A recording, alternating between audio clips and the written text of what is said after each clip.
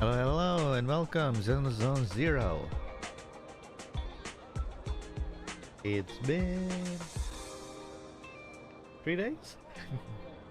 Hello, hello. So, version 2.0 is coming out in 2 days, or like 1.5 days. 2 days, 1.5 days. One of the two. And I'm almost caught up. I think I'm at version 1.7. Well, this is Vivian. I don't know who Vivian is. I think this is her.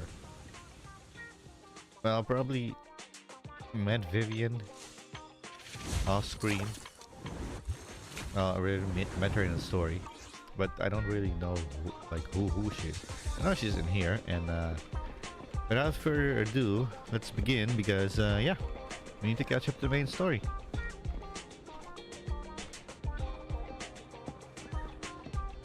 And just realized I have. Oops. Okay, let me switch that quick. One moment.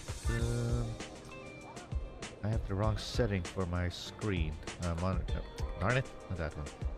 Where's it? You're right. Here it is. Get back.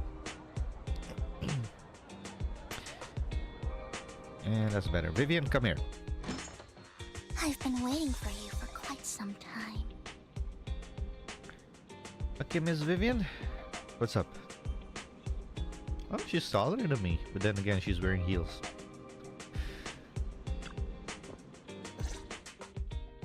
We meet again, Master Proxy. I imagine you've already managed to gain some info from the conspirators about some people who wish to use sacrifice to launch an attack on New Eridu. You know about that? How do you even know about that? I only just found out myself. Because I've been watching you this entire time. I know many things. But unlike those hypocrites, I'm willing to share info with you to show my sincere hopes of working together. I need to find Bringer's belongings. Bringer's belongings. Did he even leave anything behind? Oh, he did. I have complete confidence in my intelligence network. All the more reason for you to work with me. You've probably already guessed, but what Bringer left behind will be crucial for cracking the alleged sacrifice attack. Find it, and we'll finally know what they are after. What do you mean by they? Who do you mean by they? The Exaltists, of course. They're always lurking whenever something related to sacrifice comes up. Actually, the Exaltists and I, we have a bit of shared history. But You no have more some than that very until you square officially shoulders, I agree to just work with me. noticed. All right, I agree then. Splendid. I like people who don't mess around. By the way, might I ask, you're not proficient at in-hollow combat, are you? Well, that's not really what proxies do. As I expected. Not to worry. You're an invaluable proxy. All I require is for you to guide me. I mean, not even my darling Lord Phaethon can fight in the hollows. Huh? Hang on, what did you just say? Hang on. What did you just say? Your darling Lord Phaethon? That's right. The best proxy in all of New Eridu. Lord Phaethon. Don't tell me you don't like him. Why would I tell her I'm Phaethon? What the hell no? It's not that I don't like him. It's just, it's a little complicated. Well, if it's not that you don't like him, then that means you do like him, right? And I know exactly how you feel. My love for Lord Phaethon is really complicated too. Great, you're a fan of Lord Phaethon too. But that makes sense. All of New Eridu ought to be fans of Lord Phaethon.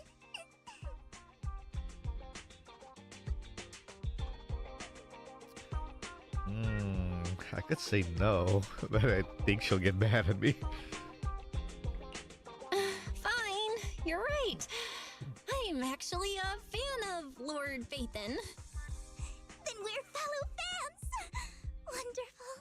I feel so much closer to you now. After inexplicably joining Vivian's informal fan club, you listen to her go on about her love for Lord Phaethon for nearly an hour. Jesus. Oh my! Once I start talking about Lord Phaethon, I just can't help myself! Look at the time! I suppose that's all for today then. I'll be in touch with more news. So caught up chatting with a fellow fan that I almost forgot why I'm here. Why are you here? I found out where the remainder of Britting's belongings ended up. They should be hidden in a hollow in the outer ring. I'll need to make some preparation. Let's meet up in Blazewood later. Don't worry, I'll protect you, Proxy. I won't let you get hurt. How did she know we were proxies? Because I gathered the information from my intelligence network, of course. I may look this way, but I've got a pretty impressive job and I know many secrets. What's the deal with you and Exaltis? I must fully exalt this scheme. Whatever they're planning, I'll stop them. This time, I absolutely cannot.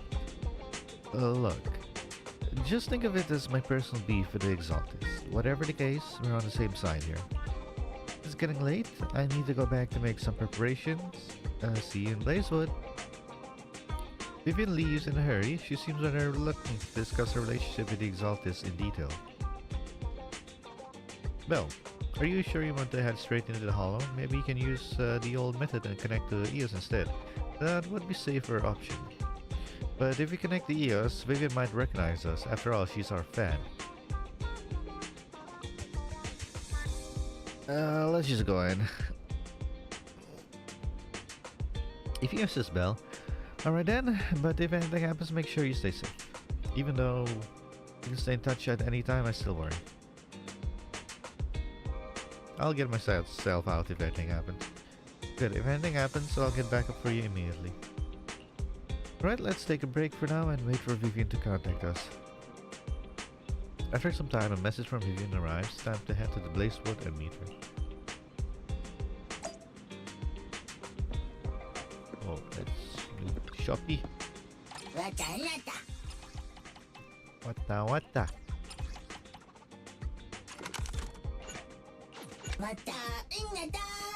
Wata inada.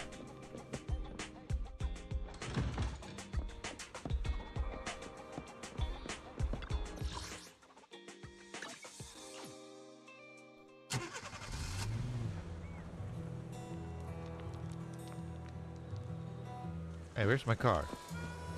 It's supposed to be here. Is it downstairs? Wait, isn't that... Oh, there's my car. Meet Vivian and Blazewood. Isn't that Ambi? Her other form?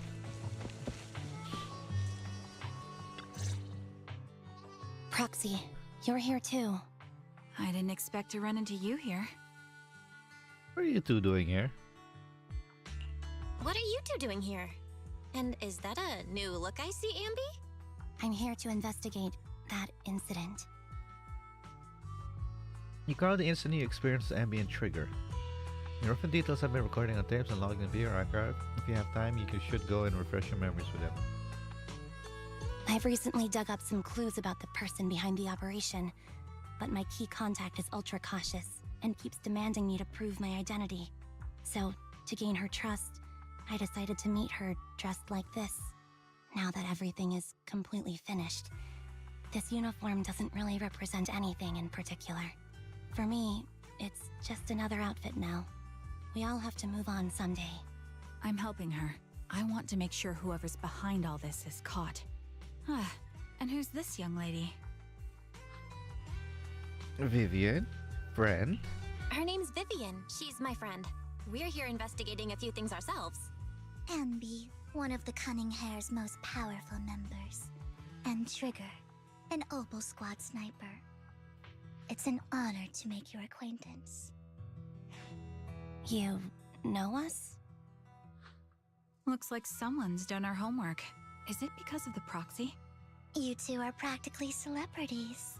And because of my work, I've got loads of info when it comes to anyone with a name around New Eridu. I see.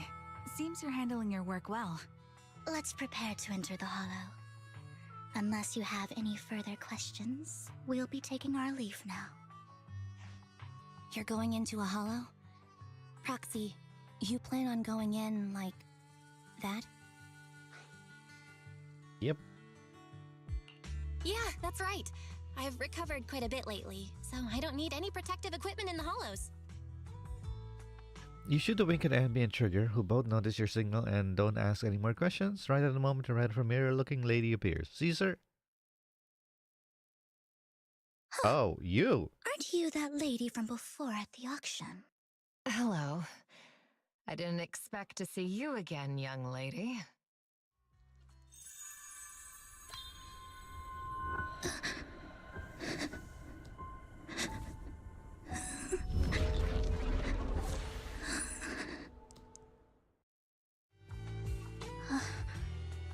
Vivian, are you alright? You look depressed. You alright, Viv? What's wrong, Vivian? Are you feeling okay? It's nothing. I just drifted off for a moment there. So then, what are you doing here? Don't worry. I'm not here to scam you. I'm waiting to meet someone. Don't tell me. You're my contact for intel? That's me. Ambi from Silver Squad, I presume? Pleasure to meet you. All right. I'm going to exchange some information with Miss Ambi here. So if you'll excuse me. Sienna steps to the side with Ambi as they discuss something. Meanwhile, you look at Vivian with some concern. You look bad. You're not looking so good. Everything okay? I can tell you later, but not right now. Okay, that's all the information I got for you. In return, I want you to do something for me. Take me into the Hollow. I left something very valuable inside. I have to find it. Seeing as we were just about to go in ourselves, why not join us? It's fine by me. But didn't you say you were investigating something? It's fine. There's no rush. Right, Master Proxy. Rush? No. Huh? Yeah. There really is no rush. Sure, let's all go together. It'll be safer with more people and we'll find your missing item more quickly.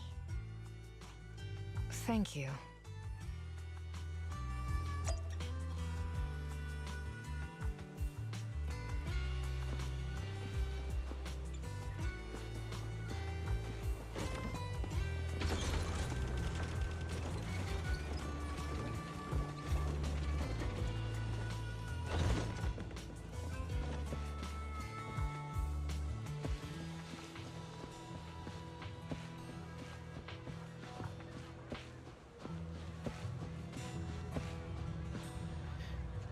Viv, Trig, and Vivian.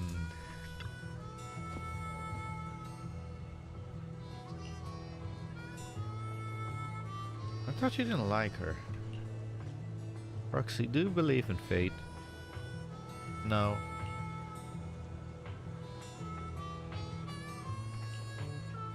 I see, that sounds just like something you would say. Roxy, I actually... No, it's nothing. Let's hurry and head into the Hollow.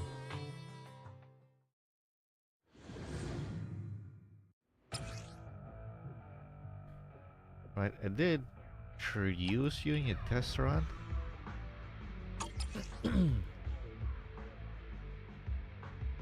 I never used you before, I think. So, what is it that you all plan to do here? We are here to look for something too. Something extremely important. Despite a bad ending, New Eridu's future may well depend on it.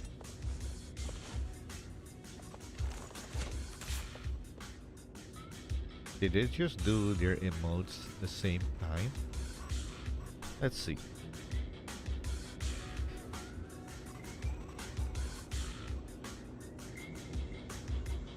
If only the battlefield was just another scene in a movie. I'd like to stand under my parasol. Woman, I don't need to see under your skirt.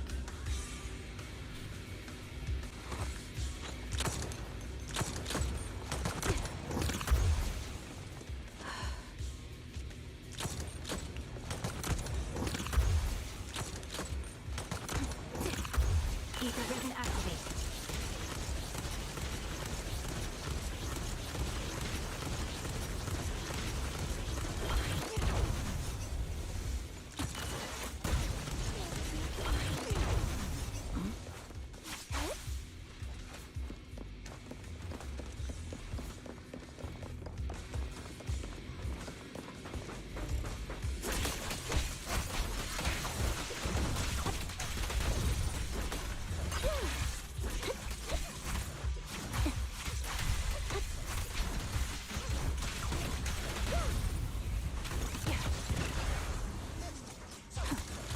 Adjusting for wind.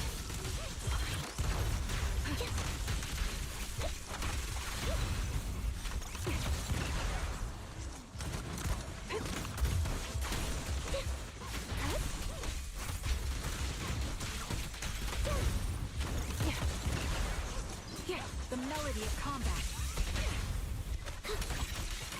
Time to pin them down.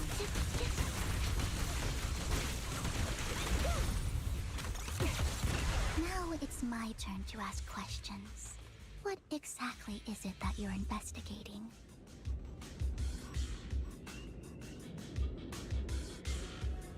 Since you're familiar with the name Silver, then you should know that it shouldn't exist anymore.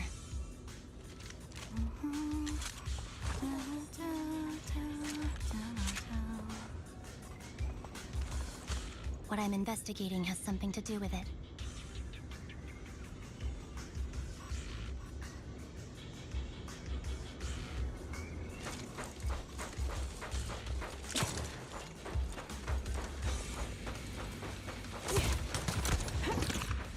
Move behind me.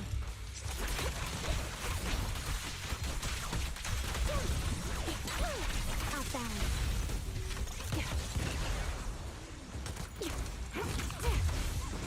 Ether vision activate. This bullet will reach its mark. Down strategy. Resolve.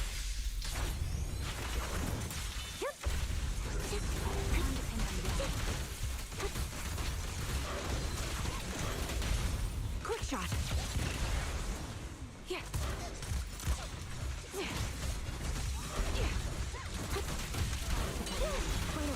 I'll pierce right through. Supporting position.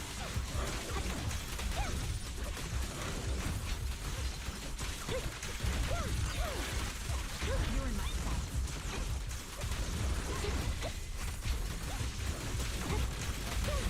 The target's weary. Let's use that fissure to head to the next location.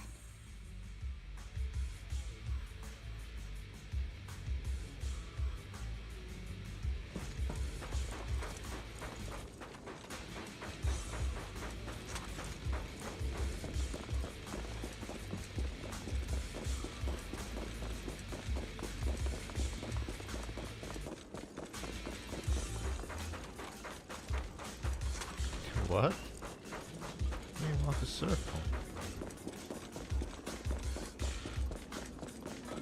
In position. I'm on it. Leave it to me, Anby.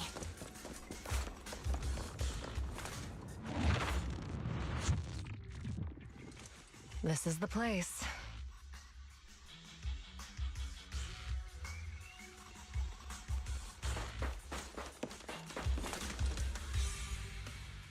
So, what is it that you're looking for? A ring. I was excavating ether here before and accidentally lost it somewhere. Please, could you all help me find it? It has to be somewhere among all this stuff here. Sure, I'll start looking. I'll go with you. I'll stay here with her then. Thanks, but you don't have to worry about me. Go ahead and accompany the others. I'm sure it'll be faster that way. And sorry for wasting your time like this. I know it might sound strange, but I'll be so happy if my daughter grows up to be capable like you.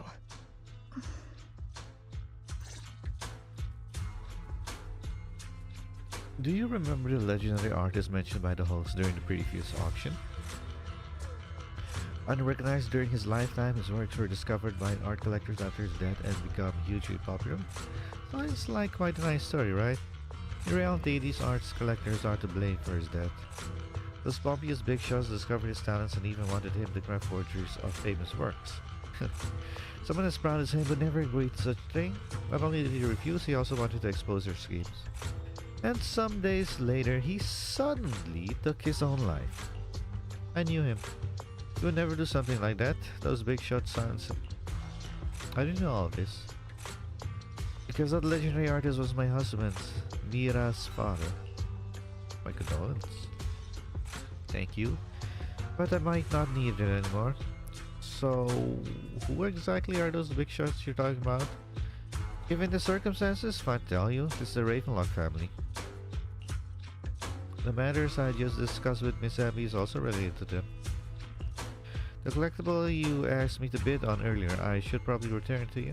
Don't worry about it. But isn't it your husband's final work? It's fine. Our bond doesn't rely on any keepsakes, and I don't need those to remember him.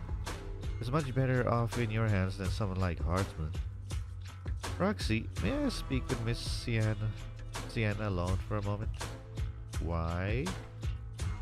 There's something personal I want to discuss. Vivian steps aside and discuss something private. Alright, regarding the matter of finding the ring, I'm entrusting it to you. It's my wedding ring. I would be extremely grateful to you. What did you do?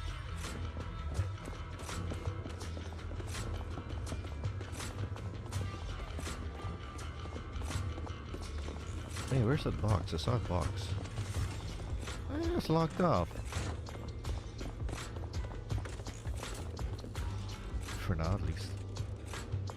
You find some food left in the hollow for unknown reasons. Clearly, there is no signs of a ring Sienna's looking for among these items. Proxy, if you're hungry, I've brought some food with me.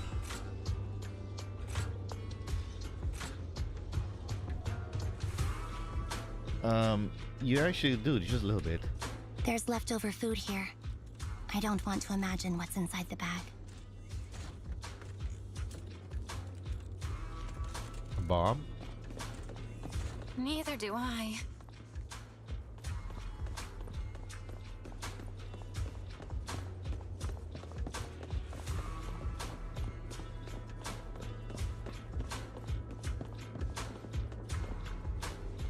You find a plush toy, ever squeezing and kneading it thoroughly, you realize it doesn't have what you're looking for. No one would hide a ring inside the stuffing of a plush toy, right? Don't worry, there's nothing inside. I've already gone through it. A toy that seems emotionally stable. There shouldn't be a ring hidden in it.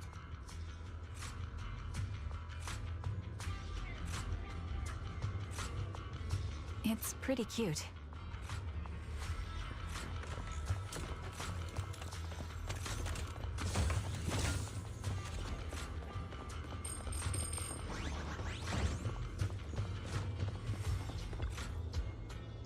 You find a lunchbox. After bracing yourself, you crack it open and peek inside.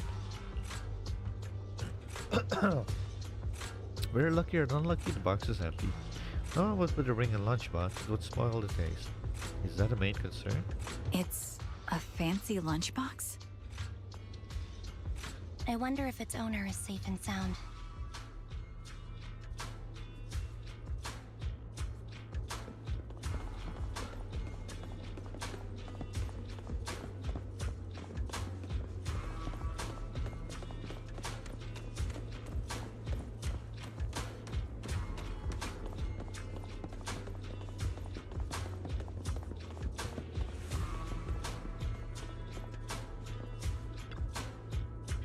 You find scattered ore barrels. After careful searching, you find nothing resembling a ring inside them. Does Sienna actually want to find this so-called ring? What do you mean? She said she's looking for a wedding ring, but she also said she doesn't need any objects to remember her husband. Been searching here for so long and found nothing at all. Maybe the ring never existed in the first place. It was just an excuse. Let's go back. What's wrong, Vivian? You've seemed worried for a while now.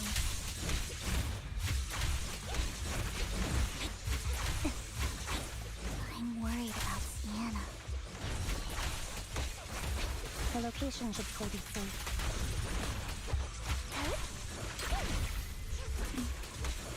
I hope so.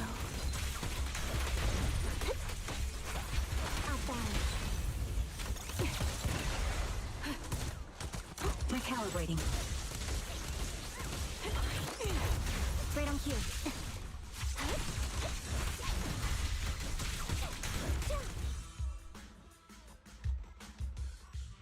Could the ring be in that gas tank? Good thing this gas tank is empty.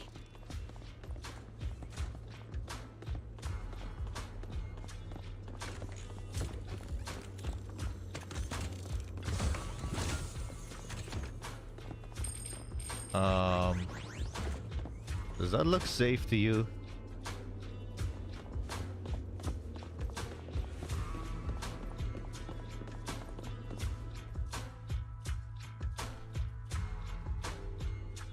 By the time you discover Sienna with her eyes closed peacefully.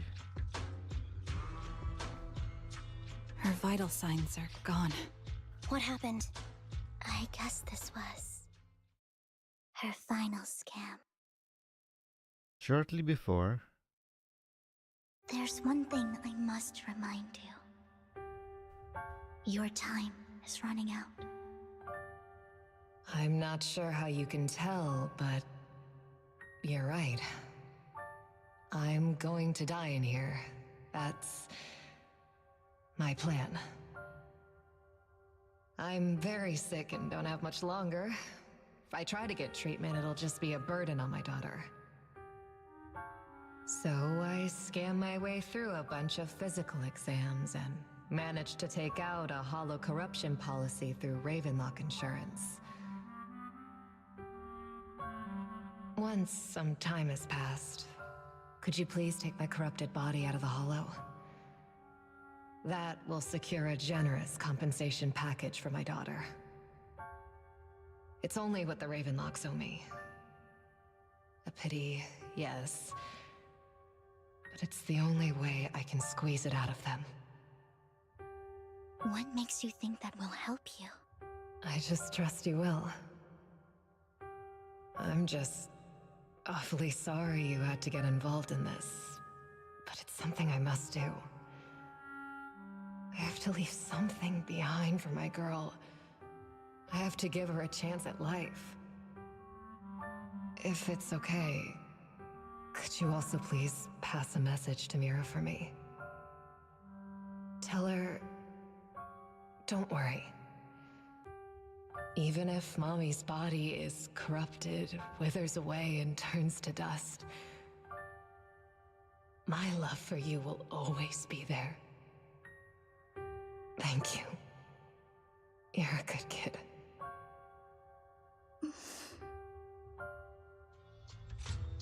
after saying this, Vivian felt silent. She was betting that we'd help her. So, you were aware of this the whole time? Yes. Because I saw it. Vivian paused silently for a moment, as if recalling the memory of a back when she shed tears in front of Sian. You might not believe me, but I've had this ability to see the future since I was a little girl. But the things I see are always something bad. Plagues, deaths, disasters. That's all I've ever been able to see. It's all that kid's fault! She's seriously jinxed. I always try to avoid her. Otherwise, she'll say something rotten that ends up coming true again. Prophecies, she says. Like she's not the one bringing the bad luck upon us. It wasn't me.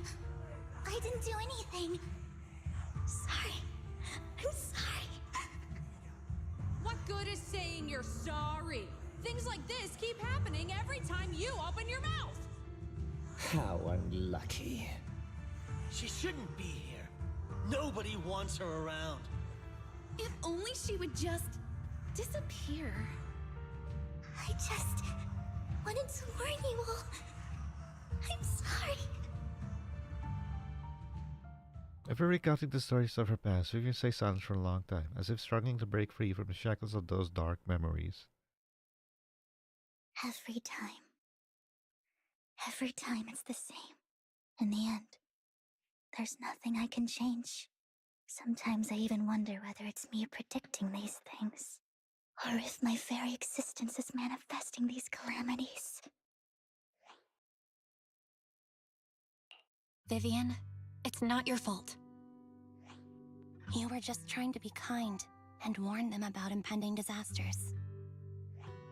I can tell it's never been easy for you. Thank you. No matter what. I just hope she finally gets to rest in peace. I hope no misfortune, whether I foresee it or not, ever happens to anyone.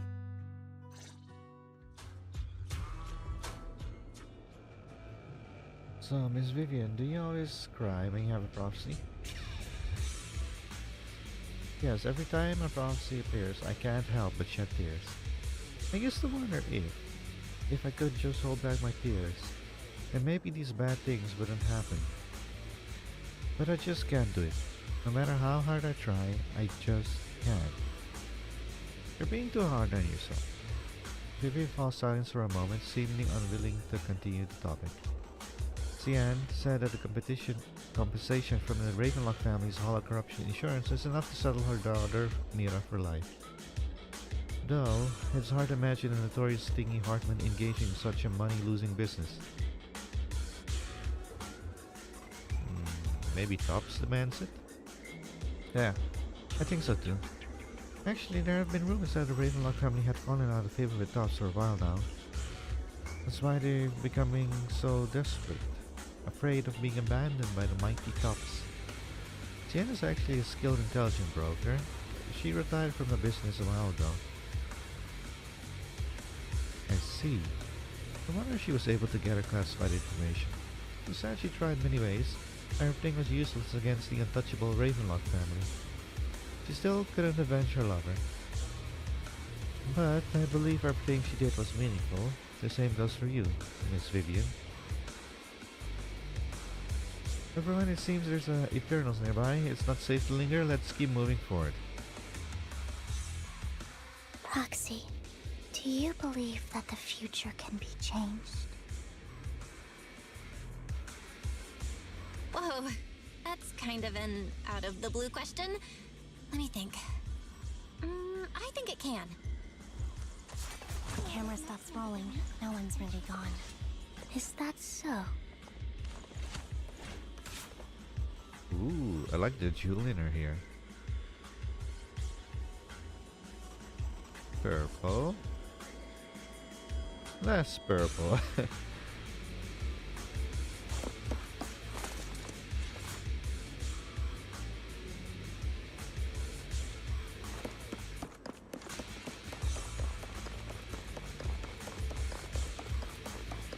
In my memories, this has happened countless times already.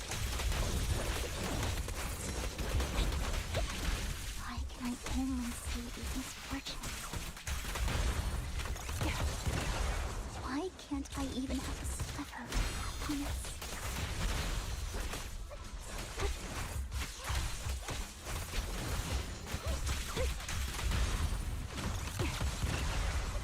Move behind me.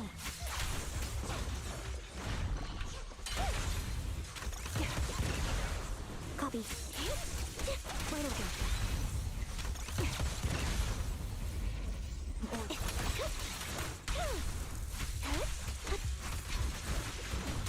Mind the blind spot.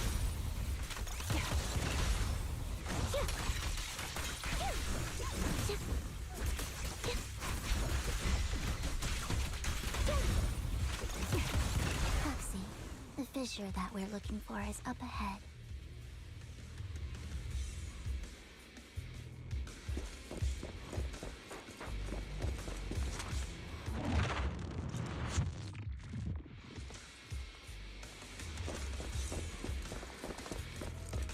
We are going to get our body back, right? Ether vision activate.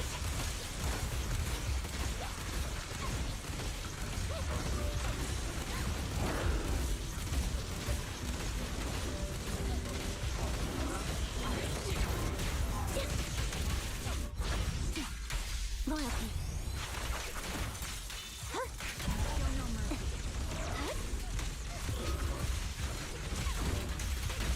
Quick shot. My bullets are one with the wind. I'm on it.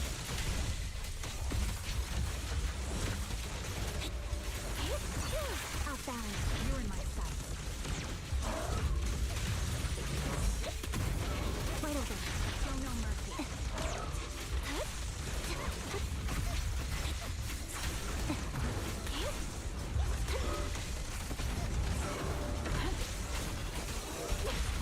A perfect conduit.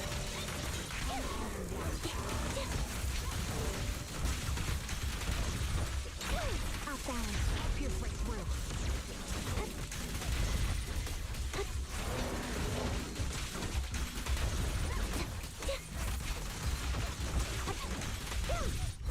You won't back down. Show no mercy. Right over.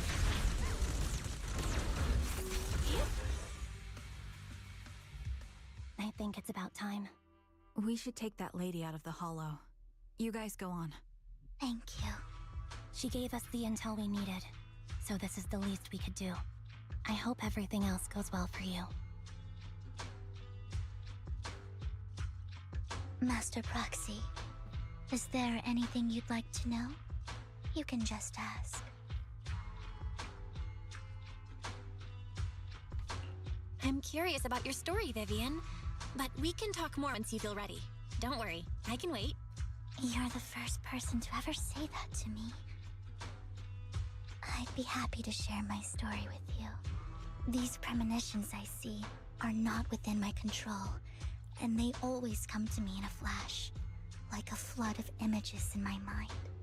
Most of the time, I see death, disease, accidents, and disasters. Of course, there are also some non-fatal mutilations. But every time, without exception, they end up happening. And I can never prevent or change them. That's all I have to say about it. If that offends Master Proxy and you don't want to hang out with me anymore, then I can understand. Why would I be offended? That's just who you are, Vivian. Besides, we're friends. I've always considered this ability as a curse. It's not a curse. If anything, I think you've been given a gift. Thank you. Really. Well, it's getting late. Bringer's belongings ought to be around here somewhere.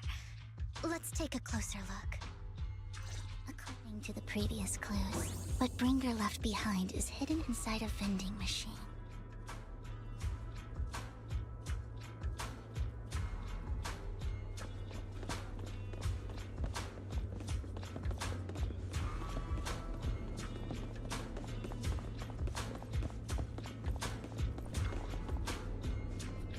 Found it. The vending machine. Bringer's belongings are probably stashed away in here. Why the vending machine? That's the intelligence I got. Maybe Bringer thought this was a good spot. Anyway, let's look around first. You search the vending machine up and down, but find nothing. Looks like it isn't in here. Not this one. Next vending machine.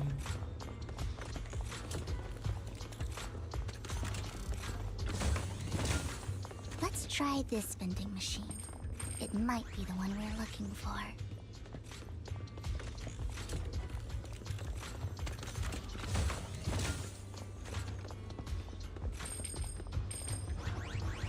I knew it. There must be other vending machines nearby. It should be the one. Brings belongings. What could they be? Search the vending machine in front of you thoroughly. Still nothing. Strange. There's nothing in here.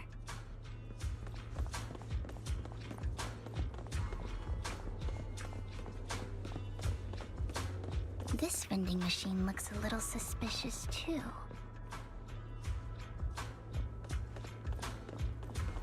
I have a feeling it might be inside this one.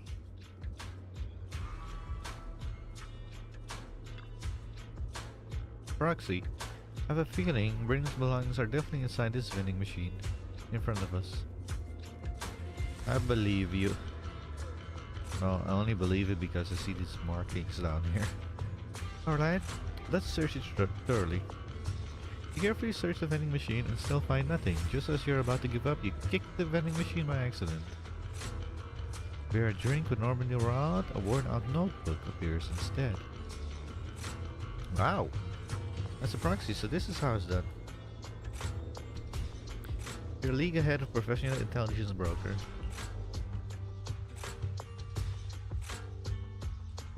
Hey, it's Hugo!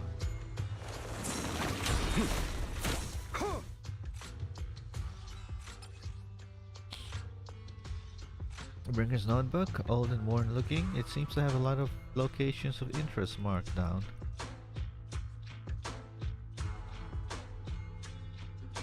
This is it. This notebook is what Bringer left behind. But I don't know what these markings on it mean. You and Vivian flip through Bringer's notebook together, ignoring the surrounding danger for some time, until the shriek of the Eternal suddenly rings out nearby. However, a moment later, a strange yet familiar figure materialized to block the Ethereal, disposing of it with ease. Well, hello, Master Proxy. It's been a while. Oh, don't give me that scandalized look. I did just save your lives. I would have protected the proxy even if you hadn't appeared. I'm sure of it, but I happen to be in the area. Worry not, dear companion. I have complete confidence in your strength. You two know each other? Hang on, did you say companion? So you two know each other. Apologies. I didn't have a chance to mention it before. I'm actually part of the Phantom Thieves Syndicate, Mockingbird. That's right. I was only able to slip in during the auction thanks to some help from Vivian backstage. So you were only bidding on collections so you could get backstage. So, the whole time, you were only bidding on the collection so you could get backstage and mess with things? I warned you before. You can't rely on appearances. Don't worry, Master Proxy. We don't have any ulterior motives here. As you've probably heard, Mockingbird is a renowned Phantom Thieves syndicate in New Eridu that, despite its longevity, has managed to maintain the secrecy of its members' identities to this day. So, disclosing our identities to you is essentially the highest sign of good faith that a Mockingbird Phantom Thief can show. But Lycon said... But Lycon said that you're very dangerous and we should be careful. Then I imagine he's also told you about some of our past. And I'm sure you know that in a complex situation like ours, you shouldn't listen to either side over the other. Mockingbird's purpose is very simple, really. To form long-standing and cooperative relationships with outstanding proxies like yourself. We need your abilities. Before you make any decisions, please allow me to briefly explain the concept behind the Mockingbird Syndicate. We all know there isn't anything in this world that's fair. A prime example being the uneven distribution of wealth. People from tops splurge on luxurious collectibles, while the poor have to gamble with their own lives just to get by. Of course, besides wealth, there's also an unequal distribution in this world of happiness and suffering, hope and despair, love and hate. It's all just so unfair. Somebody has to do something to tilt the balance of the scales. And thus Mockingbird was born. We take from those who have far more than they deserve and give it to those who deserve to have more. If you ask me, that's enough to be considered a form of justice.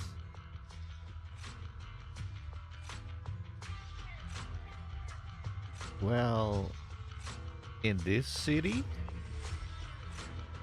I would agree. You do have a point. I can agree with that. Thank you. I knew if anyone, you'd understand. However, aside from these philosophical considerations, we also have a crisis on our hands to deal with. As you know, the Exaltists are plotting to use the power of sacrifice to launch an attack on all of New Eridu. We can provide you with all the latest intel, just like that notebook you found. Something those pompous housekeepers would never be willing to do. And the most crucial part of this whole game, the sacrifice core, is currently in my possession. I think that makes this a highly competitive deal. We share the same goal for the moment, stopping the impending disaster from playing out. I need some time to think about it. How about this? If you still have misgivings about our upcoming cooperation, then why don't you bring Lycon along with you? He's got the support of the mayor's office behind him, and his presence alone is enough to keep me in check. That would put you more at ease, right? Of course, you're welcome to bring some other friends along, provided they aren't from public security or HSO.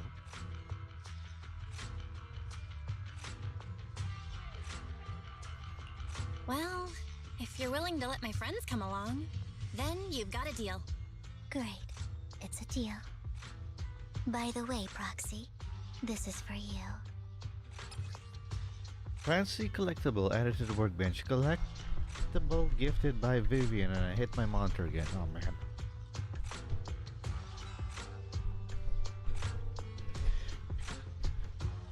We need to move the mic a little bit. Like 3 centimeters to the left. Yeah, what was I saying? My screen twisted.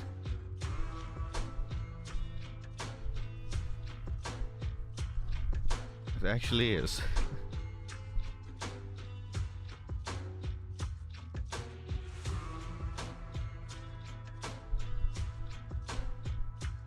Okay, where was I? Collectible gifted by Vivian. It looks like an expensive and exclusive piece of art, but it seems hollow inside. Might that mess with its value? Consider it a souvenir commemorating our first time working together. For now, we'll carefully look through the contents of that notebook. I'll contact you if anything comes up.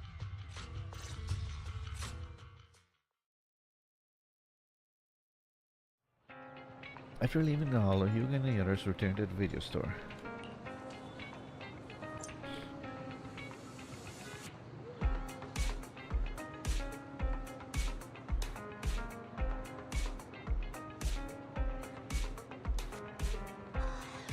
Why am I as Hugo?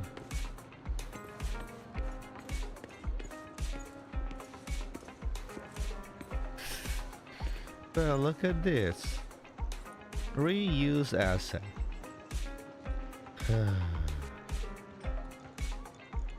You know, you could make her just a little bit different. Like, more than just removing the ears. And give her different colors. Clothing.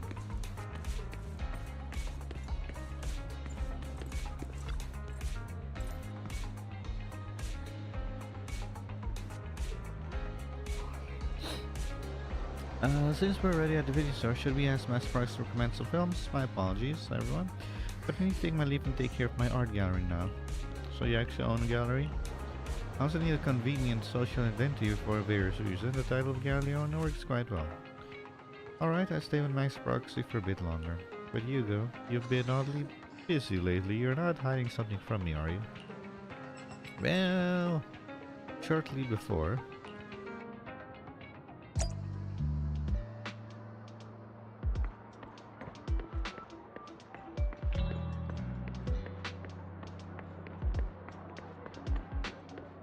That.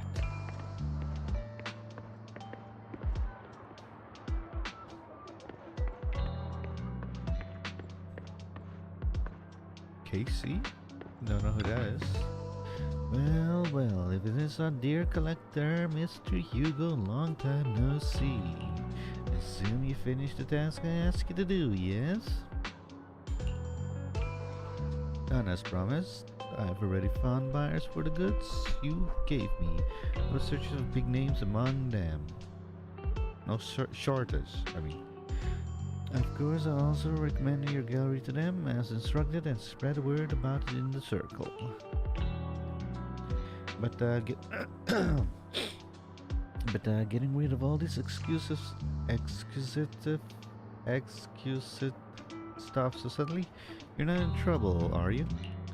If you have funding issues, I'm also your guy. I've got friends who offer loans. Ugh. Thank you for your concern, but my cash flow is very healthy and I have more than just you as my middleman. In essence, I'm just looking to boost my gallery's reputation in the scene. I see.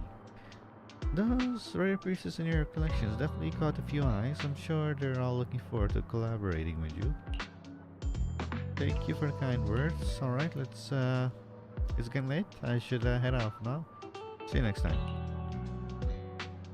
Now, time to find that guy. I remember him mentioning that he would dress up in something more presentable this time.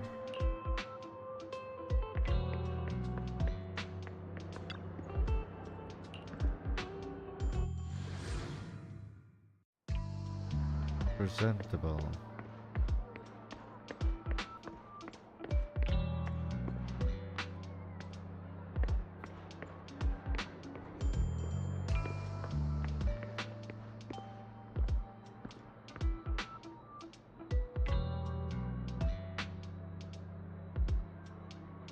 Find a well-dressed informant. What do you consider well-dressed? This? That? I'm gonna talk with this guy. You are? When the musician stirs in the breaks, the gatekeeper whispers to me, in which hand hides the coin for the underworld ferryman? What a shame, such a handsome fellow, but sorry, my mistake. I swear, if it's this guy, then it's lame. Okay.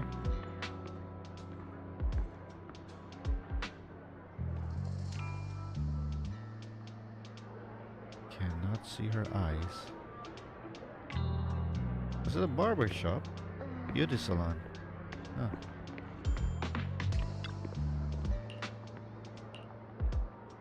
Lame. Why does it have to be him? That's so lame. Boring. The left hand holds that, the right hand holds deception, but blah blah blah blah. I can't get over the embarrassment every time I say this. It's right poetic, isn't it? The meeting with Hartman has been scheduled. He'll be waiting for you at the same private suite.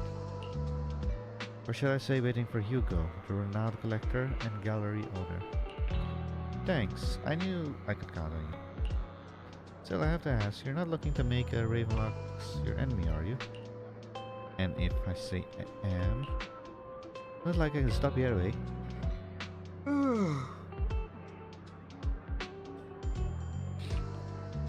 You've already caused a scene at the auction. That robe of hero stuff? I can't believe you came up with that. Arson's been on the move lately. That organ trafficking case from before is linked to him too. Also heard that they're dropping big money on some kind of drugs research. The Ravenlocks have always been a bunch of cold-blooded bastards, doing all kinds of messed up things that make your blood boil and swept everything on the rug with money and power, leaving the victims with no justice. But Hartman? He's the worst of the bunch. Rumors say that he personally took out the previous heir and clawed his way to the throne. I know, relax, I don't plan on clashing with him head on. You better not, I don't want to witness Mockingbird's folly of trying to crack a stone with an egg. I prefer to see it as more as a gambit. I can never win an argument against you anyway. Don't forget, the Ravenlock family is in bed with those exalted lunatics. Who knows what awful schemes they've been cooking up lately. In any case, as your old friend, I sincerely wish you all the best. Thank you. By the way, how's Lycon doing lately? I haven't seen him in a while. What? I know you two split up, but it's been years. Are you still not over it? Don't know, do not care. If there's nothing else, I'll get going now. Alright, fine, good luck.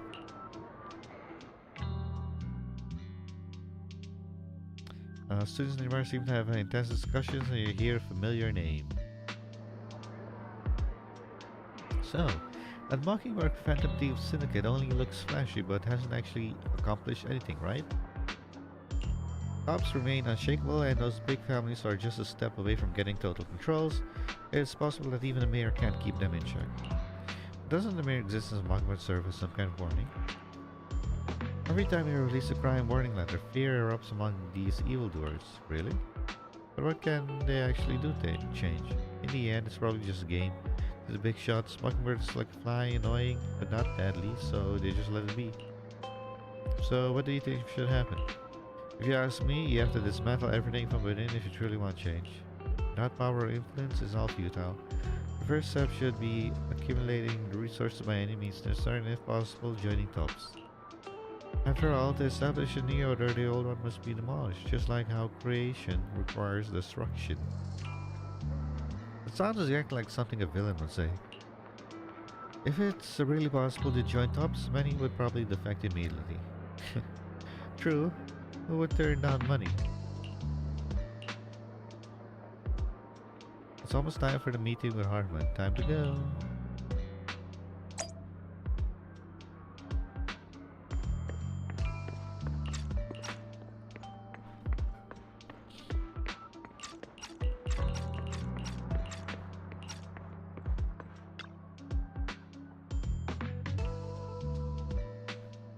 Your invitation has been confirmed, Miss Stemga, so we'd like to enter privacy now. Let's go.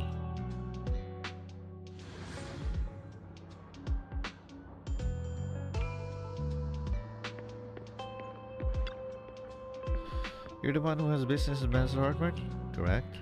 Master Hartman is time exhibiting the Valve and he has graced you with this meeting amid his busy schedule. I certainly hope you bring something substantial to the family. Worry not. I stand here precisely because I have enough leverage. You better, or else what? How about it? Will you work with me? Not bad. Let me be honest with you. I have the sacrifice core that you're after. I am Mockingbird. So it's you. I never thought you'd be so bold as to come see me alone. Relax, my friend. As you know, if I can sneak into such a heavily guarded auction, then naturally, I can just as easily slip away right now. I'm here with the sincere intention to seek cooperation. I can give you that sacrifice core. And what do you want in return? Wealth, glory, power. The things everyone else in the world wants, I want them too. And I'm confident that as the current heir to the Ravenlock family, those are all things you can give me. Then you've certainly come to the right place. My family is working on a big project. If things come to fruition, Ravenlock's status in tops will significantly improve. At which point, I'll be sure to leave a spot for you. Naturally, as an outsider, you're precluded from handling any of our core business. But profits from the scraps alone will be enough to set you up for life. Mr. Hartman, I think you've misunderstood me. I have no intention of joining the Ravenlock family. In fact, I have an art gallery under my name that does pretty well for itself. I was hoping You could recommend me for tops. You want to join Tops? That's easier said than done. Even for a family like ours, it would still require significant effort and... Just answer me yes or no. I don't think either of us can afford to waste time. I understand. Yes, you have my word. But in exchange, you'll have to give me the sacrifice core first. I'm sorry, but I'm afraid I can't. I've already hidden it somewhere safe, a place nobody else but me knows. You don't want to put all your chips on the table when dealing with Tops. I know that far too well. Then that means I also need to keep an eye out when working with the infamous Mockingbird, right? Mr. Hartman, I should remind you that I stand before you undisguised. Coming from a phantom thief who's never publicly revealed his identity, shouldn't that be sufficient assurance? If I betray you, then you merely need to lift a finger to wipe me from the face of this world. You do make a valid point there. In that case, you have a deal. I appreciate your trust. Why don't we celebrate our new partnership with a toast?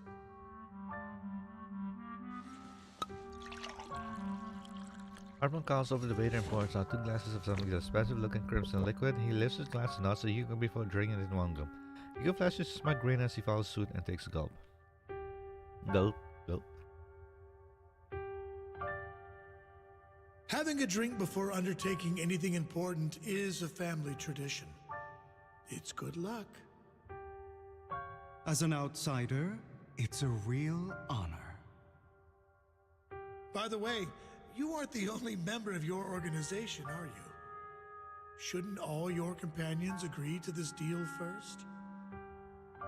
You don't have to worry about that. I'll make sure she agrees. Otherwise, I'll get rid of her too. Seems you'll do whatever it takes to get things done. Great things lie ahead for someone like you. All right, let's leave it at that for today. I'll contact you about what to do next.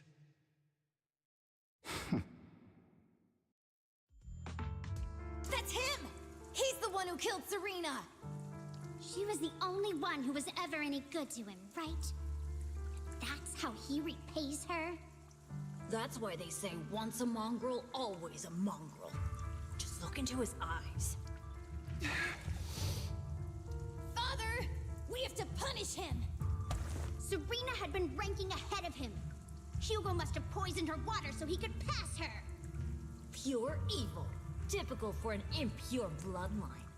You should have been kicked out ages ago. Hugo, did you do all this? Yes, it was me. I killed her. He admitted it! Father, he must be expelled! He has no right to live under the same roof as us. Why don't we reunite him with Serena then? Nobody would ever know. Hugo, well done. My children, how many times have I told you before? In this world, only the most ruthless, cruel, and unscrupulous of people ever make it to the top. Like Hugo here, who is willing to murder his only true loved one without a second thought. Only someone with the means and the gumption to do that is qualified to be my heir. But I... It's all over now, and the results are obvious. The winner of this month's assessment is Hugo. As for the rest of you, go to the usual place for the punishment you deserve. But Father, before this, I was number 1. As I've told you before, there's only room for one winner in this family. You're still a loser, even if it's by the smallest margin. And there's no reason for a loser to exist. This is all for your own good. Do you understand? Go on now. Receive your punishment for the sake of the family. Yes, I understand. I'm sorry.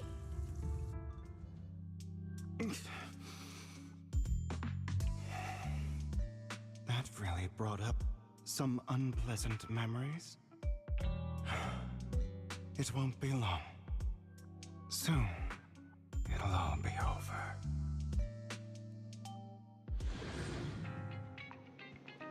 On the other side, after Hugo leaves,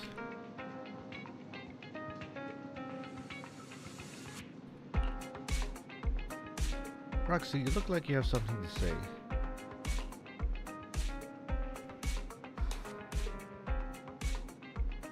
Well, the truth is, we've always wanted the chance to work with you. You said you're the best proxies he's ever met. You chosen proxy, in other words, chosen one. Fine, I'll believe you. By the way, are you free right now? If you're not busy, would you mind taking a walk outside with me? Anywhere is fine. You're at Luminous Square with Vivian. I can't move. Oh wait, now I can. Accompany. Wait, why does that pause?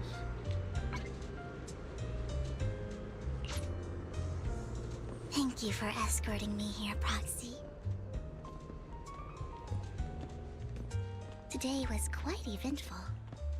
If I were to head back now, I probably wouldn't be able to fall asleep.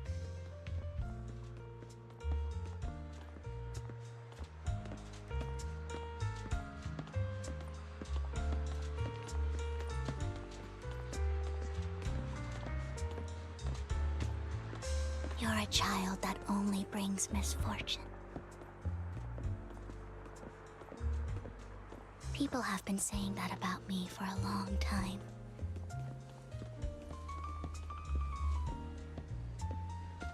I used to feel hurt and resentful. But now that I think about it, it's perfectly normal for people to react that way. Is that a blimp?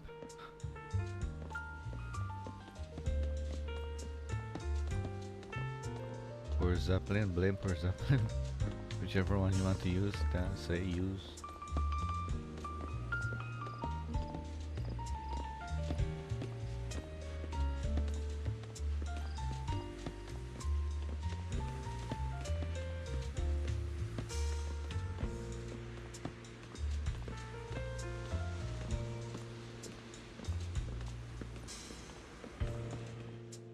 Why do I only predict suffering?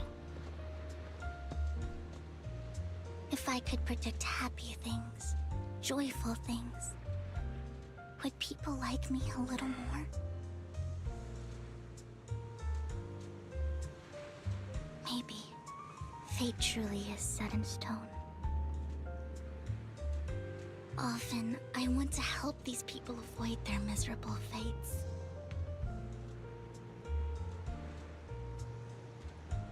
For a time, I even thought that I was successful, that I could change people's destiny.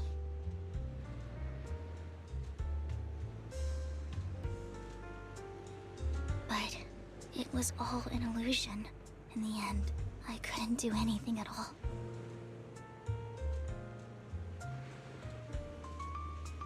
So, I was really happy when you said that my abilities weren't a curse, but a gift.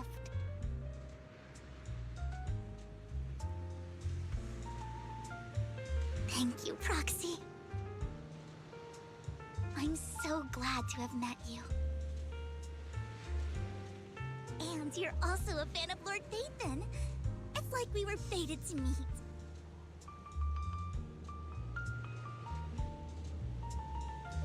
I don't know why, but I feel completely at ease when I'm by your side. I feel like I'm free from judgment, from blame.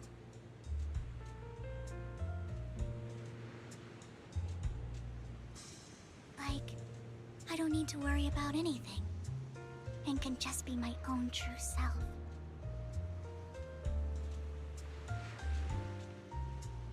Perhaps people really do possess an aura. And ours just so happen to be extremely compatible.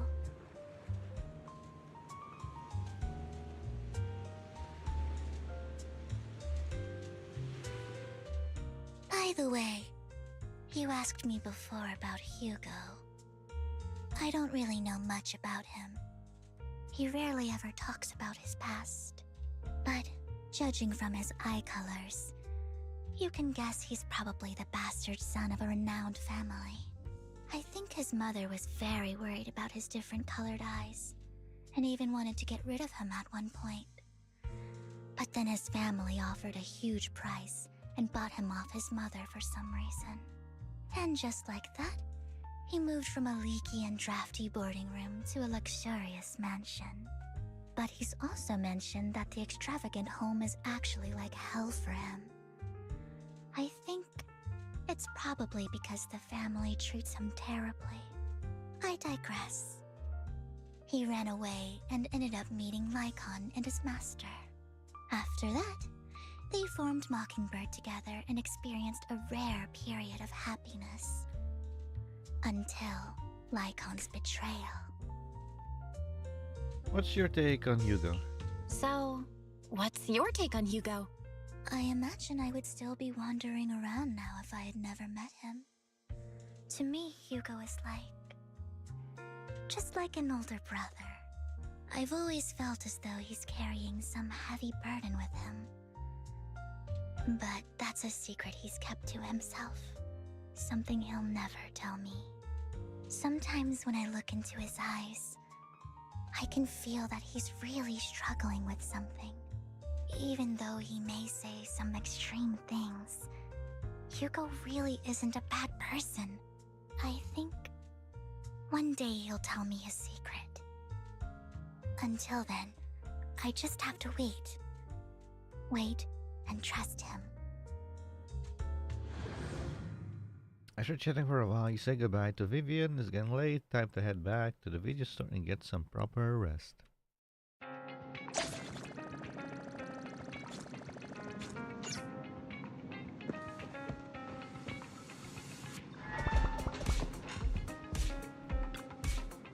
Belle, you came home late today.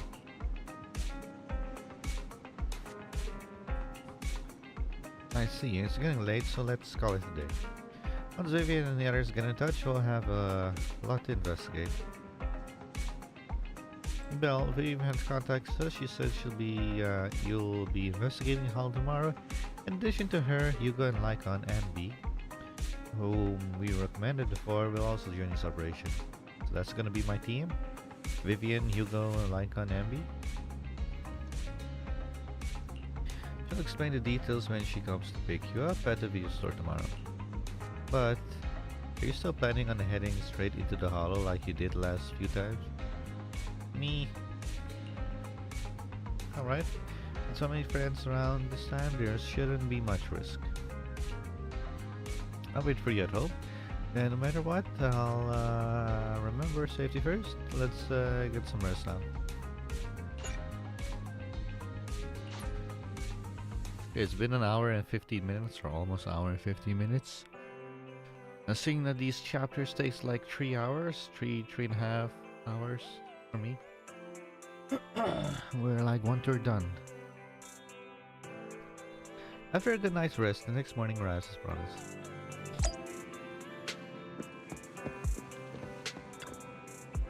Morning, Proxy.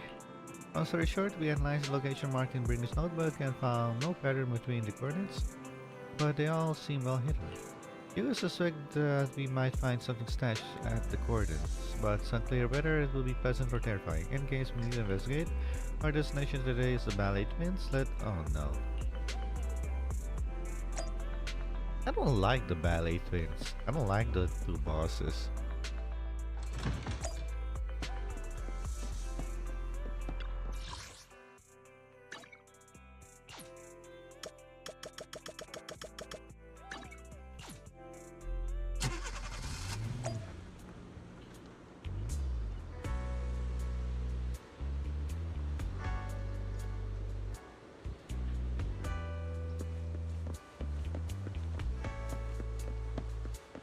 Oh yeah, by the way,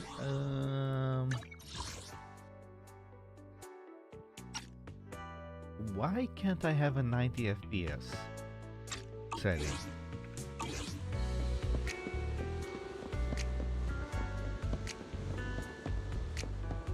How much FPS I'm running at right now? 122, 123, 121, 123. Oh, you get the idea.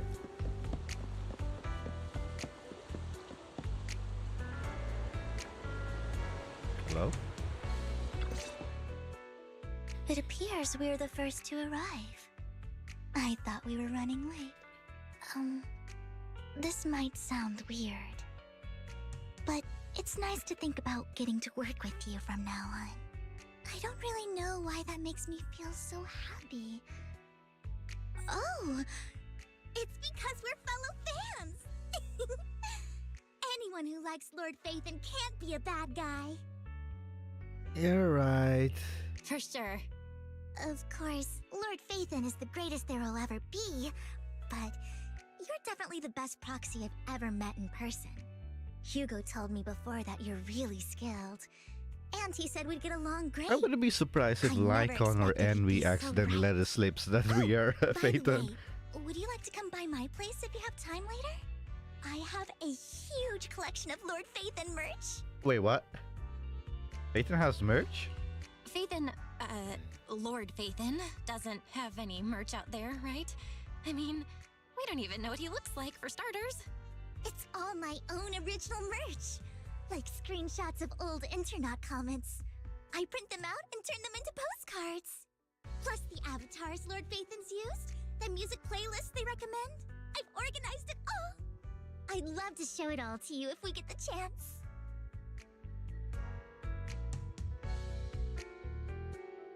Dang.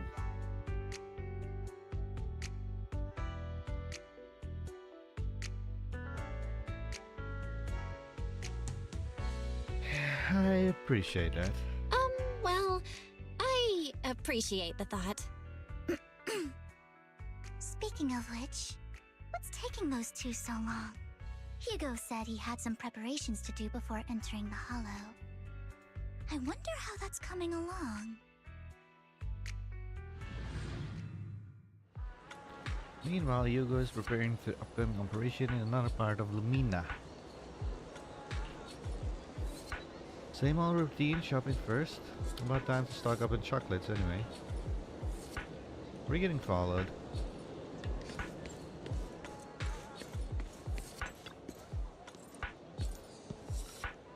Rations, bottled water, and those chocolate coins. I'll take all of them in bag, thank you. At this moment, the male figure appears. Oh. What a coincidence. I didn't expect to see you here. Evidently, I didn't expect Ryder, otherwise I would have chosen a different store. Are you preparing for the operation? Are you blind? Oh, by the way, thank you for joining us this time and lending your combat prowess. If you could also refrain from revealing the secrets to your dear master, that would be perfect. The manager went over this with me. You have my word, as long as your actions do not cause harm, I will keep everything a secret. How awfully kind of you. Alright, I'm short on time, so I'll be off now. Enjoy your shopping.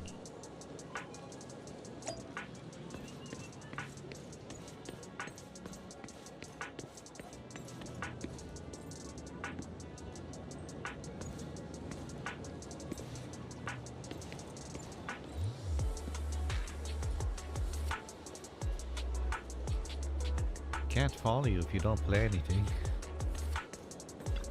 Pharmacy. Emergency medication needs restocking too. Guess I'll stick to the ones I'm used to. At this moment, a familiar figure appears once again. You know what, Lycon? If I were in your shoes and foresaw an awkward encounter with a former partner, I'd choose to go away. Time is short, and this is the only pharmacy around. Besides, I don't see any need to avoid you. Oh god, he's here again.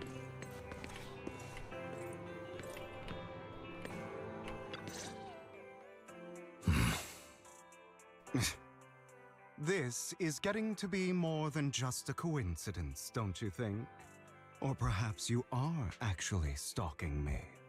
If I was stalking you, you wouldn't ever know. Overconfident as always. You haven't changed at all.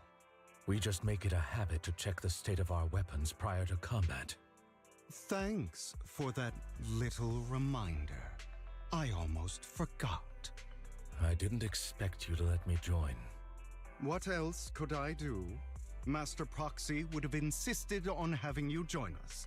I never expected for us to have a chance to enjoy some pleasant conversation like this. Without our weapons drawn, that is. It really has been too long. I still remember when we first established Mockingbird.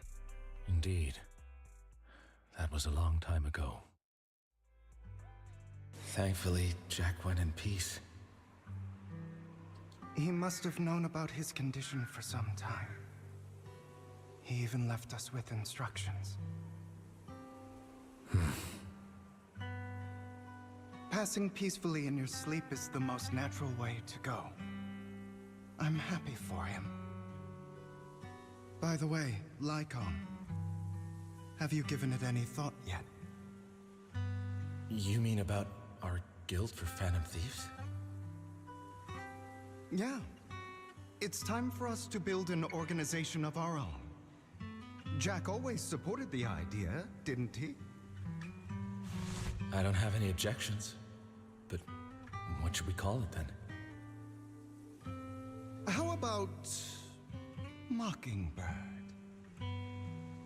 It's a bird known for mimicking the calls of others to blend in. The same way we don high society roles for ourselves when we're out on a mission. Oh, oops. I nearly forgot. You're a terrible actor, and you're always flubbing your lines. I guess we can rule out that name, then. No, call it Mockingbird. We're always just putting on an act, aren't we? I won't slip up on our next mission. Besides, we still ran missions together even when we didn't have a name. Having one now won't really make a difference. No. It does make a difference, Lycon. And I don't just want a name. I want Mockingbird to become a symbol, like the sword of Damocles hanging over everyone's heads, striking fear into the hearts of the rich and cruel whenever they hear the name. Just like Jack used to say, this world isn't fair. So that's why we have to influence it however we can, and change things in our own way. But on the basis of not causing harm to other people's lives. That's also what Jack used to say. You remember, don't you? Of course I remember. All right, I promise. That sounded pretty forced. Don't forget, things don't end well for people who break their oaths. I'm good for my word. You must trust your fellow companions. That's also something Jack would say. Well then, today's the day that Mockingbird will Wow, I just officially noticed start something. flying. Our first Pay order of attention to the business top of the is screen signing and the on our bottom symbol. of the screen.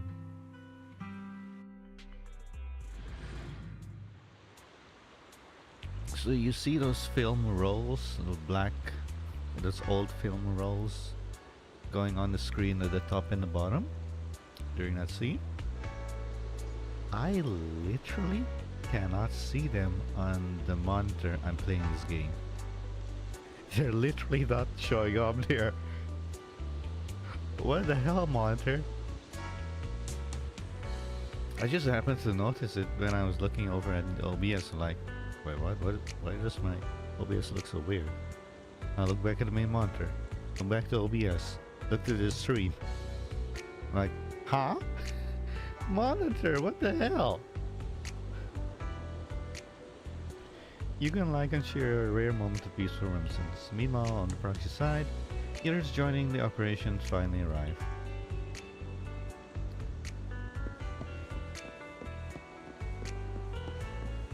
Hello. Looks like we're all here. Hugo, you're late again. Do forgive me. Someone was pestering me and wasting my precious time. Huh.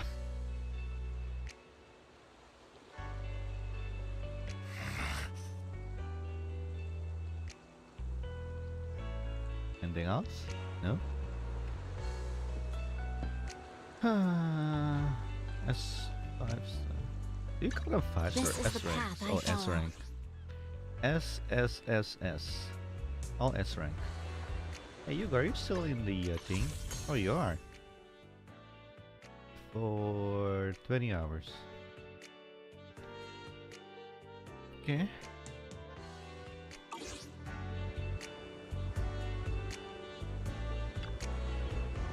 Alright, other than familiar faces, we also have a new friend joining us in this operation. Seems that Miss Ambi is the reinforcement recommended by the manager. A pleasure to meet you, I'm Hugo. Hello. The proxy already updated me on the necessary information. Rest assured, I will keep it confidential. So, before entering the Hollow, let's confirm the mission objective once again. We'll be heading to one of the coordinates marked in Bringer's notebook and searching the area. Based on relevant information, these coordinates may contain secrets related to the Exaltis. These could be treasures or something awful. I'll have to explore and find out. If there are no further questions, let's begin now. So, who's in the team? Which three are in the team? Lycon, Hugo, and... I didn't expect the coordinates in Bringer's notes to lead here. Okay, it's only Lycon and Ambi. Ambi. Oh, are you familiar with this place? You wouldn't normally stay idle. More familiar than you, it seems. Proxy, if they're being too noisy, can I take action? In position. Where did you come from? Understood.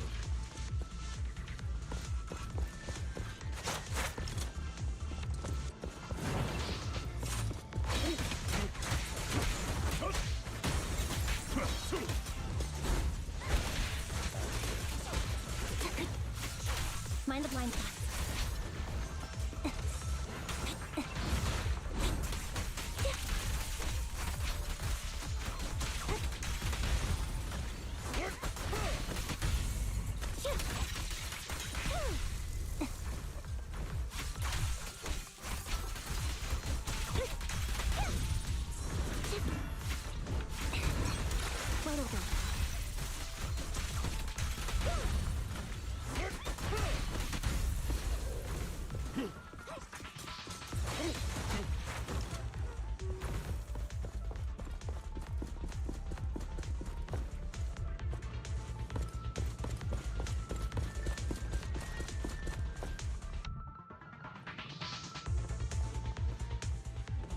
I don't enjoy obstacles in my path.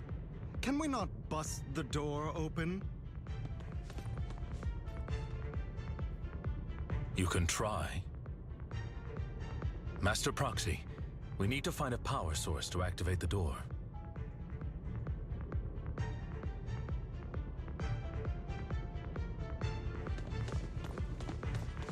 The generator room should be nearby. Over here. Wow, you really know this place like the back of your paw.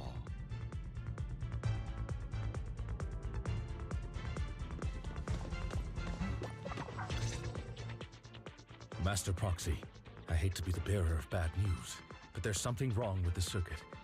It seems to be blocked. Don't tell me. Victoria Housekeeping's high and mighty attendants can't even fix a simple circuit. I can fix it. but I'll need a circuit diagram before I can do anything. I've seen diagrams for this type of circuit before. It's a pity that we're unable to connect to the outside world from inside the hollow. Just leave that problem to me. Just leave that problem to me. Belle, I just sent an image of a circuit diagram to your phone. Check if you received it. Thank you very much, Master Proxy. Now then, let's start repairing this circuit. Master Proxy, I've organized the circuit-related modules. You just need to connect them to the same way as you've done before. Okay.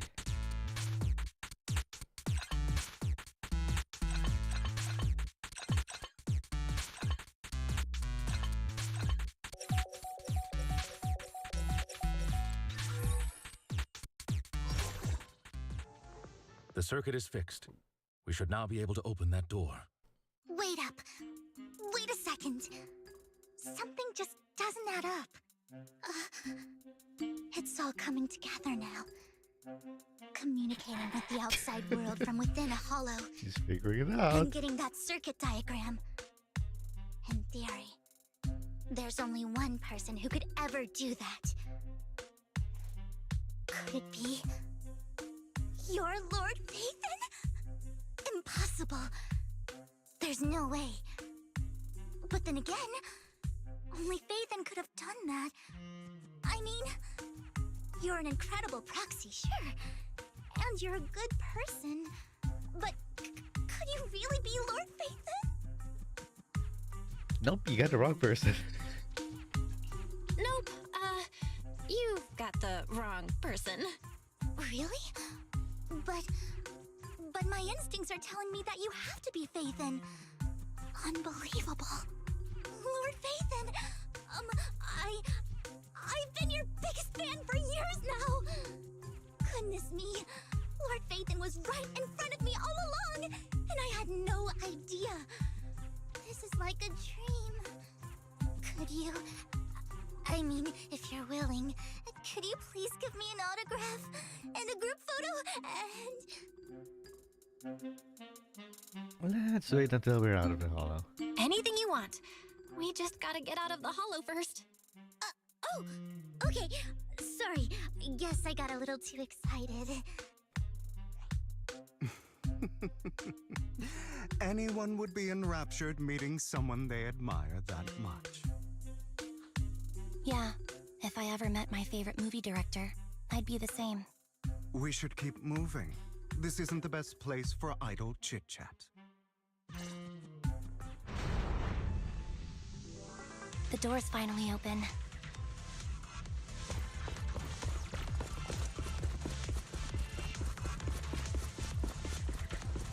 The proxy is Phaethon. Phaethon is the proxy.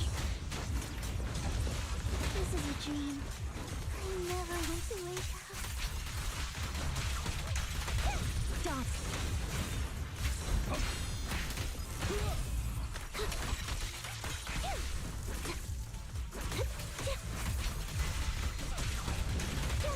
Say no more.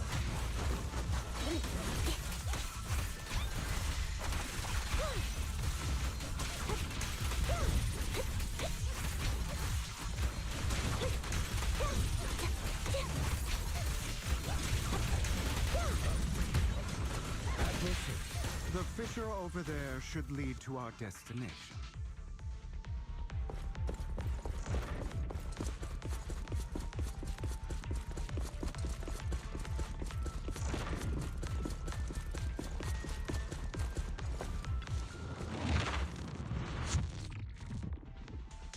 There are more ethereals around.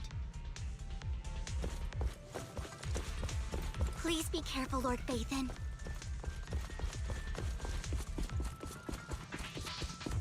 Lycon, your fighting style wasn't so reserved in the past. Copy. I've matured. You call this mature? You're just being pretentious.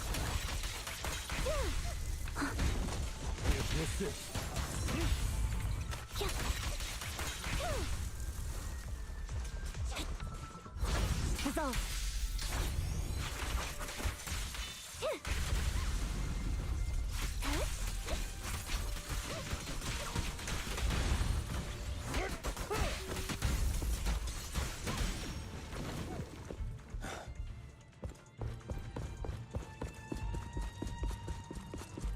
A difficult foe, that one. Let us leave this place at once. Ensuring Hey, Master there's something Proxy weird about is our the highest conversation between Hugo and Lycon.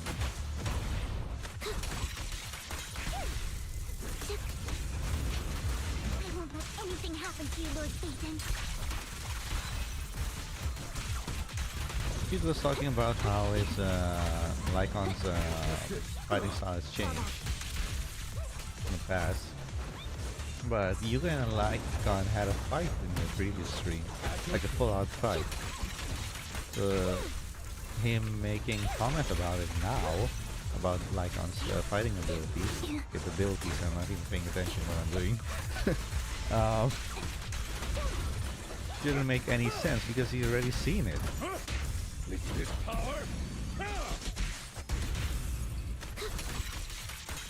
Lord Phaethon, how are you feeling? Terrible, I'm at half HP. Are you tired? Do you need a break? Some food? Water?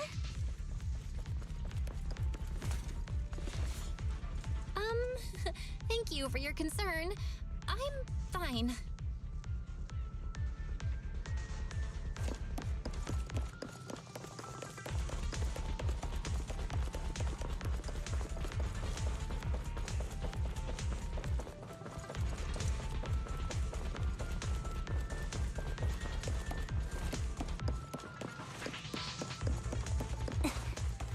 Checking her chest.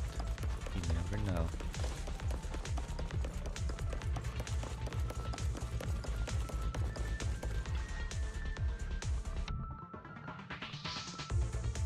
You're blocked off by a complicated mechanism.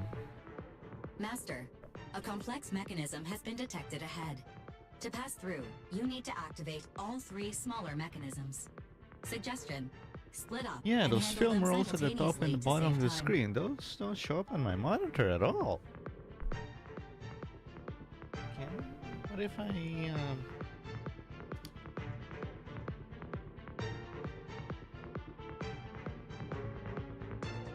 Okay, I see the top one, but only a very little bit. What if I look from below?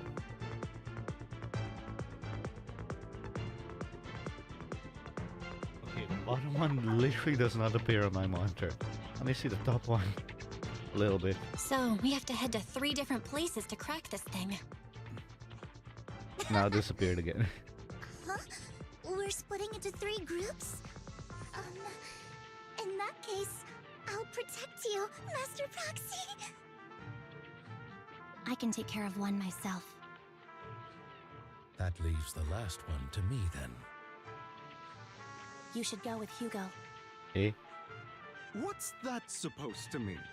We get along just fine, don't we, Miss Cunninghair? I don't know what's going on with you two, but you've been bickering the whole time. It's annoying. This is a good chance for you guys to build some rapport. Anby's got a point. Hugo, just go with Lycon. You just want to be alone with your Lord Phaethon, don't you, Vivian? Yep. Huh? That's not it! Okay, it's decided then, let's go. All right. Sounds like a plan. It's all decided then. If Master Proxy says so, then sure. But, Lycon, you better not slow me down. I really want to recommend you two some movies for a crash course on teamwork. I like that. So if there are no objections, let's proceed with the assigned squad. You really enjoy passing as a leader, don't you? I believe everyone is well that we're aware that within the Hollow, Master Proxy is the only leader. Do you enjoy arguing like this? Does it make you happy? Clearly, it doesn't, Miss Amby. Lord Phaethon, are you tired? Would you like to rest for a moment? Let's keep moving. As the Brock just said, let's make it quick, friends.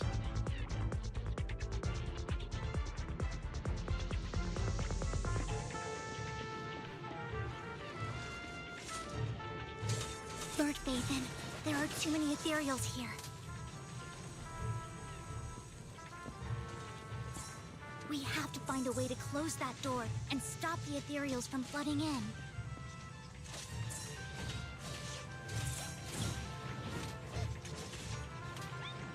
I've got this. There's no stopping me now.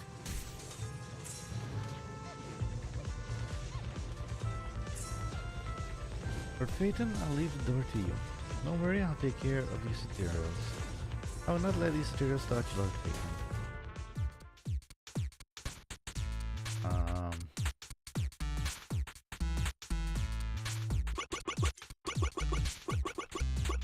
Ah, darn it.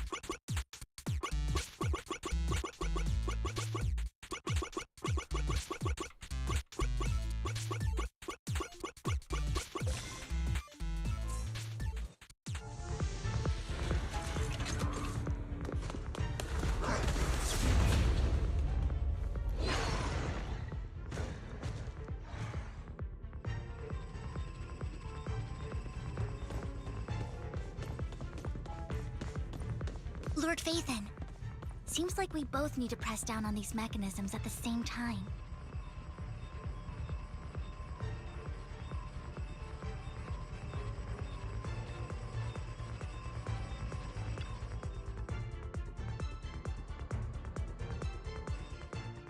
Sure enough, Lord Phaethon and I share a deeper connection. Sorry, I hope I'm not being too forward. Goodness me. Somehow I'm fighting alongside Lord Phaethon. It's like all my dreams are coming true. I'm going to wake up any second now, aren't I? No, this isn't a dream. I'm real, see? You can even hold my hand. Not only is Lord Phaethon incredible, but super kind. That's it. I pledge to be a die-hard Lord Phaethon fan until my very last breath. Why do you like Phaethon? I'm happy to hear that, don't get me wrong. But why do you like Phaethon so much, Vivian? Lord Phaethon is my light. The one who saved me in my darkest and most desperate times. Like a deity who rescued me. You probably don't remember, but you really did save me that day. Wow, it's so embarrassing to say all this in front of you. Sorry, I hope I'm not bothering you too much. Of course not. Thank you for your loyal support. I should be the one thanking you. Just being able to see Lord Phaethon makes me the luckiest person in the whole world. Sorry to keep babbling like this. I wonder how the others are doing. I'm sure Anby will be able to manage. She's great at this kind of stuff. But as for Hugo and Lycon, let's just hope they don't get into a fight with each other. There are too many ethereals here. Though, it's not a huge problem.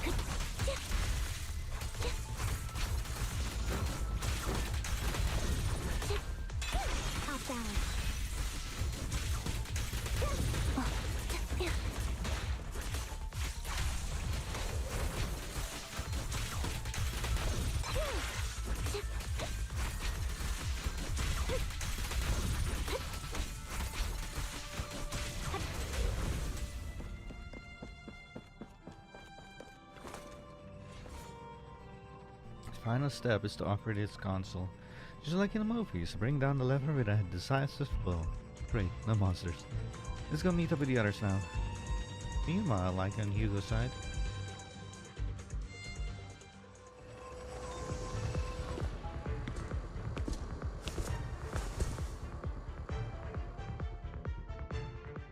So, we have to cooperate to solve this problem. That's a real shame. I have no intention of arguing with you right now. Master Proxy and Miss Vivian are elsewhere, and we must rendezvous with them post-haste. What a coincidence. That's exactly what I was thinking. Just this once, we should trust each other. For the proxy. I have no objections. Very well. Then you'd better keep your word. I know you've never fully trusted me, Lycon, even before it all fell apart. Lycon is silent for quite a while, seeming to be caught in a moment of memories from long ago. You wanted to speak to me alone? I know you and Hugo are as thick as thieves and don't hide anything from one another. But you can't tell him what I'm about to tell you. Hello, Waddle. Something happened with him? Hugo is an intelligent and gifted child. He learns everything I teach with ease. In time, he'll grow beyond me. Reach a place where people will marvel and look up to him as a beacon. Yeah. As much as I hate to admit it, he always picks things up just a teeny bit quicker than me. But none of that matters, because I can overpower him easy. I don't think being gifted is a good thing for him. What do you mean? He bears a dark and painful past. What he was taught, the hatred he was faced with, everything he picked up. It's all become an integral, inseparable part of him. I believe that beautiful flowers can blossom even in the darkest abyss. But the roots of that flower would draw from evil instead of good. Hatred instead of love. It's a curse that flows through his lineage. A curse that fate branded him with. I've seen far too many people like that throughout this long life of mine. They struggle with this curse their whole lives. But they all end up failing in the end. The path of light is narrow and fleeting. And the darkness is filled with such temptation that dropping your guard for even just a moment can send you spiraling straight into the abyss. Do you mean Hugo's going to be a bad guy?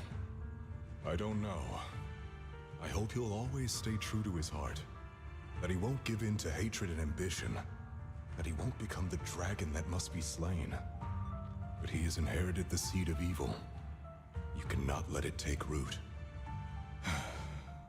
I'm afraid I won't be there to help you. There's not much life left in this old body of mine. So then, Lycon, promise me now. You must hold his chain tight. To restrain him.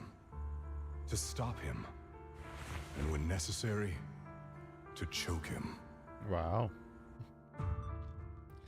Back to the present. After a bout of not-so-happy cooperation, Lycon and Hugo finally managed to deal with the mechanism.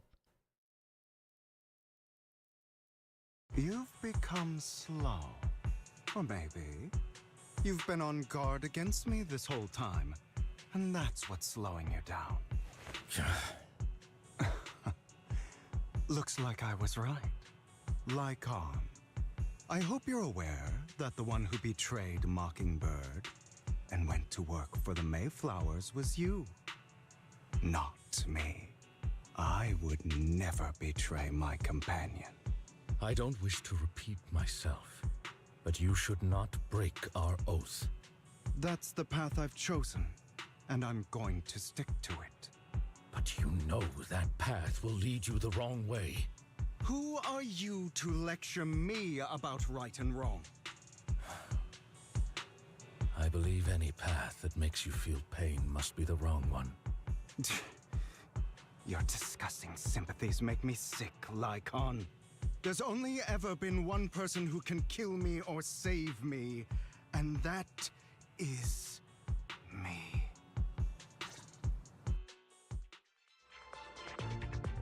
Great, it worked. Huh?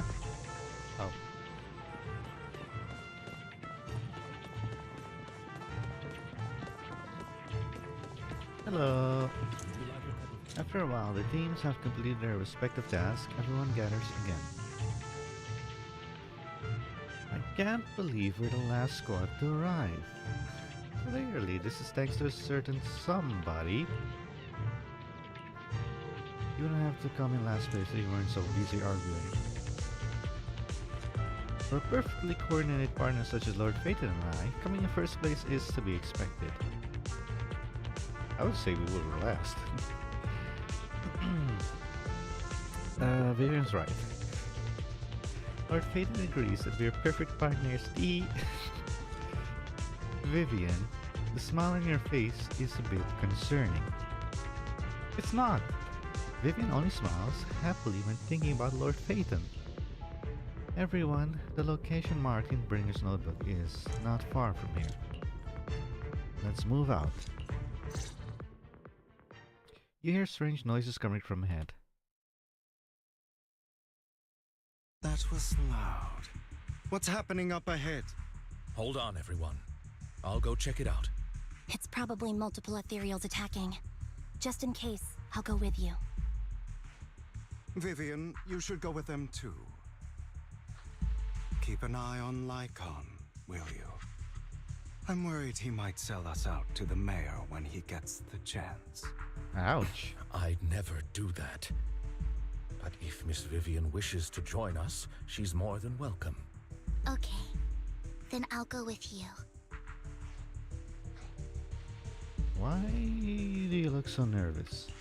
Why do you look so nervous? I've spent so much time by your side already. I need to get away from Lord Phaeton for a little bit, or I might die from this overwhelming happiness. If that's the case, Miss Vivian, feel free to come along with me. Okay. Alright. Vivian stumbles off and like, hey, I went by too fast. How does it feel to be worshipped, Lord Phaeton? You had it figured out a while ago, didn't you? You had that figured out a while ago, didn't you? Sharp as always. But of course, I couldn't spoil it for her.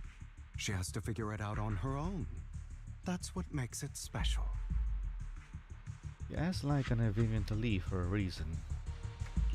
Not only that, you asked Lycon and Vivian to leave for a reason. Is there something you'd like to say to me? I can't keep anything from you, can I? I've always treated Vivian like my own little sister. Maybe it's just a coincidence, but she looks a lot like Serena. Yeah, I have to take a picture of this.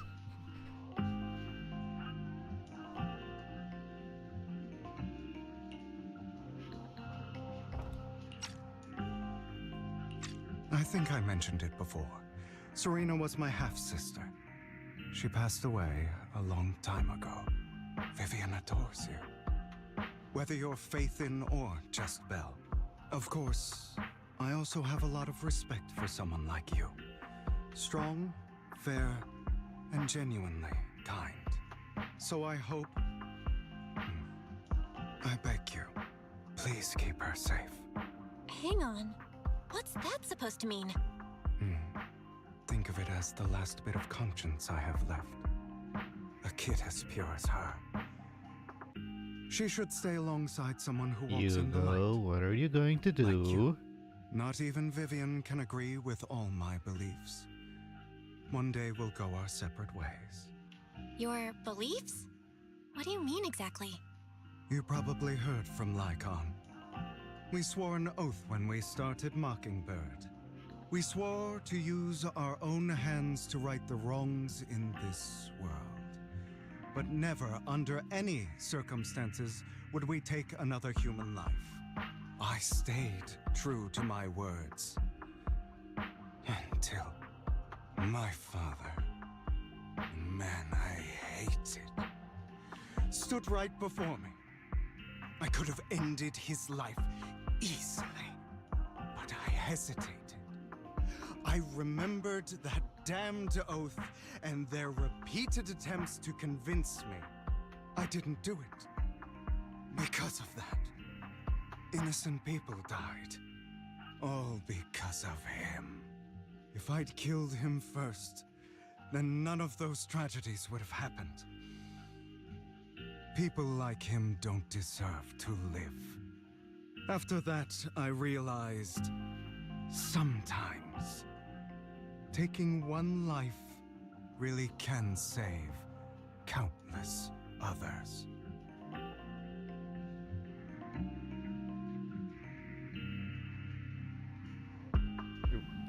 What? What is option 2? I can't agree with that? What kind of utter stupidity is that? He's just talking facts. I understand where you're coming from. I knew you'd understand. Vivian has a good heart. I don't want her to get her hands dirty. But you know how it is. In this world, someone has to be the bad guy. So, I want to apologize to you. Hugo, what are you going to do to me? Why apologize all of a sudden? You're incredibly strong, kind, capable, and really, really lucky. The world needs more people like you. Remember that revenge movie I told you about, Children of Devils? I still haven't found it, but I came across another videotape with the same name. Turns out, in that story, the Children of Devils are actually the children of gods. Oh, sorry for rambling. Hope you don't mind. They should be back soon. Please. Well, considering Look that the after devil Vivian comes for from me. God, makes sense.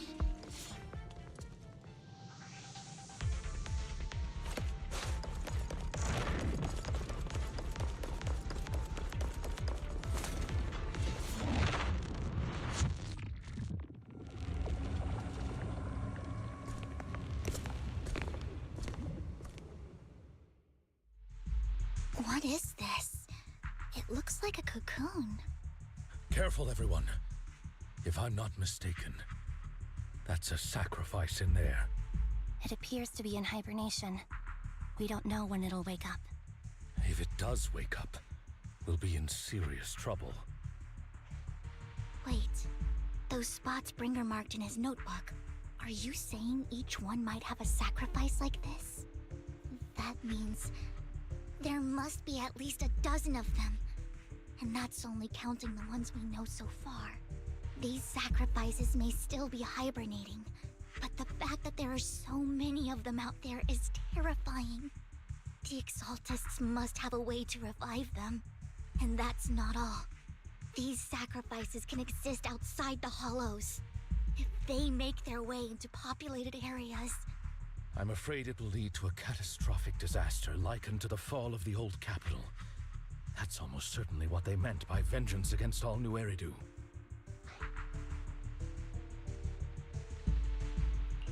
Let's find a way to get rid of these sacrifices. We can't let the Exaltists have them. Thank you for helping me find this sacrifice. But sorry, kids. You won't be the ones to keep it. It's that annoying old man. Why is he here? I'd advise you to choose your words wisely, young lady. You were from the Ravenlock family. So it was you. That face. Oh, I know you. I heard about what happened to your friend. Truly unfortunate. If only she'd been smarter. It seems your goal was this sacrifice all along. You've been tailing us, haven't you? Keeping your distance so that I wouldn't notice. As expected of a Wolf Thyran, you are very perceptive. That's right. All thanks to your ex-partner, we were able to carry out our plan smoothly. My ex-partner? I'm not exactly happy being called that, but what he said is true. Hugo takes it one step forward and walks over to Hartzman's side. Wait, Hugo, what do you mean? I made a deal with Mr. Hartman in advance. So, would you kindly step aside and let us have this sacrifice? Of course, you can choose to refuse, but if you do, then I'll have to take coercive measures. What did you offer him? What did you offer him? Everything we know about the sacrifices plus the core itself. But why? It's simple. I want to climb higher. Mr. Hartman offered me a chance to join Tops. Who could say no to that?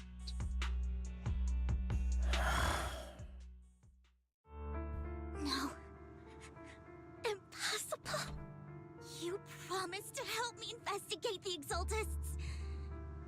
You told me the whole point of Mockingbird was to do anything it takes to bring a little justice to this world. Was all of that just a lie? You're just too gullible, Vivian.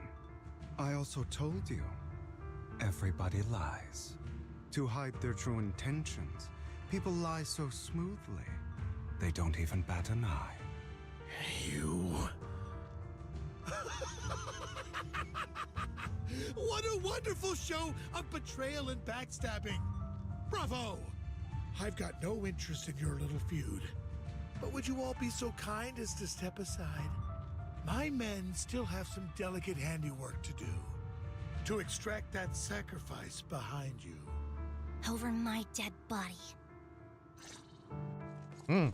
Hugo, why in the world would you do that? Instead of wasting your time on idle chatter, why not focus your energy on the battle ahead?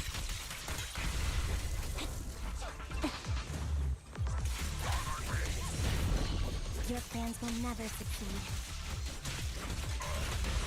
Stand still. It's useless. Don't you get it? You're not just going against the people in front of you. You're not going against me.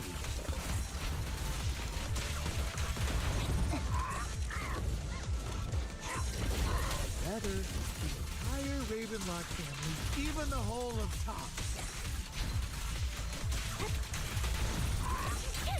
There's no chance of victory for you.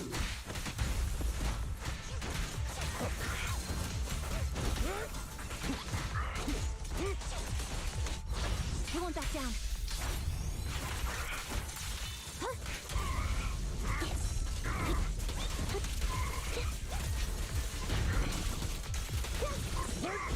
I'll bite your throat out. Flip the switch.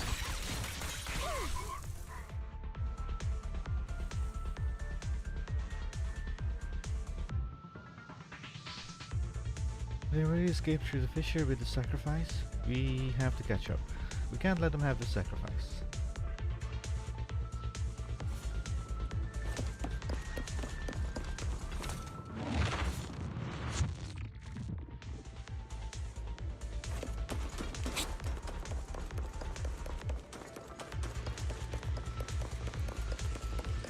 Hugo, don't make a choice you'll regret.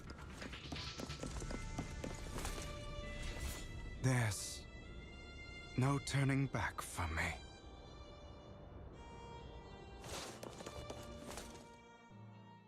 Hartman's mercenary are quickly dealt with. Oh, you guys are such a pain. Hugo, stop standing around. Time for you to act. We had a deal. Give me the sacrifice core now. Did we? I don't remember. I imagine this is your favorite kind of entertainment. Watching allies betray each other, suspicion festering until it all turns to bitter hatred. Seeing people tear each other apart like wild beasts, just like your decaying family. Does it comfort that dead conscience of yours? You. What's that supposed to mean? I am loving the look on your face right now. Right when you think you've succeeded, I'm here to tell you it was all fake. None of it was real. Let this pain sink in. It's karma for what you did to me back then. You're insane. I have no idea what you're talking about. You still don't recognize me, do you? Let me give you a little hint. My full name is Hugo Vlad Ravenlock. That's impossible. You're part of our family? I may be an illegitimate child, but I have the same blood flowing in my veins as you. I know you. You're that bastard of his. Damn it. I could have sworn you were already. My dear uncle. You were never worthy of your position. You have no claim to the Ravenlock lineage. You may have killed all of my father's other children, but sorry to disappoint, I'm still alive. I am the true heir to the Ravenlock family. You're a bastard. You have no right to inherit the family. That's not for you to decide. Master Edmund is very supportive of my claim. Edmund? That's impossible. You weaseled your way into Top's inner circle? Master Edmund doesn't care who achieves his goal. In other words, he'd happily let me take over the Ravenlock family, as long as I'm more competent than you. This can't be! You don't know the family's real secret! I know a lot more than you think, including everything that you've done. Just give up. You never even stood a chance. Damn it. This was all fake, right? You were just putting on an act to fool this old man, right? I actually fell for it. Don't do that again. At least give us a heads up next time. Vivian, everything I did was to rightfully inherit the Ravenlock family. That part is true. Now, I'm going to kill this man who stole what was never his. I'll make sure he can never be a threat again. You can't kill him. We still need information from him on the sacrifices and the Exaltists. You must be misunderstanding something, Lycon. Just like you chose the mayor, I chose Tops. At least for now, Tops has the same interests as me. I'm not going to harm my own self-interests. Be it intel on the sacrifices or the core itself. I'm handing everything over to Master Edmund. Why? I just want to take back what's mine. If fate is not willing to give me justice, then I'll just have to seize it with my own hands. Stealing, robbing, lying, or betraying. I'll do whatever it takes. Even if it means selling your soul to the devil? You know about the power struggle between Tops and City Hall. Those elites at Tops would be only too happy to see the Exaltists plotting a grand attack on New Eridu using sacrifices. That would severely harm the Mayflower's reputation and approval rating in New Eridu. And that's exactly what Tops wants to see. If that happens, countless people will die. I'm sorry it has to be this way, but I have to do this. I'm going to get everything Master Edmund wants. Inherit the Ravenlock name, climb to the top. And then I'll be able to change everything for good. For a permanent and absolute victory. We must endure the pain of cutting away rotten flesh. And persevere through the darkest hour before dawn. Someone has to do it. I don't really agree. Sounds like some twisted logic to me.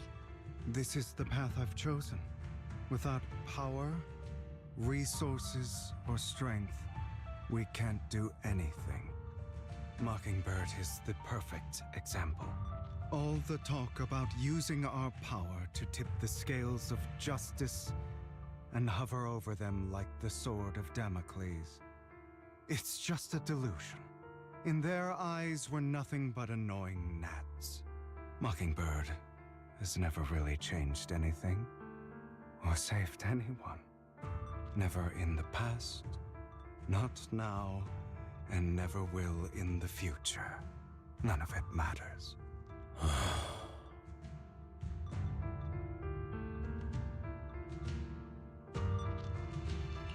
I understand your anger and resentment, but you can't let those feelings consume you. Sorry, Proxy. I know what you're trying to say. But this isn't some children's story of a dragon slayer becoming an evil dragon. Sometimes, Wait. to slay the dragon, you must first become one. With sharp claws, rending fangs, and strength enough to destroy anything. Wait. I saw that. Sometimes the snake dragon must first be. Wait, where is it? This isn't some children's story of a dragon slayer becoming an evil dragon. That's referring to fairy tale. If you know which dragon slayer ended up becoming an evil dragon. What's his name again?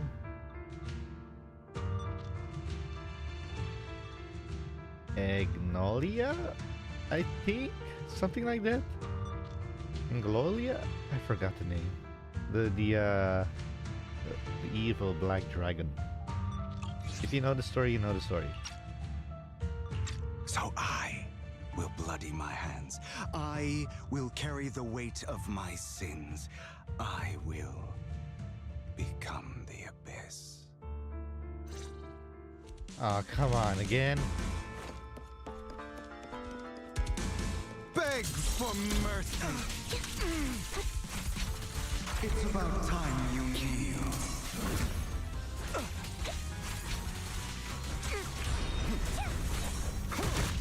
Listen.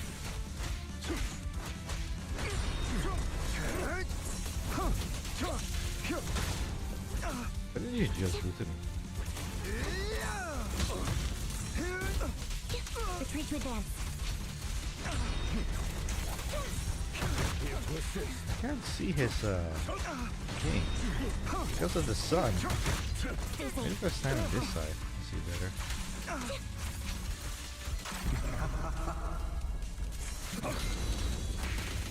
Not bad.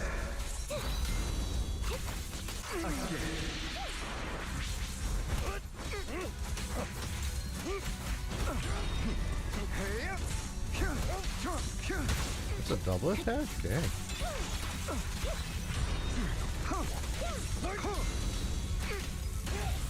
A perfect conduit.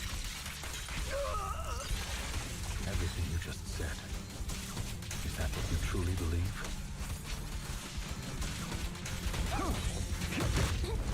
Of course.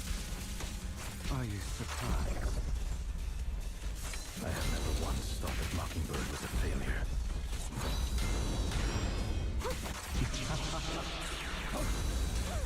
Can you please stand on the other side? I can't see much when the sun is in the back. Made their mark on the world. Any obstacles? Flip the switch. They might have been trivial or foolish, but as long as they had an impact, the things... I don't want it to end like this. There must be another way.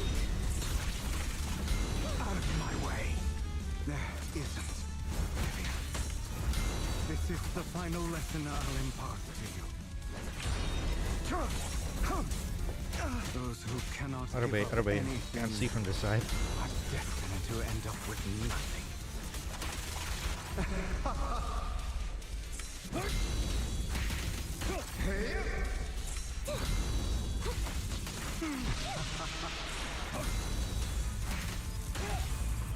it.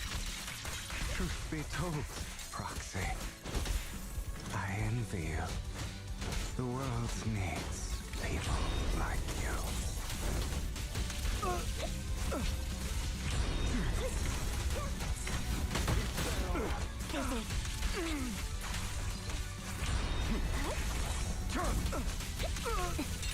Wide open. Resolve.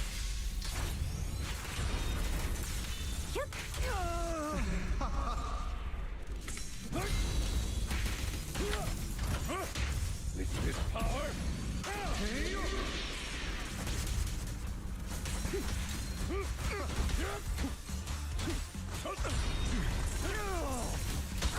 My way. at your service. All right, you got me. But too bad. I have my own methods. What are you doing? Well then, make your choice. The sacrifice core, or your precious faith in. I know you took it. Don't forget, I'm the one who taught you that. Okay, the core is yours. Just leave Lord Phaethon alone. What a shame. Did you really think I'd keep my promise? That's right. This is the real me. What's the matter? Thinking of killing me? Didn't you say all life is precious? Drop your foolish facade. I knew it. You. He has inherited the seed of evil. Do not let it take root. When the time comes, you must be the one.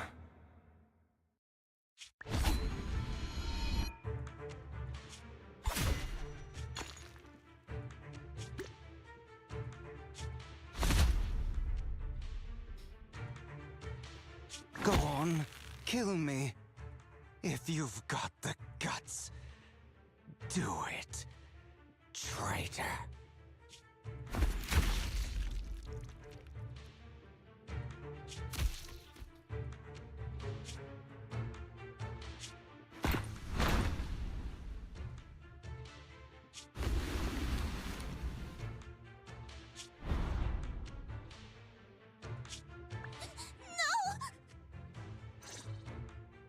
Master Proxy, are you okay?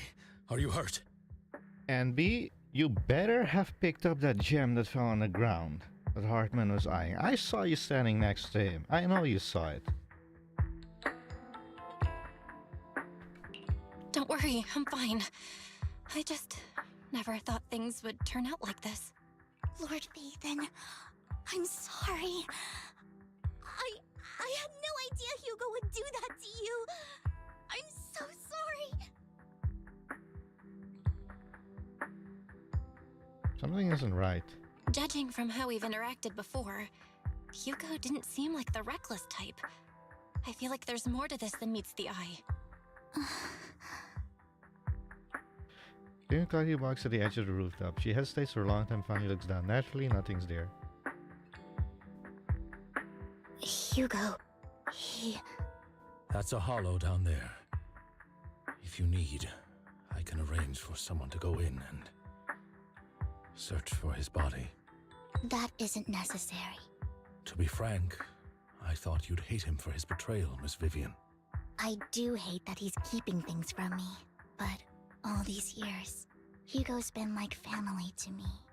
I believe he's still with us. His injuries were so severe, I don't think. Yeah, perhaps he's still alive. He's definitely alive. Me too.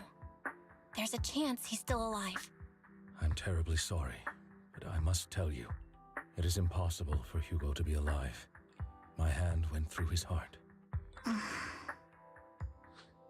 Sorry to interrupt, everyone. But just so you know, Hartman's gone. Oh, Ambi, Probably slipped away during all the chaos. I lost all my respects for Ambi. I literally just lost all my respect for safety. I wasn't paying attention all of to it. him. Same. But it doesn't matter. We all know what he did. And he will pay for what he did Or today. it could be extremely I'll be bad reporting writing all from of this to the Mioyo. mayor. He's not getting away with this. Actually, it is bad writing. Well then, extremely bad writing. now that it's all over, let's head back. Meanwhile, not far away stands something. Another obstacle out of the way. She's going to be pleased about this. May the Creator guide us. Fear, suffering, despair, and destruction. That's the future I see. Lord Vathan.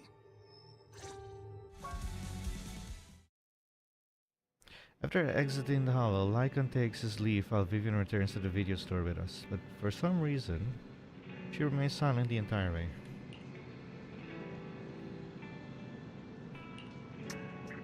I'm a little out of it. Lord Vaden, I'm fine, just a little distracted. After what happened, you deserve some rest. Yeah, I need more time to think about Hugo and the Exaltis. I don't know about Hugo, he could have easily taken down someone like Hardman. There was no need for him to put on such a show. And to deliberately use you as a hostage, but I don't think he ever intended to harm you. But Hugo said in the end, I don't know, something feels off, and that business with the sacrifice score. Maybe there's some deeper, more terrible secret behind all of this. I have a small request. It might sound a bit strange, but... Lord Phaeton, can I stay at the video store for a few days? I just don't want to be alone right now. Sure. Why is she staying in your room? Yeah, we're not comfortable with leaving you alone like this anyway. Thank you. I'll sleep on the couch. I won't disturb Lord Phaeton at all. Why is you sleeping on the couch? If I wake up and find that everything was just a dream, how wonderful would that be? Bury your tears completed. Go back to your bedroom and get some rest. Why is you sleeping on the couch? No buts, mister. Oh wait, can I talk to him again? No? Okay. Man, I'm the shortest person here.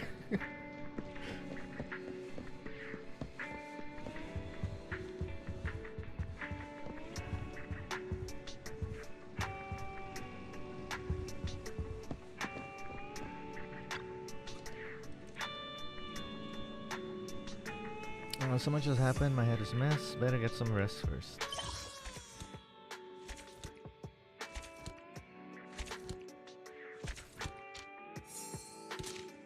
Oh, there's still one more chapter? Ooh. What is this? Wait, why does it says commission? Oh, never mind. You rest comfortably and now your mind feels exceptionally clear.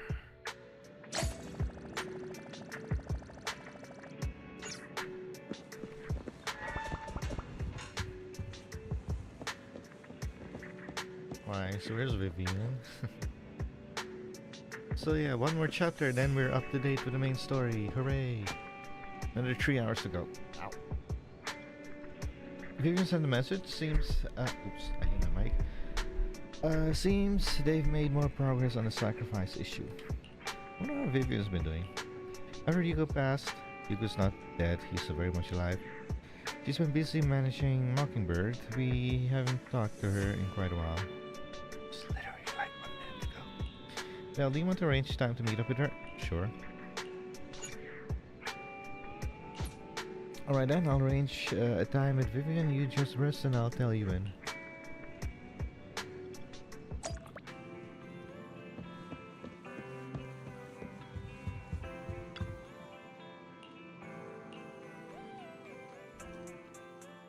You originally planned to watch some video tapes and rest on the sofa, but you end up falling asleep instead. Until you hear something nearby.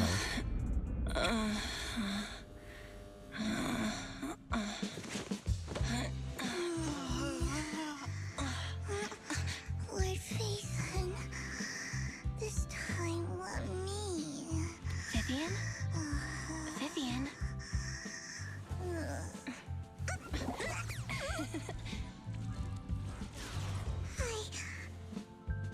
didn't disturb your sleep, did I? Season 1 Epilogue, Bury Your Tears with the Past, B. When I got here, the other Lord Phaethon said you were resting on the couch and just let me in. I meant to keep you company while you slept, but then I dozed off myself. Ugh. I was going to sit here looking super cute, hands cupping my face. You know, like the #1 sleepy face I want to wake up to pose.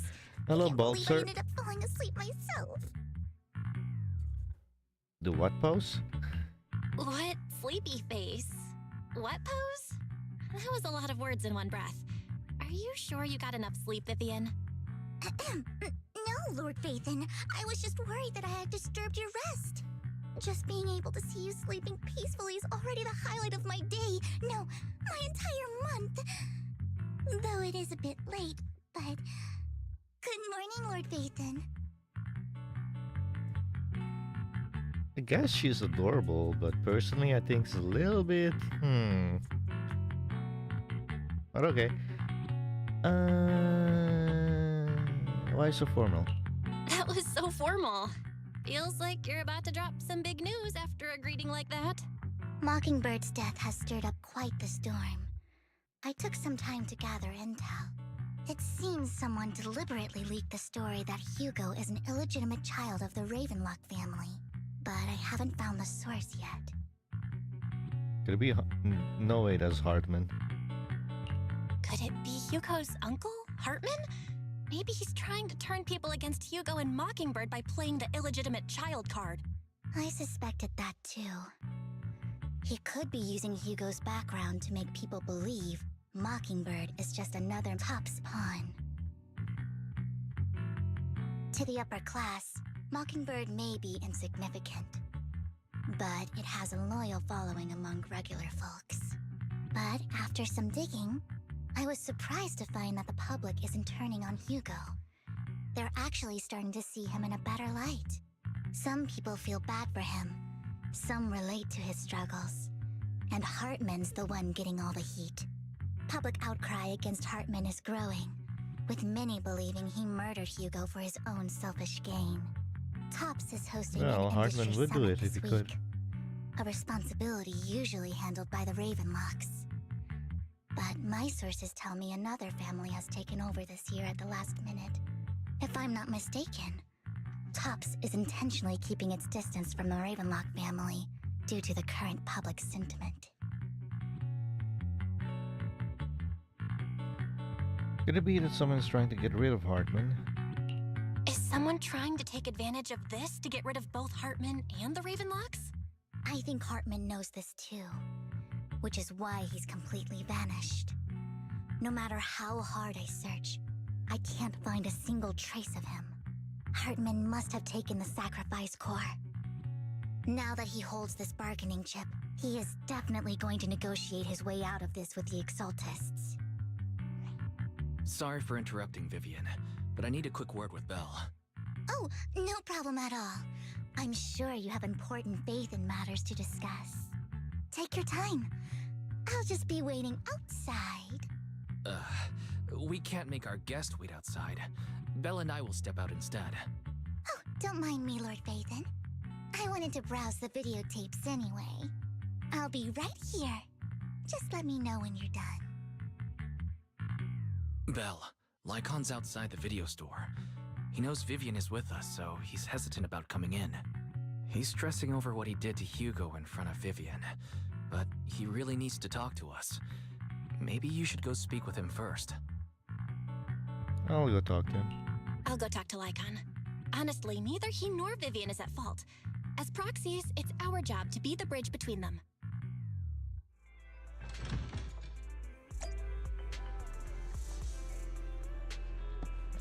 Like, what? Wait, what did you say? Come on, say that again, please. He's got it so easy now, hopefully no one else noticed.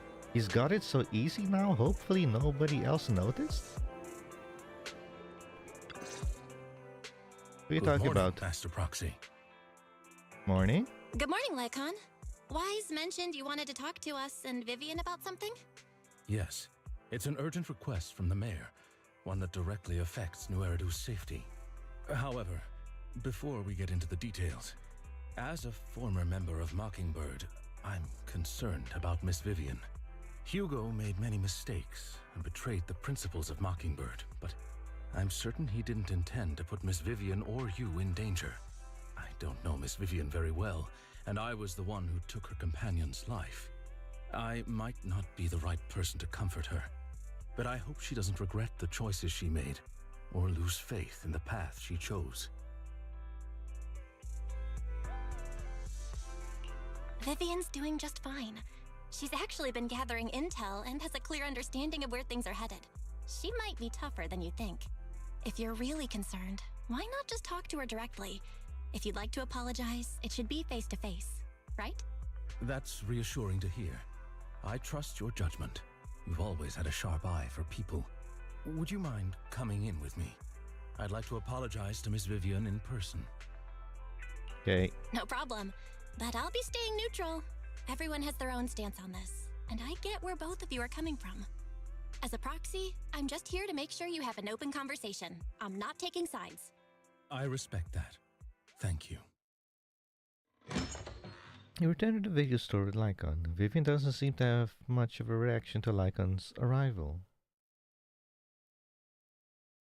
Miss Vivian, I'm very sorry about Hugo. You don't have to explain anything. I'm also part of Mockingbird.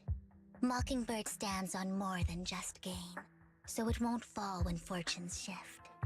Hugo had his fixations and ambitions. I also have things I must see through. I'm determined to get to the bottom of the Exaltists and the sacrifices. Miss Vivian, as a former member of Mockingbird, you have my deepest respect. You have my word, whatever comes next. I would never harm you or Master Proxy. Yeah, I saw what happened to Hugo. Please, accept my condolences. Condolences? That's not necessary. Mockingbird has plenty of tricks up its sleeves. This isn't the kind of act that ends so easily. Wouldn't you agree? You're right. Wait, what did she just say?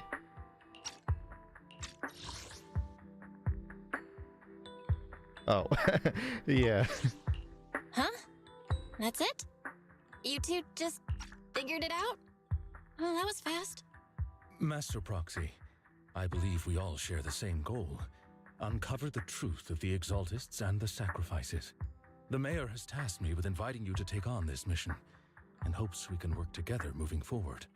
If the mayor wants to work with us, I trust he will demonstrate his sincerity in kind. Mockingbird will not serve as a pawn for the powerful. That will never change. Of course. While the mayor cannot handle this personally, he will make sure we have all the intel and support we need. Miss Vivian, I know you have your own intelligence network, but for some high-profile shady dealings, perhaps the mayor can provide you a different perspective. Please, take your time to discuss. If you're open to collaborating, I'll set up a call with the mayor so he can speak with you both directly. We'll think about it. I need to discuss this with Wise and Vivian. With so many people involved in this, we need to be very careful. Of course, I completely understand. When you've made up your minds, you can find me at the Ballet Twins. Why is it always the Ballet Twins? I don't like that place. Well, what do you think about Lycon's suggestion to work with the mayor?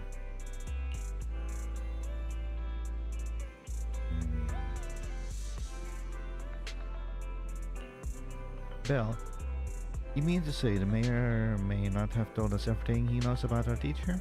True. The only way to gain more information is to work with him. What do you think, Viv? Mockingbird has always been against authority. Would it be against your values to work with the mayor? Mockingbird isn't just about going against authority. Mockingbird hopes that all people can be given equal opportunities and treatment. I don't exactly trust the mayor, but I believe he's someone we can work with. At the moment, at least.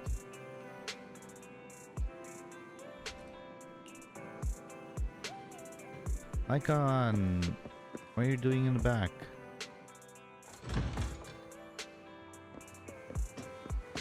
Oh yeah, he went to the ballet twin.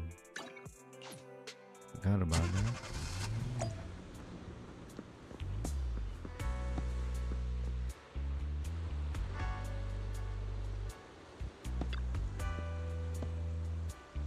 This is an extremely weird camera angle. It seems you and Miss Vivian have made your decision. Of course. Please rest assured, when it comes to sacrifices, the mayor's interests align with yours. Or rather, we both want to protect the people of New Erdu. I'll connect the call to the mayor now. My dear friends, I'm glad you're willing to keep working with me. I'm truly sorry about what happened to Mr. Hugo Vlad. I didn't anticipate things would turn out this way. As mayor, I can't fully condone Mockingbird's actions, but personally, I had a lot of respect for Mr. Hugo Vlad. I looked further into Bringer's map. The sacrifices were created by an exaltist named Landon, who was active in Janus Quarter. Mr. Landon passed away in an accident a few years ago. Before he died, he was researching sacrifices and was said to have created a batch of serum that could turn living people into sacrifices. The problem was, the serum wasn't stable, and after his death, the recipe was lost. No one knows what happened to the exaltist in Janus Quarter back then. But it's clear that after the leader died, there haven't been major exaltist activities in the area. Bringer's map marks the locations where the exaltists' most successful attempts at creating sacrifices were. Already passed away? Since this person has already passed away, and the exaltists haven't been active around here for a while, then could it be that this is just Hartman acting on his own? Unfortunately, that's not the case. My sources confirmed that Hartman had been secretly in contact with someone, and they only meet inside the Hollow. Someone from Tops? Is it possible it's someone from Tops? Tops is a huge alliance of corporations. They wouldn't bother getting their hands dirty. Instead, they just sit back and reap the rewards. Everything Hartman is doing is to secure his place in Tops and strengthen his power within the Ravenlock family. If my guess is correct, Hartman has gotten in touch with the remaining members of the Exaltists that used to follow Landon, helping them create new sacrifices. But what's in it for Tops? But what's in it for Tops? There's no way the Exaltists would just hand over their secrets about sacrifices to Hartman, right? A sacrifice outbreak would throw the city into chaos. And that's when Tops steps in, taking control of the situation on their terms. But what if Tops Public fail? will see the mayor as incompetent, while Tops comes off as the real protectors of the city. Well, what if they And all when fail? that happens, public trust will shift towards Tops. And Mr. Mayor, you might find yourself in an unfavorable situation. Still sharp as ever, Miss Vivian. So, Does she know the what mayor? exactly do we stand to gain from partnering with you? Please don't tell me you're doing this out of some noble concern for your citizens. I'm not some hero of justice, and I don't believe in lofty ideals or empty promises. We have a common enemy. While our ideologies may differ, we can work together on this. And as proof of good faith, I may not know exactly where Hartman is, but I can fan the flames over Mockingbird's death and escalate conflicts within the Ravenlock family. So it was you behind the rumors. No wonder I couldn't trace the source of the public outcry. I'm not the one who started the rumors. I just helped them spread faster after they leaked. And I pulled a few strings to make sure the story painted Mr. Hugo Vlad as a heroic figure who was unfairly persecuted. As I said before, I had a lot of respect for him, and I'd be happy to clear his name. Now let me lay out my terms for collaboration. After looking into it, I found that the dormant sacrifice you discovered wasn't the only one. There are more places where sacrifices might be lying dormant. Too many eyes are on me right now, so I can't send my own men to deal with it. I'd like to ask you to retrieve the sacrifices from those locations. I'll make sure to dispose of them once you do, so no one will be able to use them again.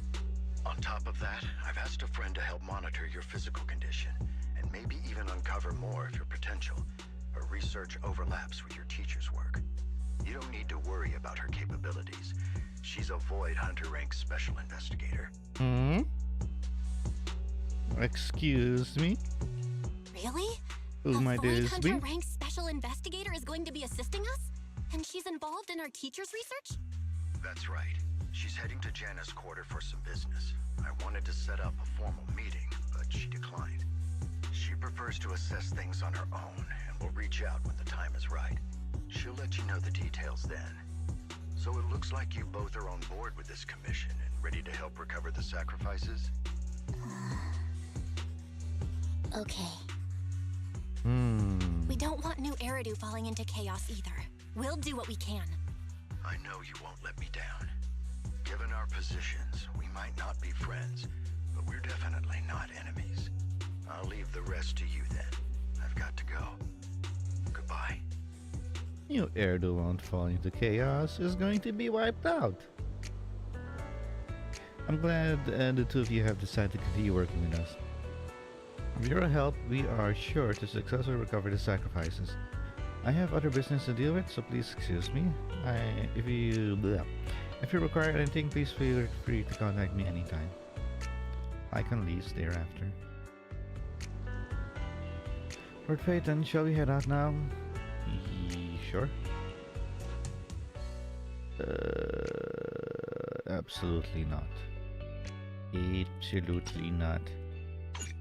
Absolutely not. We're going to go in with a full team of my own team.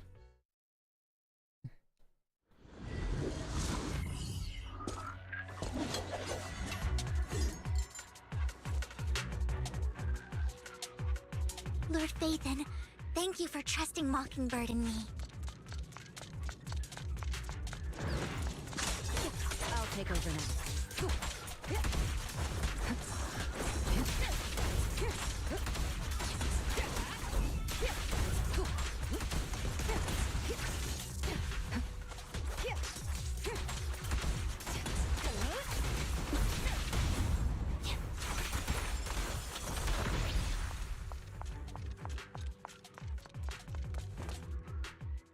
Has someone already taken the dormant sacrifice from here?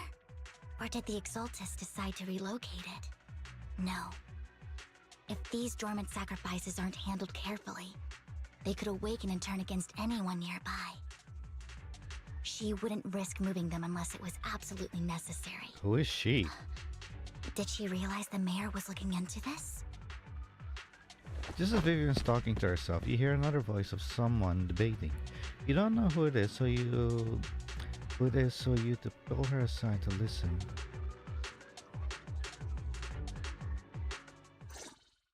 Hmm?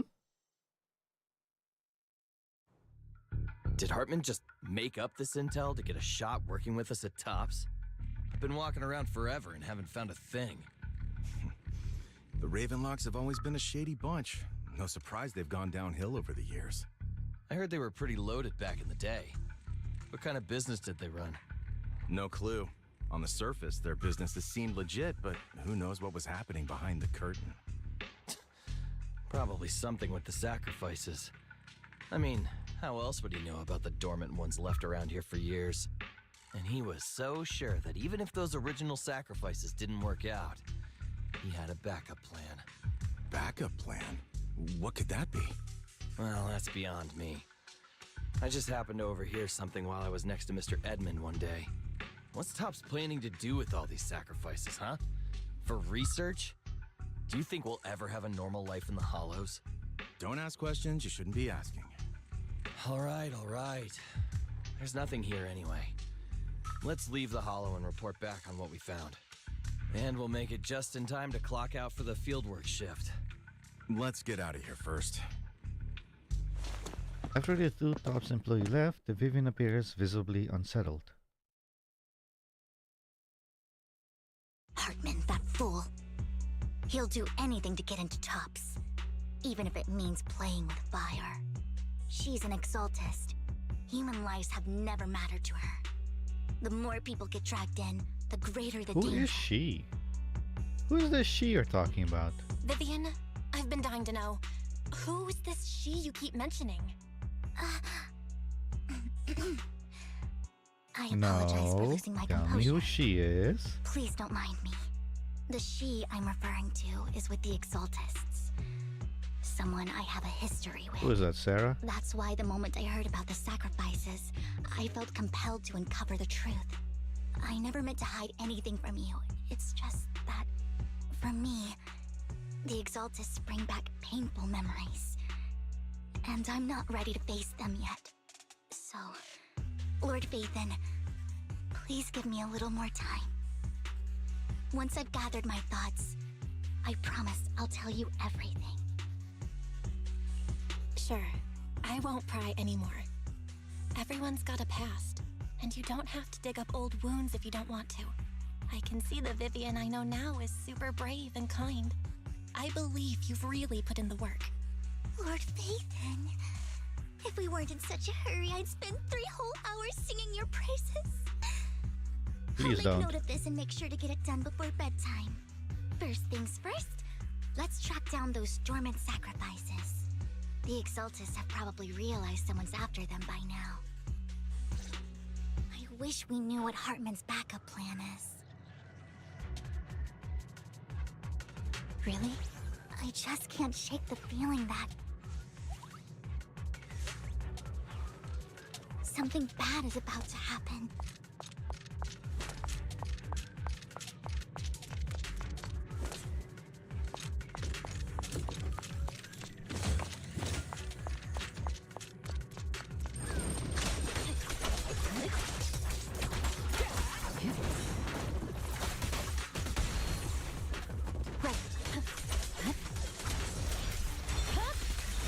My blade is already sheathed. This dormant sacrifice is gone. I don't think Miyabi is supposed to be standing there. It's supposed to be Vivian. Who could it be, and how do they know the location of dormant sacrifices? Let's check the next location. I hope this doesn't become a nightmare for new Erdu. Hugo may have done terrible things, but he had his reasons. Mockingbird might be seen as the bad guys by a lot of people, but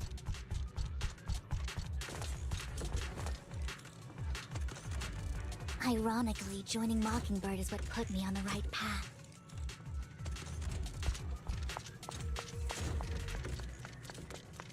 For the first time, I'm needed for more than just my curse.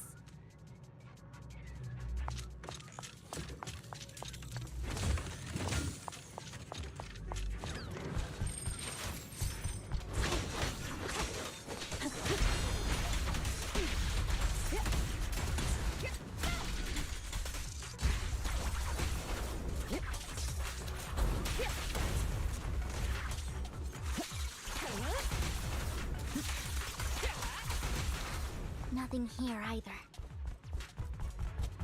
Are we too late?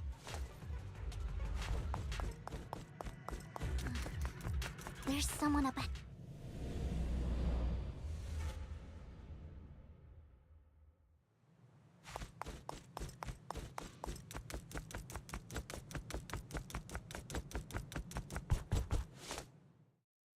I knew it was you, Vivian. Camille! What are you doing here, sis? Are you destroying the dormant sacrifice? Camille? Vivian, don't call me sis. I'm not your sister. Are you trying to stop the Exaltists? I never left the Exaltists. You know what Landon did back then! Lord Landon did it for the Creator. His methods may have been extreme, but they were necessary. Back then, you walked away. You should do the same now. We didn't meet today. Take your friends and leave. What's wrong? Are you being forced into this? I can help you. Help me? Like how you helped her? Vivian, you're crying. You see me, don't you? No, You haven't changed a bit, Vivian. No need to hide your tears. I know exactly what's ahead for me. You've made your choice, and I've made mine. One last piece of advice. Stay out of this. She loathes you. I won't tell her we met today. Don't show yourself around us again. Camille! Camille gives Vivian one last glance and throws a smoke bomb to the ground. The noise attracts the materials. Even though you have many questions, dealing with the imminent threat feels like the right choice right now. Lord Nathan, watch out! I don't wanna. I'll tell you what that was about later. Let's take care of the ethereals first. Huh? Yeah. Huh? Following order. Don't cross the line. Cut your hair.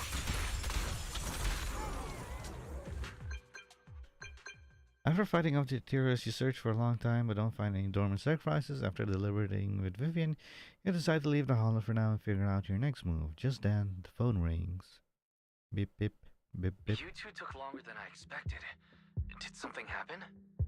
We searched the coordinates the mayor provided. Most of them were already empty. No dormant sacrifices.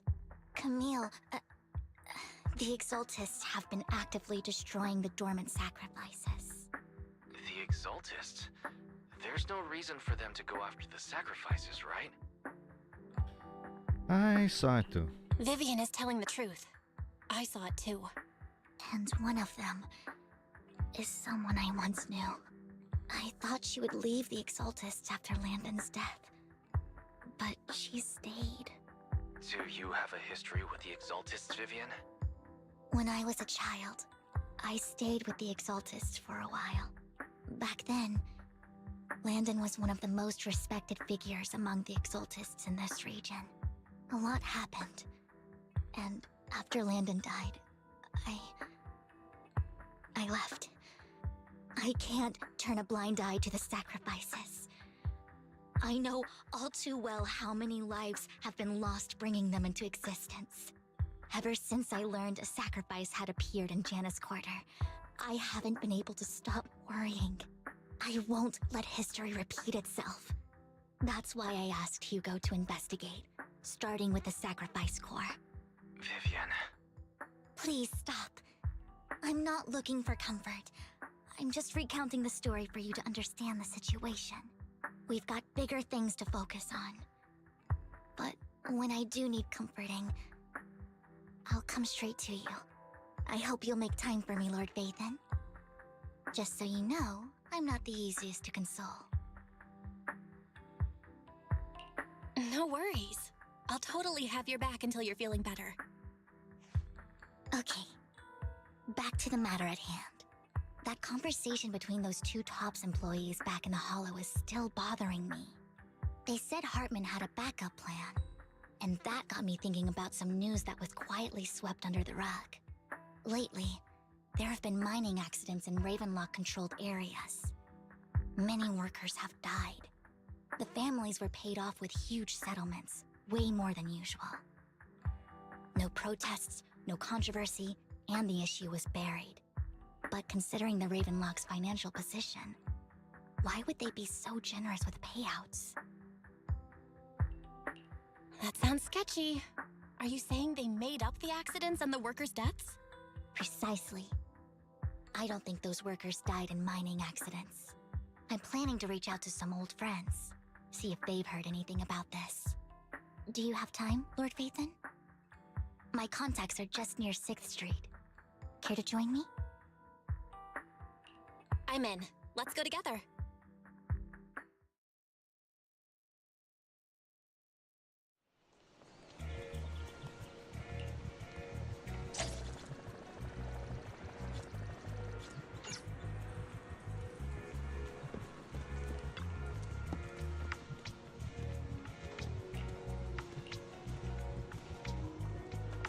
An old friend of mine said she has some new intel.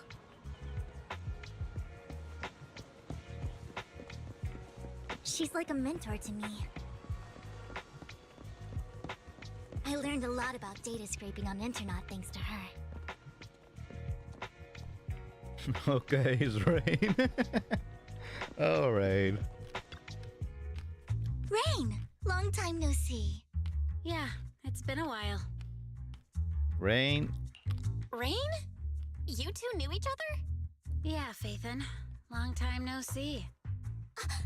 Rain, you actually know that Lord Phaethon is Lord Phaethon? No, I mean, you actually know Belle is Lord Phaethon. I didn't know right away.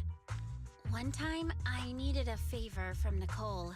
I only found out after meeting them. I mean, who would expect a legendary proxy to be running a video store for a living? Oh, by the way, your idol... Rain, let's not bring up old stuff. Lord Phaethon wouldn't be interested in that. Why are you all tense? Right! Lord Phaethon lives on 6th Street too, and might know your idol. Remember when you traced that post on Internaut to 6th Street and actually went to check it out? And you came back all bummed, spouting nonsense. Like there was only a black cat at the location, and maybe your idol is actually a talking cat. Or something like that. I know that cat. I know that black cat. I'm always sneaking at snacks. Lord Phaethon, please, let's drop this topic. Come on, Vivian. It's been years and you still won't say who your idol is. If you'd just let me, I'd have tracked them down ages ago. I get it. You want to find the person who's important to you on your own. But you've tried so hard already. It's okay to lean on me a little, you know. I'm sure your idol won't hold it against you. I shouldn't have come to see you. Huh? What's wrong? Hey, Rain.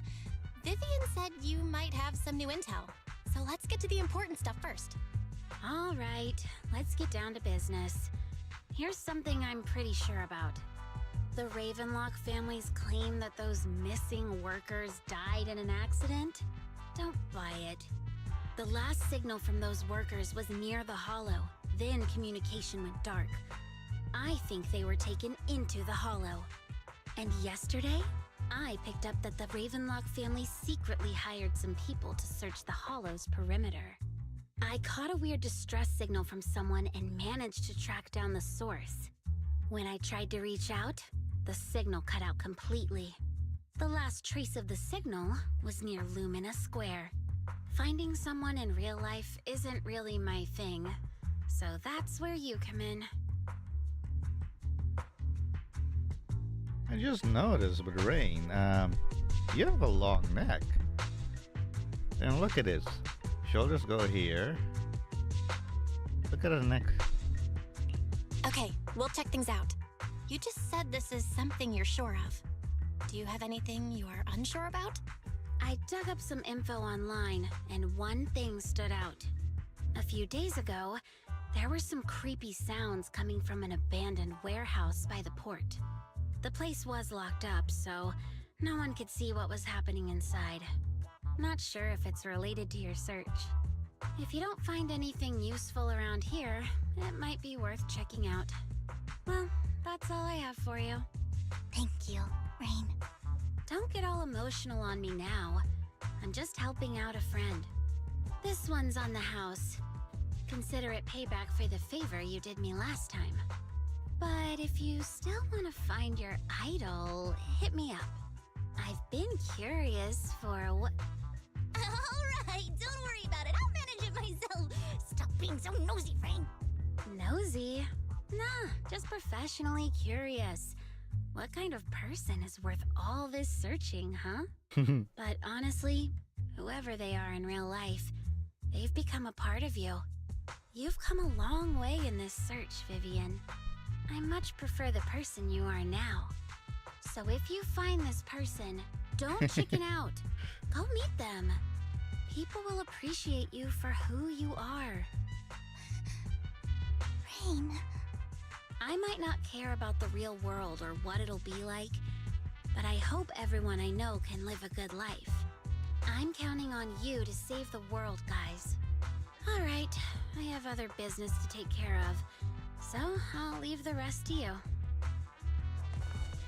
Ray waves goodbye and leaves. Vivian mentions she knows someone who's really skilled at finding people in real life, so you follow her and continue on your way. The mic's a bit farther away. I'll lay down in my chair. Lord Phaethon, please pay no mind to what Rain said. I know they were talking. You know she's talking about me. That Hey, big guy's up Ellen. ahead. Let's hurry. What big guy? You? Really? Wait, what? What was that? Anna and Ne. Long time no see. You seem to be doing well, little one. And Nuna. Yep, I made an awesome friend since the last time we met. That's me! I think. And Nah, my friend got ill before and was a manager who helped heal them. And Nah, I didn't realize you two knew each other. The next time I head to the managers. Oh yeah, from the what was it? Yanagi quest. When we were outside of the VR King. You know each other? Yep, this little guy's Lucky Boo. My old boss at my previous workplace bought it at the discount store clearance sale.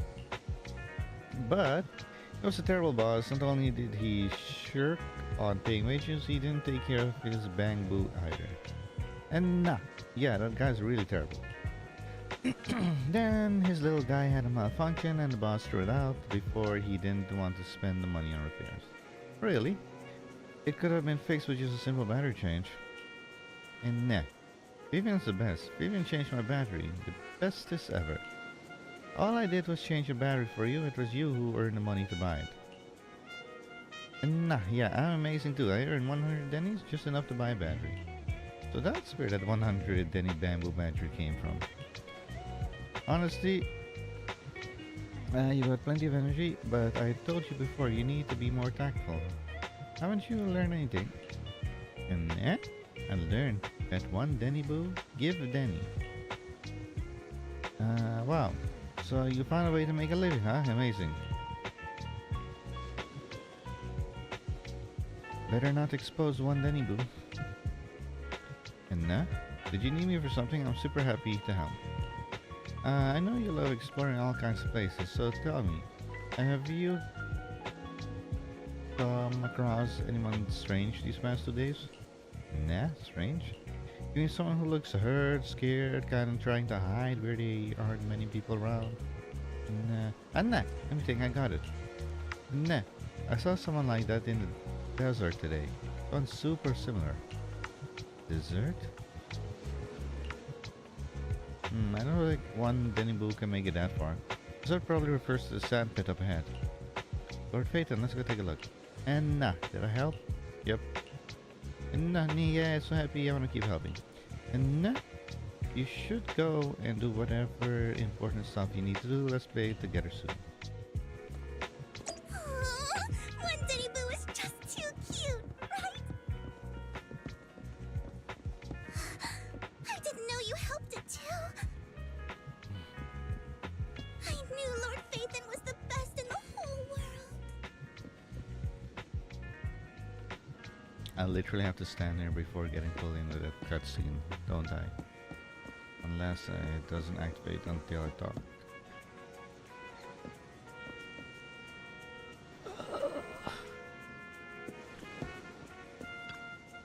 Hello. It seems the person Rain and one Denny were talking about. Lord Phaethon, please stand back. I cannot be certain if he'll end up doing something extreme considering his current mental state. I'm afraid he might hurt you. I'll try to talk to him and see what's going on. Vivian walks forward and taps the cowering man on his shoulder. Don't take me back, please. I was wrong. Let me guess, he's from the I know mines. I messed up. I don't want your money anymore. Please, no. Calm down. Who are you? I won't say anything. Just let me go. I don't know anything. I swear, I know nothing. We're not PubSec, the HIA, or the Ravenlock family. We won't force you into anything. There's no need to be afraid. What do you want from me then? We simply want to know where the Ravenlock family took you and what they made you do. I can't say. I can't tell you. I have a family. They'll hurt them. You never saw me. Please, just stop asking. Don't you wish to see your family? I don't deserve to see them. It's my fault. I was greedy. I did this to myself. But your family must miss you dearly. I'm sure they won't blame you. No, it's my fault. It's all on me.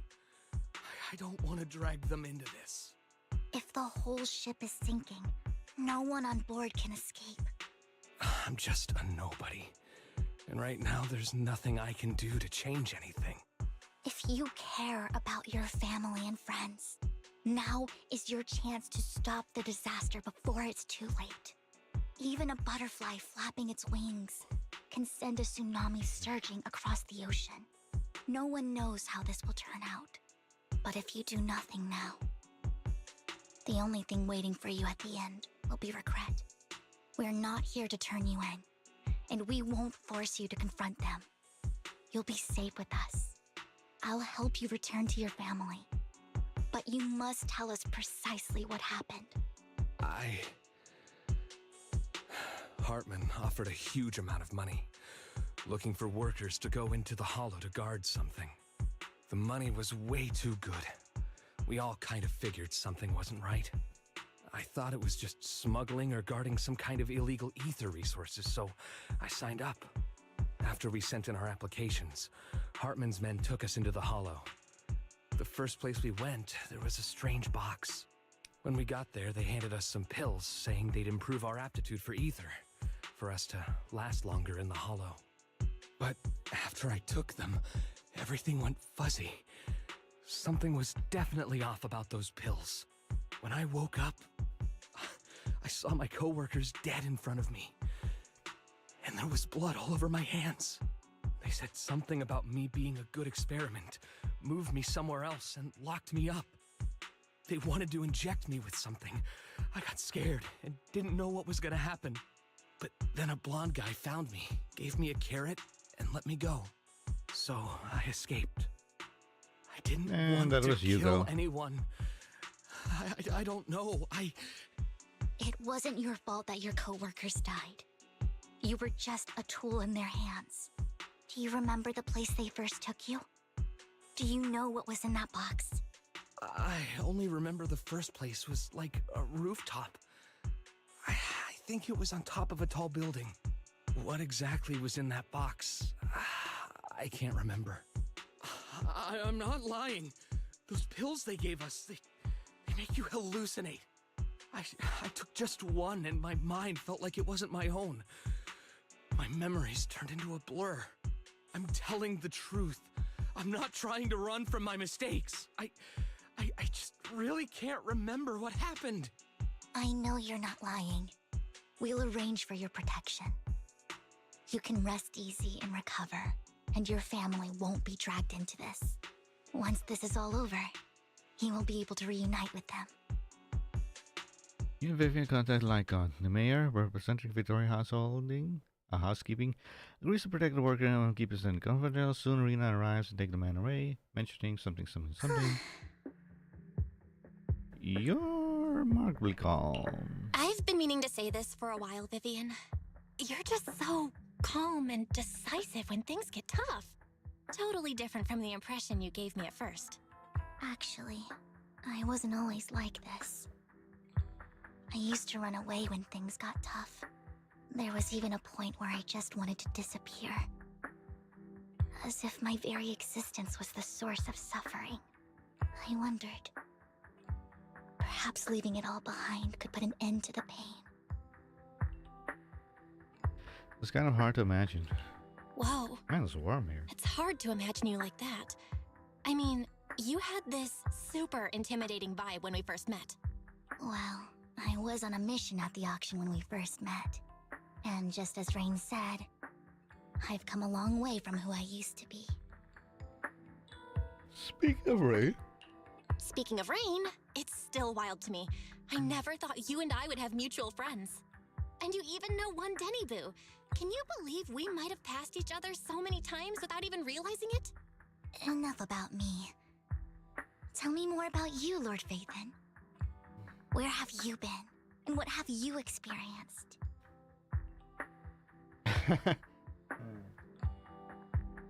I need the bathroom. I'll be right back.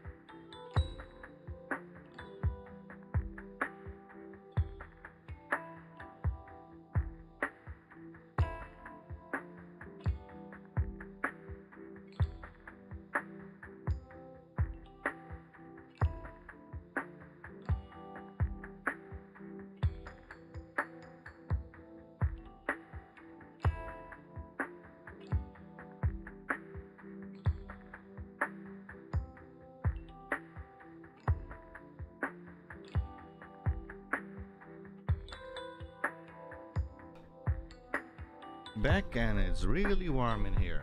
Like, annoying warm. I went and get ice cubes for my drink. Let's continue. Where was I? Let's start with the Red Fang gang. Looking back, I feel like I've been through a lot lately. My brother and I even lost our faith in account. Oh, everything started when the Cunning Hares took something from the Red Fang gang. As you walk along the river by Luminous Square with Vivian, you start sharing your stories. Although she wasn't part of them, she's been to the places where they took place. She's been to the chaotic Hall of the Camellia Golden Week, she has her favorite sandwich, she's Stopia, and she even received a sword stick from an officer Mew Mew for rescuing Bamboo. You're amazing at the... After a long chat. I remember it should be around here. That store's been sitting in my favorites for ages.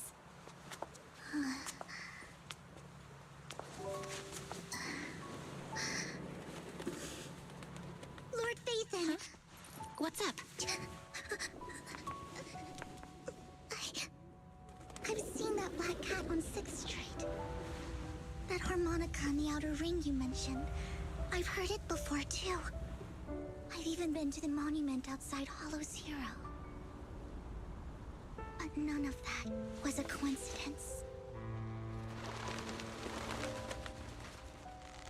It was me.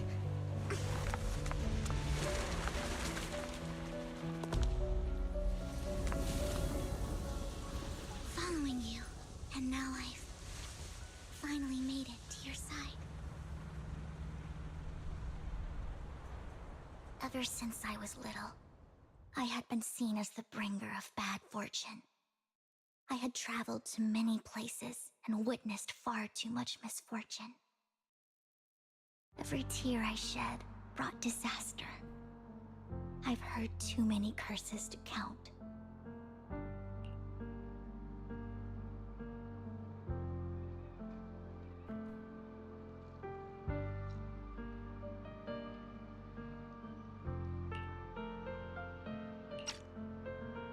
I loathed my tears as much as I despised my own existence.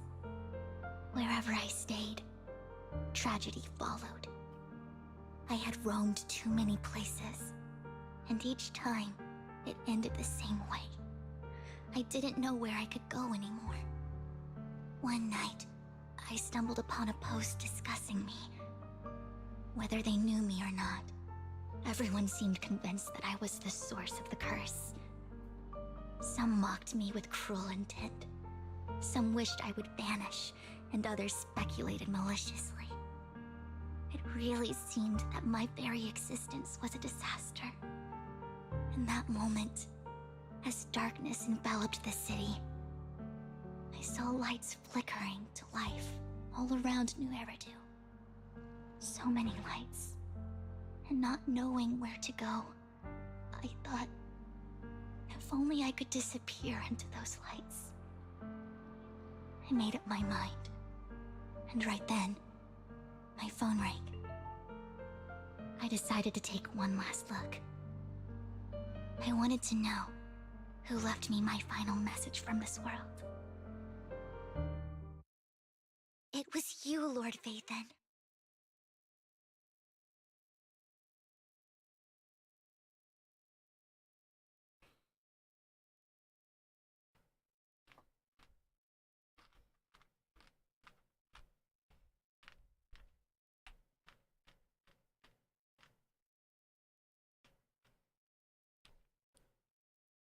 Well,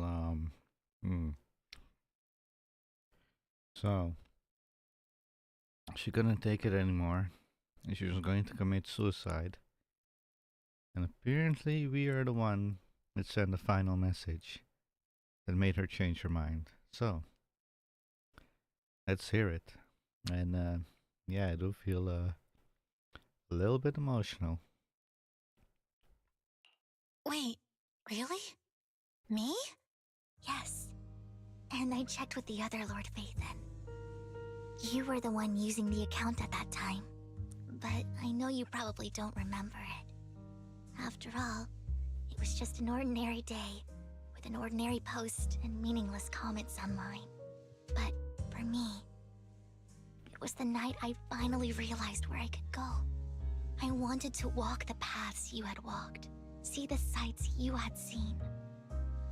And then, one day, share it all with you, face to face. What did I even say in that comment? I can't remember off the top of my head. Well, you'll have to figure it out for yourself. I'm not telling you. Fury, new mission. Go hack my account back so I can see what I posted. Huh? No! So, Lord Vathan, thank you. Not only for that comment you made that day, which was a silver lining for me, but also for giving me the courage to become who I am today. The Vivian standing right in front of you now. Lord Vathan, I truly like who I've become.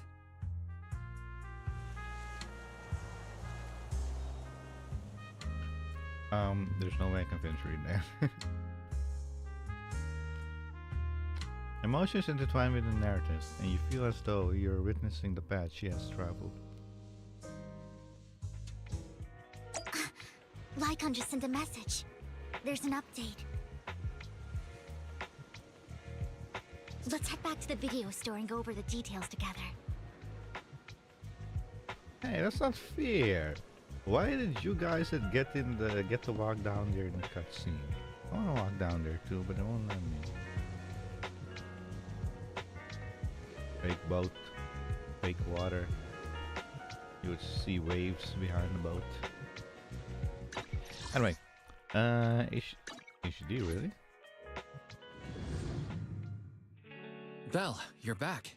Lycon Hello. told me he wanted to meet up with us online to discuss things when he returned. I'll call him now. Master Proxy, Miss Vivian. The gentleman Rena brought back has stabilized and calmed down now.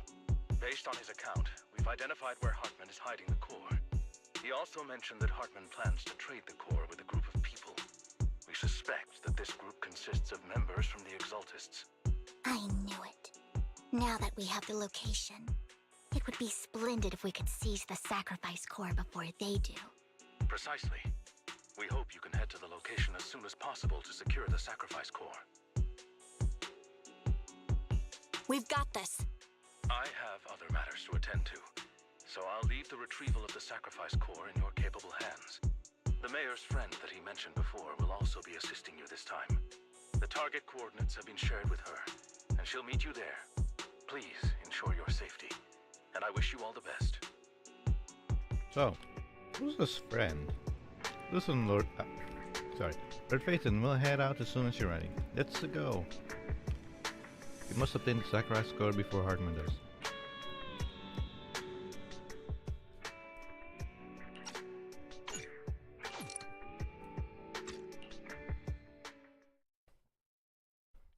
So who's this Void Hunter Inspector?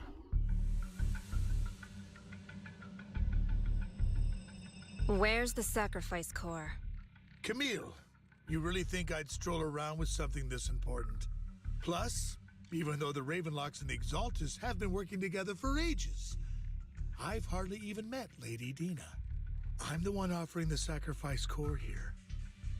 I'm curious what Lady Dina's got lined up for me in return? I'm just here to verify that the core you mentioned is real. Once that's sorted, Lady Dina will give you a proper response. Our partnership isn't just talk. We need to be sure you have what we need before moving forward. Sure thing. I'll take you to where I keep the core. Once you verify it's legit, have Lady Dina come over. We'll lay everything on the table face to face. All right, lead the way. It seems Hartman is trying to bargain for more. What a greedy and insatiable man. It's just that... why would they only send Camille for something as important as the sacrifice core? And I can't shake the feeling that Camille doesn't want Hartman and Dina to meet. Why is that? Who's this Dina he just mentioned? Is she the leader of the Exaltists? Kind of. Lord Vathan, I really think we should hurry. We must get to where Hartman keeps the core before anyone else does. got a shortcut planned, but there are gonna be ethereals along the way. I'll let you handle them, Vivian. Don't worry, Lord Vathan. You're in capable hands. I'll ensure your safety. Right.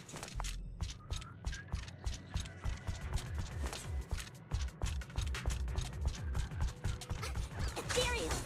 Stay away from Lord Vathan!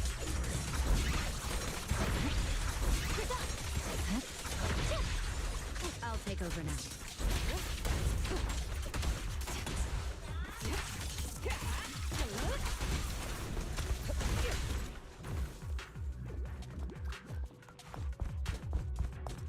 Looks like Hartman's trying to negotiate for more leverage.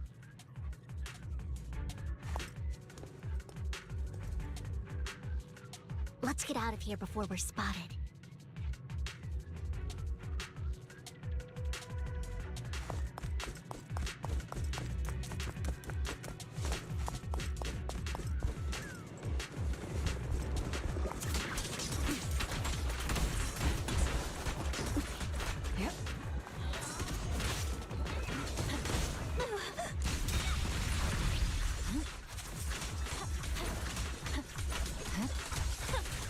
Let's keep moving, Lord Vathan.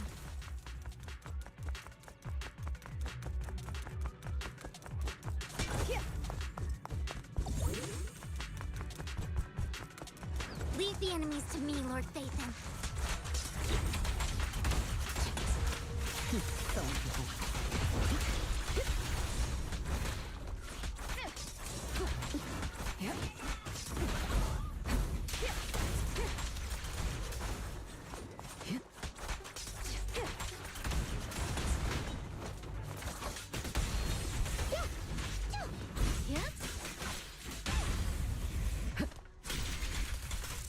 They're still over there. Looks like they're arguing.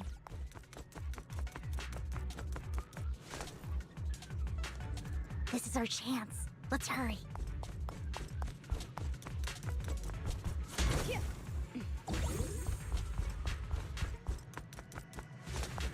No matter who has the sacrifice core, Hartman or the Exaltists, it would be really dangerous.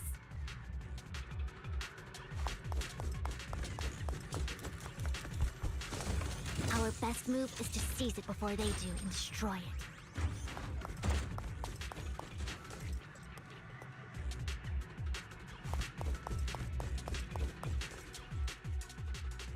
Hand over what's in the box.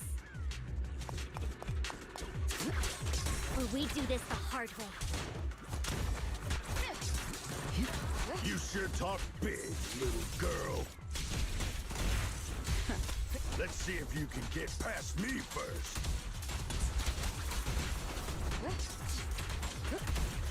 Let's hurry and secure the sacrifice.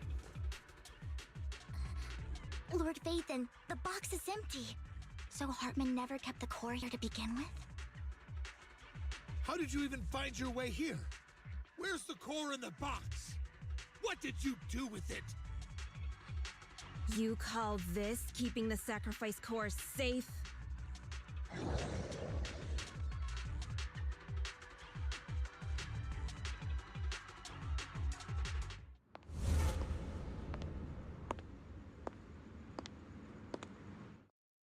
Vivian, it's been ages. Dina! Oh my, you actually remember me. So sweet. Look at you, thriving. I thought you'd totally forgotten about our past. So, tell me, do you ever dream about the people you've killed? Are they crying in your head all night? Back then, I had no idea. You had no idea? While you were soaking up all that love from Daddy and everyone else, you had no idea what was going on? I wasn't... Lady Dina, Miss Vivian didn't actually... Camille, when did I say you could meet up with Hartman today?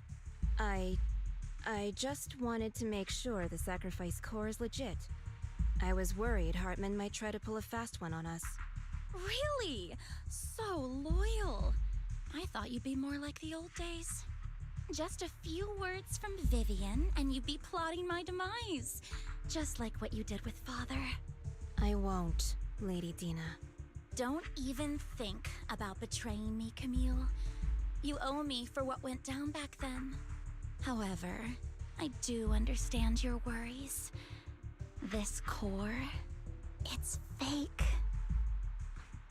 No way! I got this straight from Hugo! It can't be fake! How can you just claim it's fake without any proof? Ugh, seriously?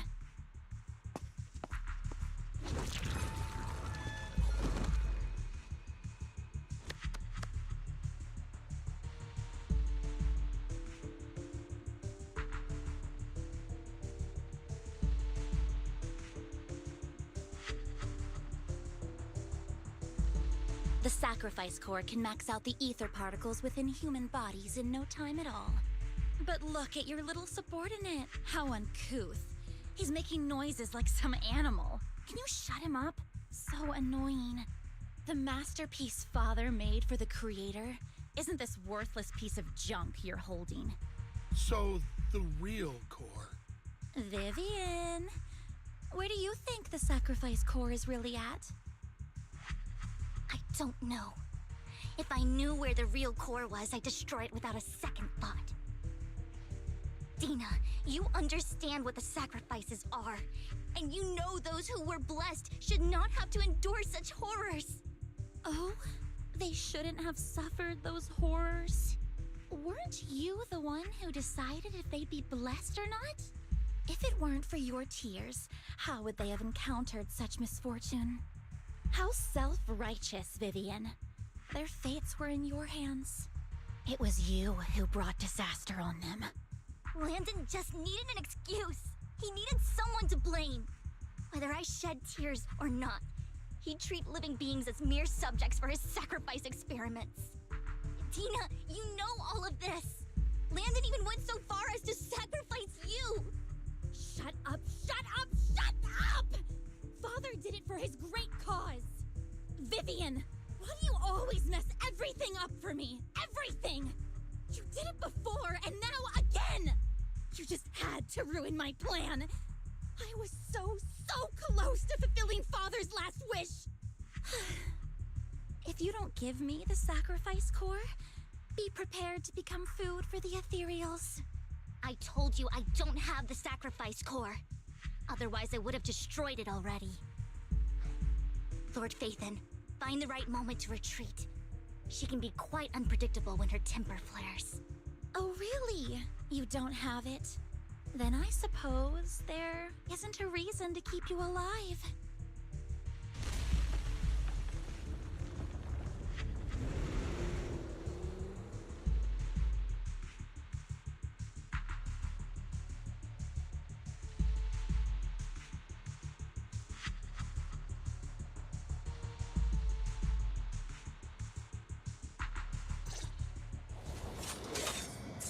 More ethereals are coming.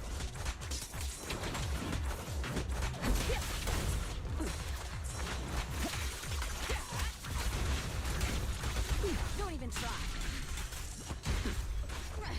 Too many.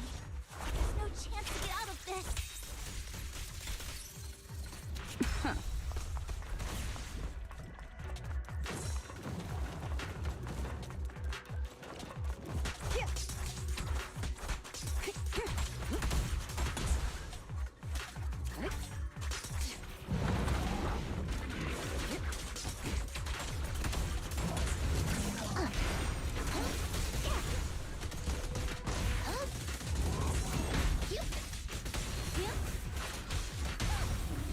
Awaken. Just finishing the job.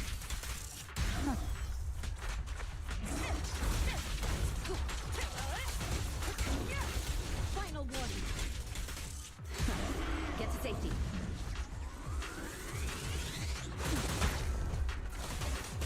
Fine.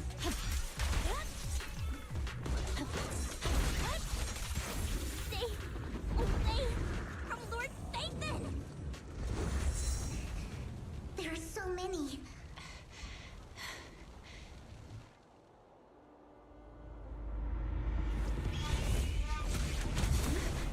It's ink.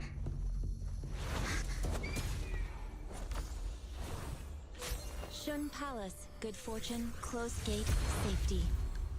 What? An evil miasma gathers here. Another place of conflict. If you wish to avoid disaster, then head southeast.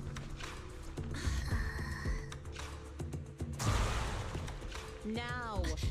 Thank you!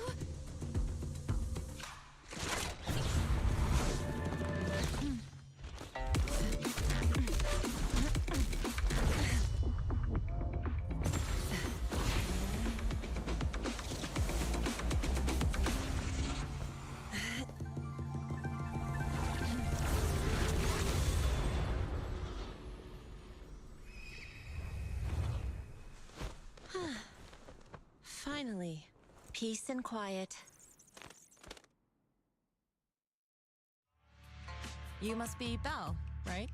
Mayflower mentioned a special partner might need my help. Can I ask, who are you? I'm the 13th generation master of Yunque Summit. You can call me Yishuan. Mayflower passed along your info, and I was curious what kind of person you are, so I came to see. At first, I thought it might be a hassle, but your energy feels really calming. Quite nice, actually.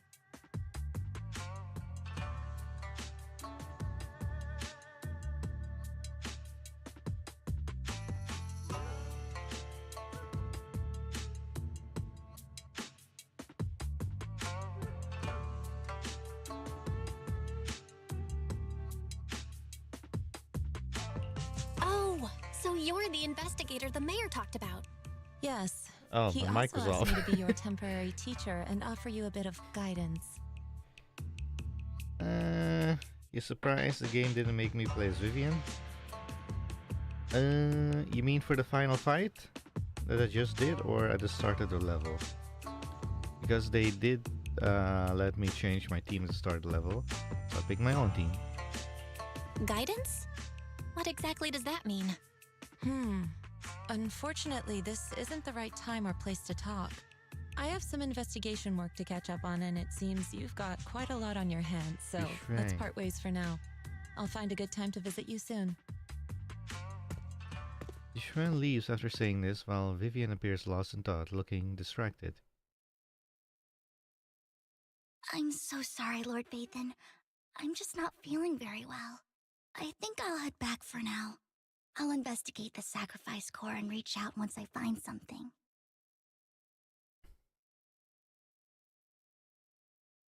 I'm saying it now, Hugo's still alive and he switched out the sacrifice score during the entire fight.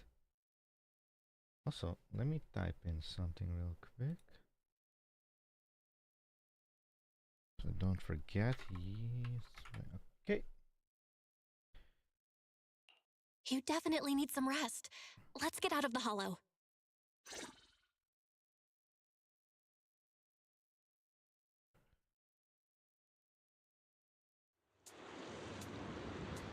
Oh man, I missed it. What did she say? Come on. Say it again, please.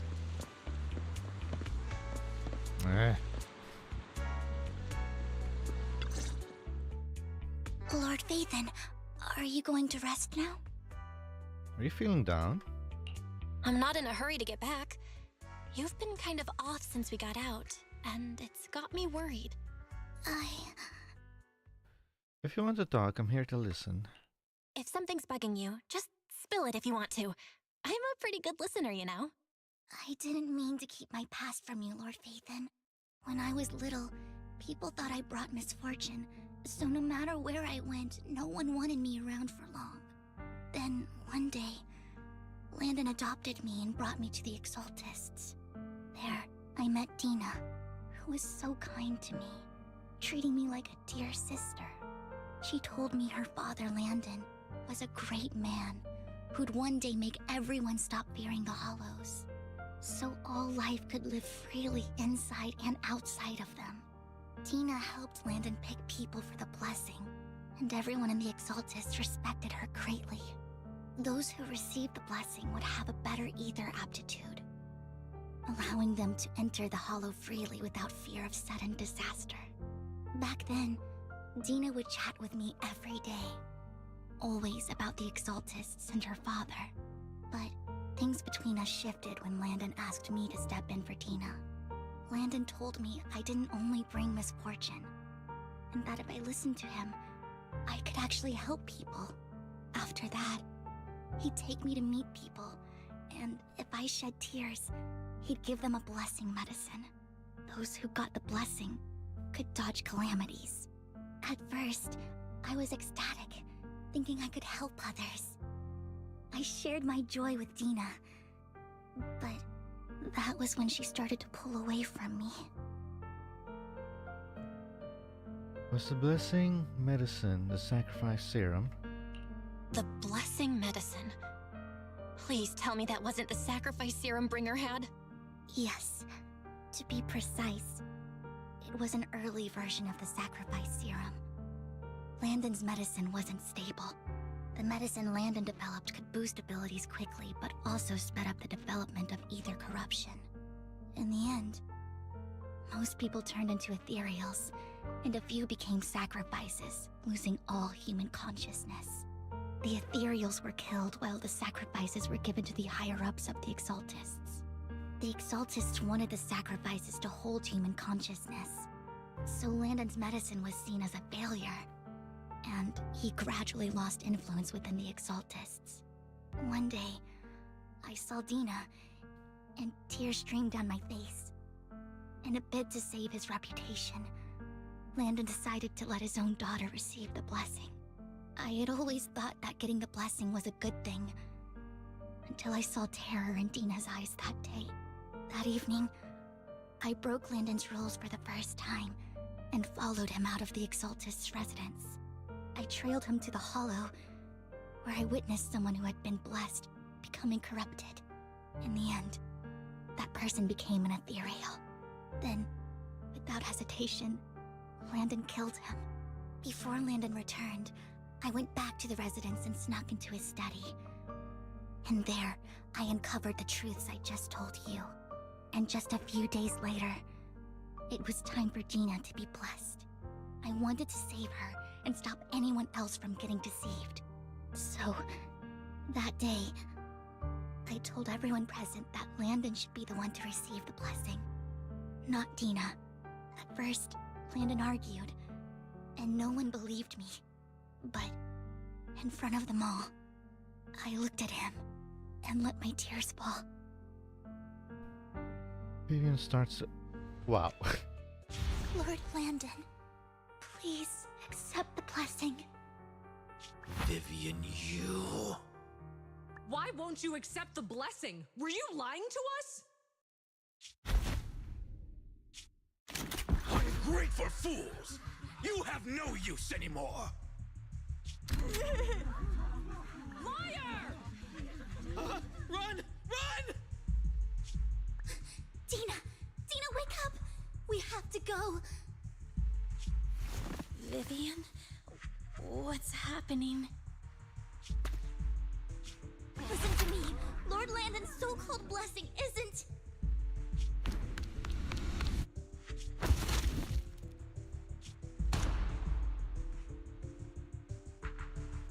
Father!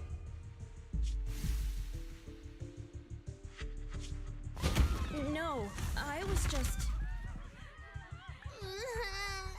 Mom, I want to go home. It's got nothing to do with us. This is just what happens when you don't accept the blessing. Vivian, was this you?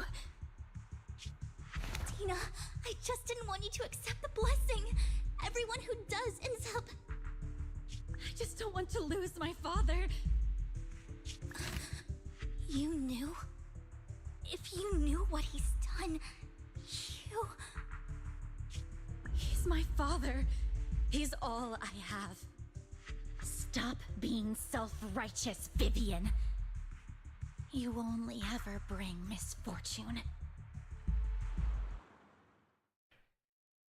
Like father, like daughter.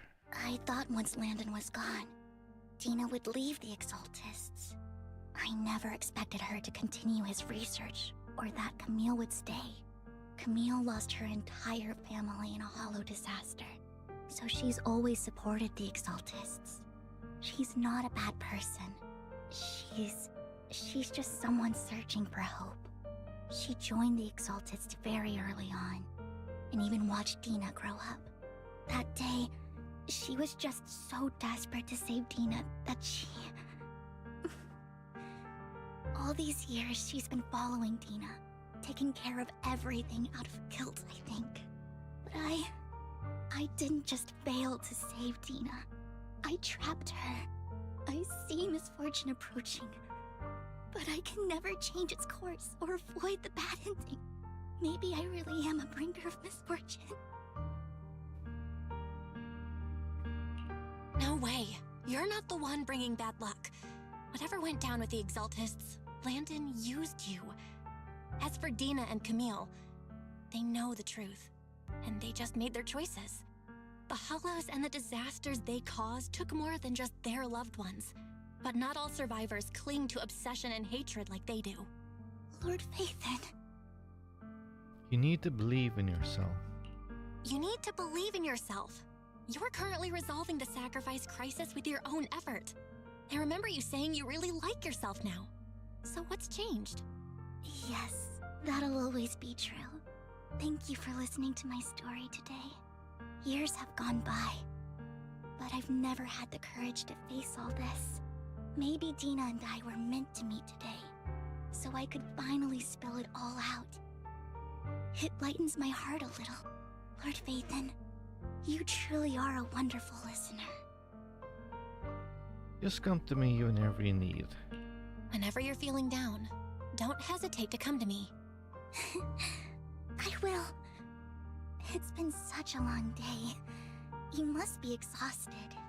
I'll track down the location of the sacrifice core and let you know what I find. Good night, Lord Phaethon. After bidding farewell to Vivian, you head back to the video store. You see the collectible she gifted you on the table, and it stirs a flood of memories. You've been through so much lately. You hope to and you wake up is almost noon. Well, Vivian was in the store just now, but you weren't here. Did she need something? It was about the sacrifice core.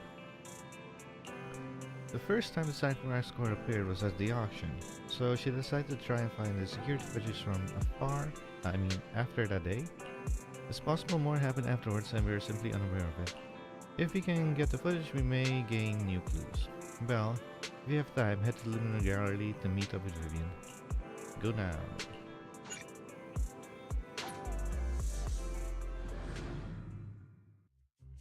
Earlier, Vivian exchanged information with an acquaintance in the auction house lounge. Sure. I didn't expect you to be working here. I didn't expect to see her either. I was just covering someone's shift. The screening here is super strict, and I was afraid the supervisor would realize I was new and subbing for someone, so I hid in the control room during the supervisor's inspection.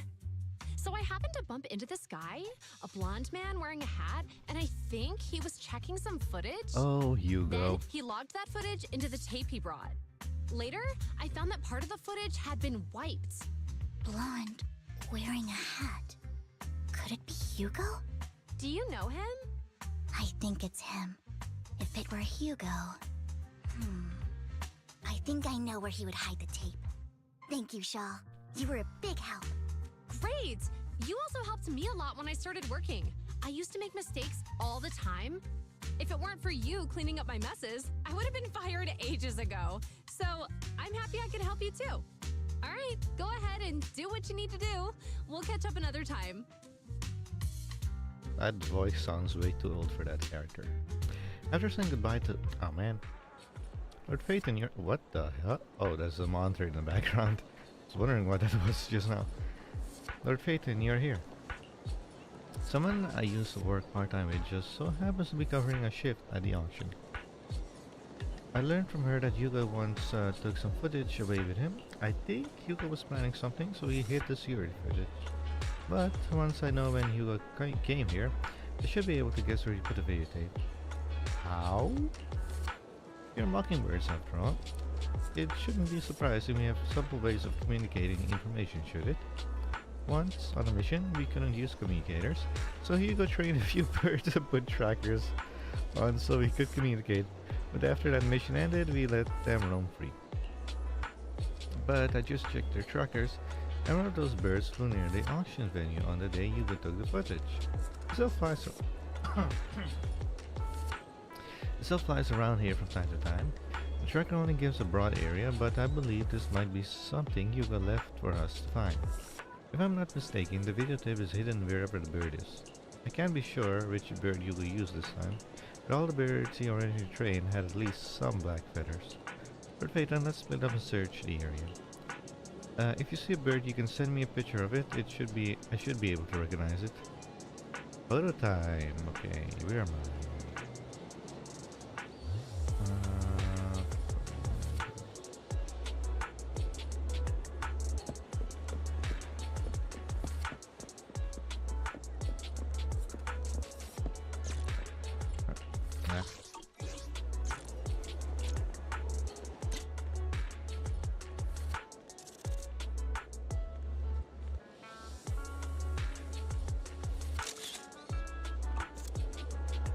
Soft and sweet ball of fluff. It's hard to imagine this is the bird Hugo chose for the mission. But it does have some black feathers, so maybe this is it. Either way, I might as well take a photo and send it to Vivian. I just did. After sending a picture of the panda-colored chunk of bird to Vivian, you get a negative answer. Let's keep looking elsewhere. I'm guessing it's the one furthest away, but let's go through all of them. Huh?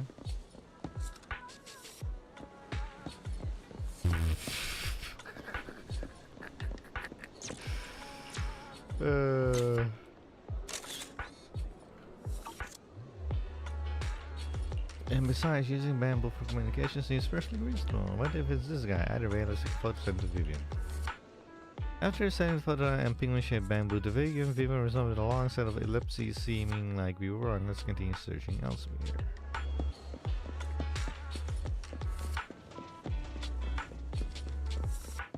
Has to be this one.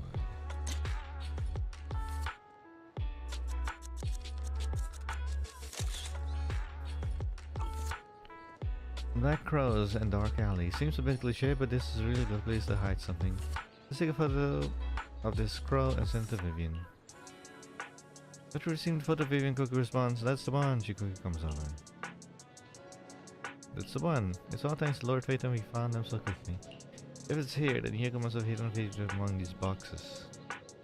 We look through the box and find the recording, but it's damaged. After discussing with Vivian, you decide to head back to the video store to get it repaired and check the contents before making your next move.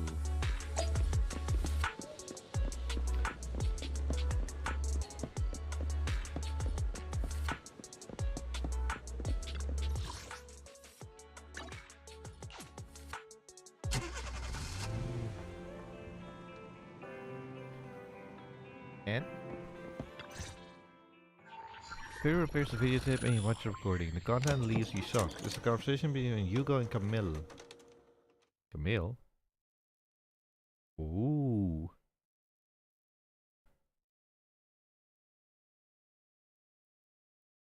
If I'm not mistaken, you and Vivian share the same goal. Silence is no good for negotiation.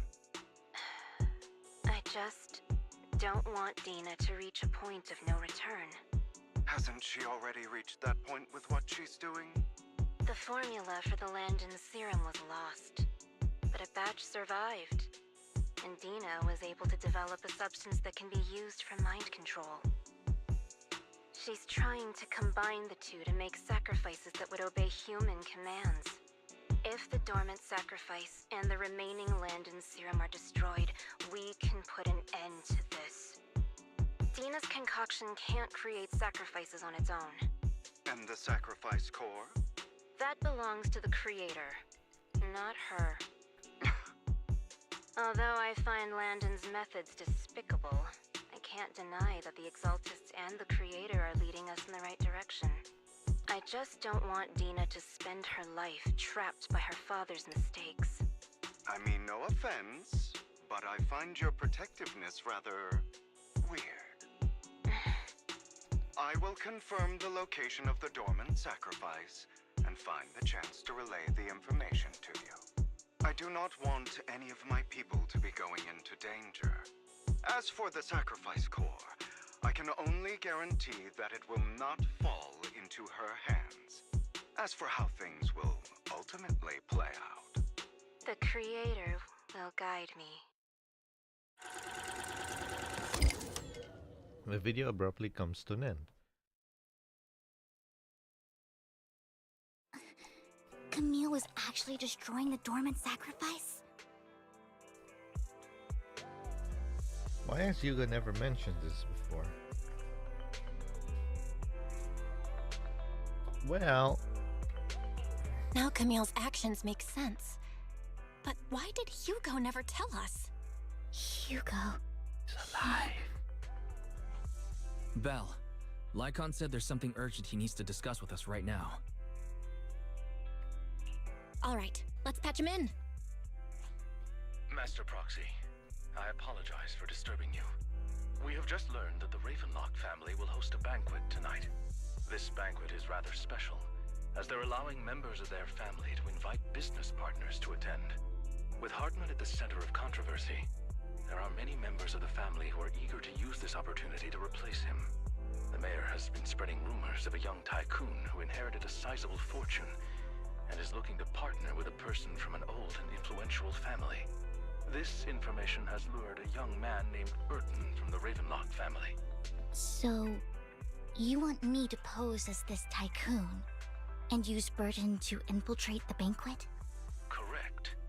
And Hartman's study is also located within the venue. I see. Hartman's study might hold valuable information. From me. So, what should I do? You can attend as her +1. +1? Lord Phaethon, please go with me! Master Proxy, it seems Miss Vivian requires your presence, so... Yes, just your presence will help me immensely! Okay. All right, then let's go together. I'll send you the time and place for the meeting with Burton. If you encounter any danger, please evacuate immediately or contact me for backup. I hope everything goes well for you tonight. You get in contact with Burton. He said you come to the 6th Street later to escort to the banquet. Don't worry, Lord Phaethon, just leave the socializing to me. I won't let any evildoers get close to you, but since there is still some time before we have to go, should be watching instructional videotape on formal dinner etiquette together? Learn everything from video tapes when I first went undercover at the banquet for Mission 2. Though such a method isn't sufficient to master it, it's enough to deal with this one excursion. Okay. I'll go over the key details for you as we watch the tape. You do some last minute studying in the antique expected at a formal banquet for your mission that night. Before you know it, evening has arrived. Lord Phaethon Burton sent his location. Are you ready to join me on the banquet? Then I'll meet up with Burton first to make sure he's not tampered with the car. Lord Phaethon, please wait 5 minutes before joining me. It'll be safer this way. Vivian heads off first. After 5 minutes, she sends a message saying, "It's all good, let's go meet up." Who's Burton again?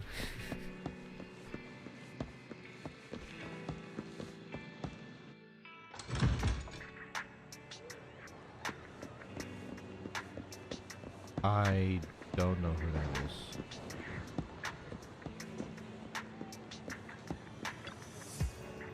Yeah, I generally don't know who this is. Oh wait, that's the guy from the family. Miss Banshee, this is... something matter? Ah, what I mean is this person doesn't look like your bodyguard. Ravenlocks can protect me now. If that's true, why would I bring bodyguard? This is my escort for the night. She heard the Ravenlocks are throwing a true feast for the centuries with plenty of delicacy not available anywhere else, and she wanted to try some. You aren't so stingy as to not even allow your guests a +1, are you? Of course not, since you are an important companion of Miss Vivian, you are also my honored guest. Let's be off then, my chauffeur. I'll take you to the port, and from there we will take a speedboat to the manor. About an hour later, you arrive at the Ravenlock Manor. With Burton's guidance, you go through numerous security checks before finally arriving at the banquet hall. Miss Banshee, I believe I've shown you my sincerity. Now how about you? Sincerity? My presence here is a show of sincerity. If we're to work together, Miss Banshee, you should drop your pretentious act. I am well aware of the ways of the Ravenlock family. If I were to come empty-handed, I probably wouldn't even be able to make it out the front door tonight. Since I agreed to come with you, and even brought along my most precious companion, does that not show my deepest sincerity? No need for such an off-color joke. Our door is always open for those coming or going. We both know what's what, so let's cut the small talk. I know far more about how the Ravenlock family made their fortune than most here. I am also well aware of why Hartman, despite such a massive scandal, still remains in power. Oh? Do tell. Exaltists, blessing, sacrifice, Landon. Where would you like me to start? How did you know that? No, who are you? Don't be so tense. If I'm not mistaken, it's about time the banquet began. My companion and I are practically famished. Is this how you treat your guests? By letting them starve? Perhaps when we've had our fill, we'll remember where the sacrifice is hidden. You know where the sacrifice is? So, can we go get something to eat now? And I'm also looking forward to receiving a special dessert from you. We can discuss what you wish to know while we enjoy dessert. Of course. I wouldn't let such an important guest discuss matters on an empty stomach. As for dessert, I will prepare it myself, and I guarantee it will satisfy you. I'll come find you later. I wish you a pleasant evening. Burton hurriedly leaves, and Vivian seems to breathe a sigh of relief. These kinds of people are exhausting to deal with. I really don't know how Hugo used to put up with it. What do you mean by dessert? What did you mean by dessert just now? I couldn't really follow. Hugo taught me that bringing up dessert in such situations is a way of telling the other party they need to offer more. Fortunately, that old fox Hartman is terrified of losing power. He's definitely keeping the destruction of the sacrifice and the fact that the sacrifice core is fake hidden from the other family members. Otherwise, Burton wouldn't have been so willing to raise his offer. Lord Phaethon, let's find Hartman's study when the banquet is at its busiest. Alright, stick to the plan. All right, I've already taken note of the surrounding terrain. Once more people arrive, we'll enter the garden through the door in the corner of the banquet hall. Wherever you go, I'll follow, Lord Phaethon. In accordance with the plan, you head deep into the manor. After sneaking out to the banquet hall with Vivian, it doesn't take you long to reach Hartman's study, and with a gentle push, the door actually opened.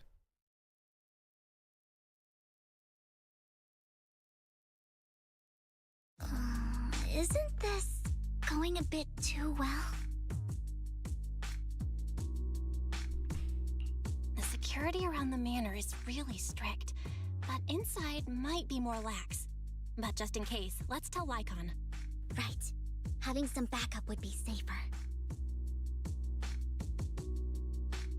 Let's check Hartman's recent correspondences for clues. I still have concerns about the sacrifice core. Right.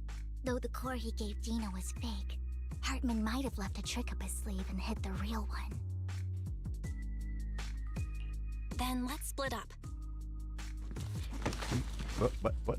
You and Vivian search through Hartman's office for a while, but find nothing. Just then footsteps suddenly come from outside, and in one panic you hide behind the desk.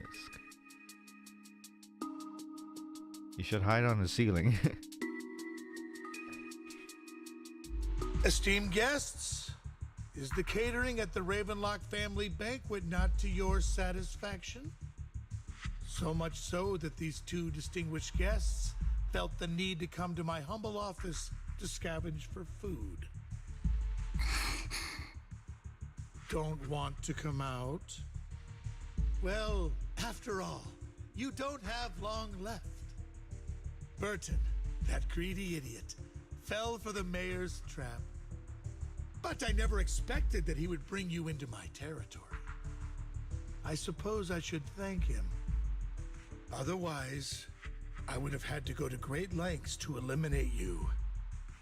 Vivian, Phaethon, give Hugo my regards. Tell him I shall be taking the wealth and power of the Ravenlock family for myself.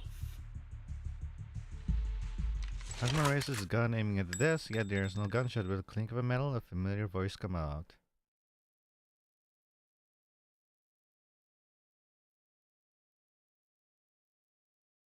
The bullet?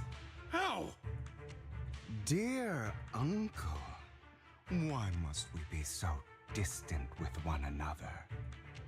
You can just tell me what you want to say directly. Hugo!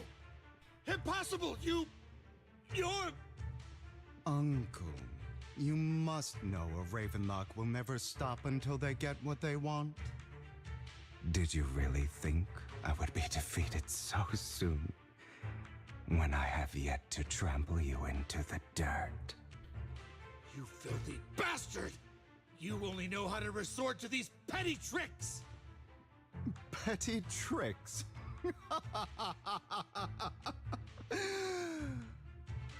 Perhaps you'd like to know what I managed to accomplish using this faked death of mine. My dear uncle.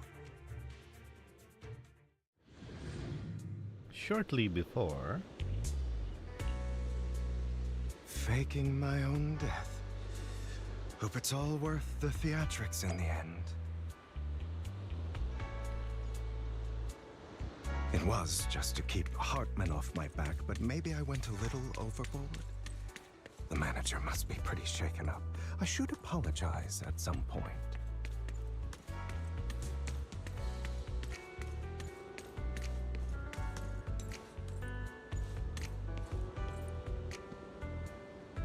God, the dialogue Guess takes I'll also forever. bring So my card slow. along. He's my partner in crime, after all. You're late. So strict. Spare me a moment to catch my breath, will you?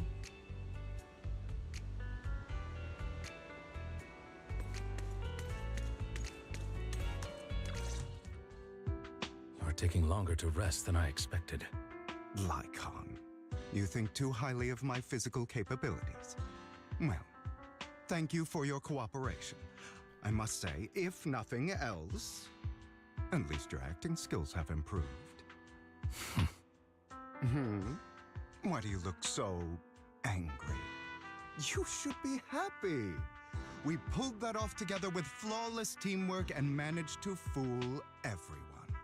Drop your foolish facade. I'm glad you still remember the code we set all those years ago. And thank you for ensuring your sleight of hand didn't deteriorate. Oh, right. I should also thank the blood bag hidden in my clothes and our other props. Do you remember when we last used this trick?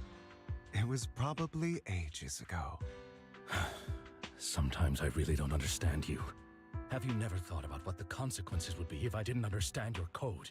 If I decided against helping you? Or if I just couldn't control my strength properly? You'd understand it. Of course, if things really did go awry, I had alternative plans. You wouldn't be so arrogant as to think I'd bet everything on you, would you? You're insane. No, I'm flattered. So what exactly is the purpose behind all this? Surely after going to such great lengths to erase your own existence, you don't just plan to hide here and reminisce about the past with me. Don't try to brush this off. I've already helped you enact your plan. Tell me the truth. Don't get your tail in a twist. I have more plans that require your assistance, so naturally I would not hide anything from you. Simply put, as things stand, whether as Hugo Vlad or as Mockingbird, I am doomed to die. Seems you've made quite a few enemies.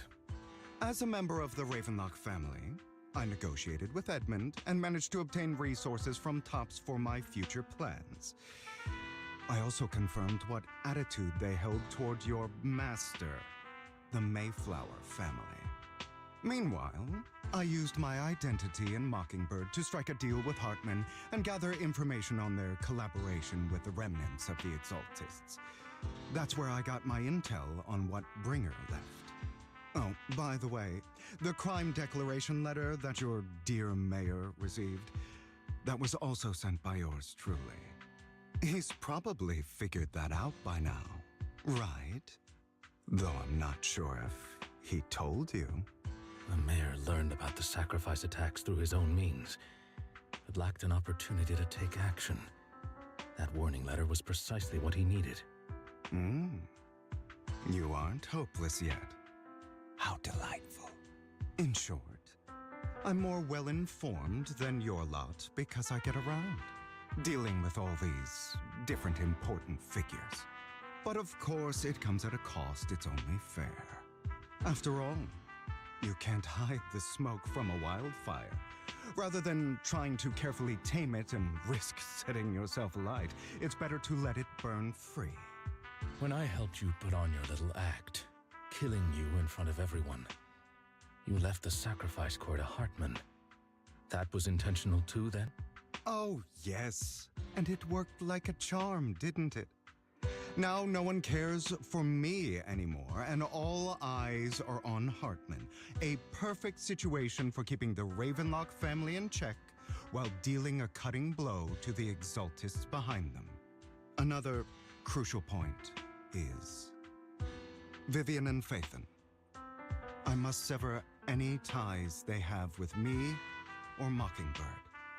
Although I feel bad for Phaethon about what happened, but it had to be done. That's the only way they would be safe, allowing the plan to continue. I noticed that you never turned your blade toward Master Proxy. So, those words you said back then were also... I will bloody my hands. I will carry the weight of my sins. I will become the Abyss. Obviously, it was all an act. My acting has always been impeccable, as you know. Hugo, you're taking such a tremendous risk. Why? Would you believe me if I said it's for justice? But unfortunately, it's not. I want revenge on the Ravenlock family. And I will make sure that despicable excuse for a human being, Hartman, suffers a slow, torturous end. Of course, I also promised Vivian that I would help her investigate the whole thing with the Exaltists. That's all. You don't look too good. Is it your wounds? No. This is the first problem I plan to resolve. Lycon, do you have a place that is sufficiently discreet, quiet, and can take a lot of damage? Lycon leads Hugo to the small warehouse aboard Elpis. Hugo looks quite pleased with the place. After scanning the area for a moment, he sits down in a chair, pulls out the rope, and ties himself up.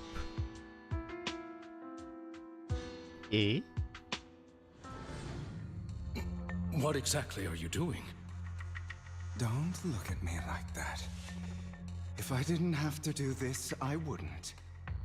Hartman recently obtained a bizarre substance, most likely from those crazy Exaltists. After use, it allows control of the victim's mind, to some extent. You were dosed with it. To be more precise, Lycon, I deliberately allowed Hartman to put this drug in my cup to facilitate our previous collaboration.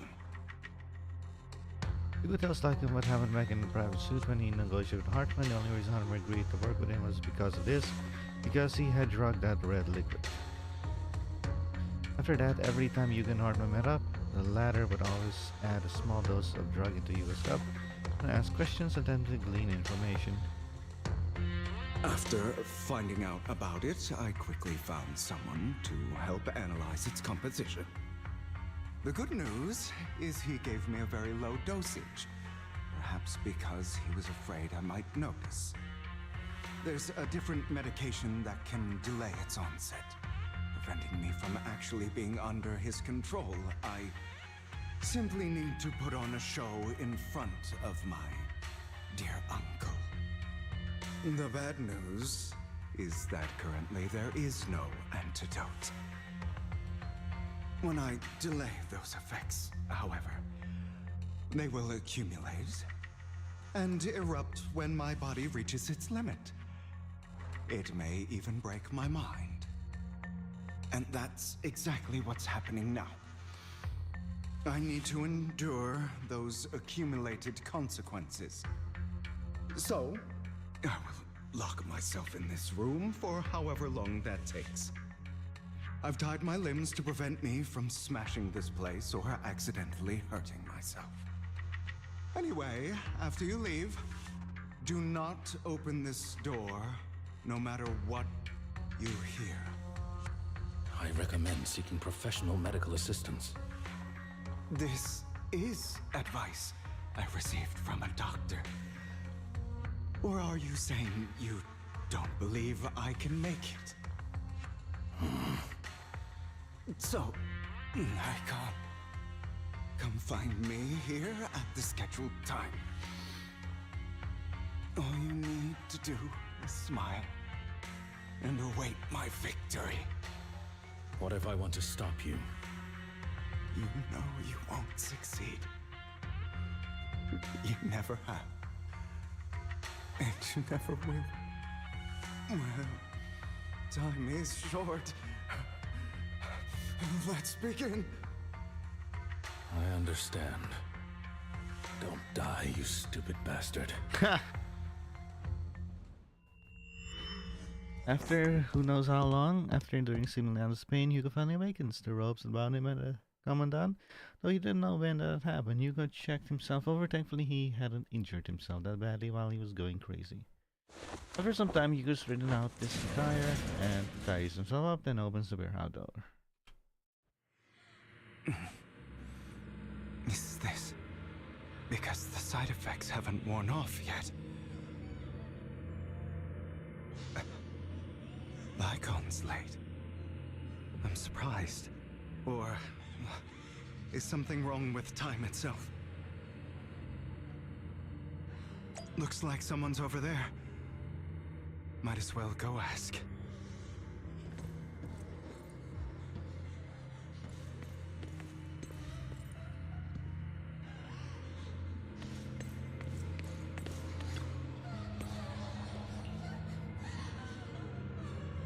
Oh, that's your mother.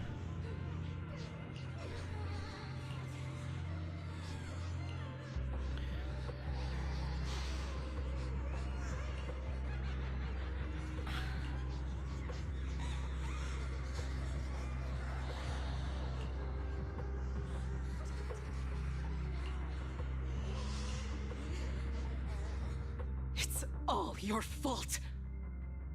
I wish I had never given birth to you! The woman faces a sort of hatred, as if the person before her is not her child, but an enemy who destroyed the future. She blames all misfortune on this innocent child.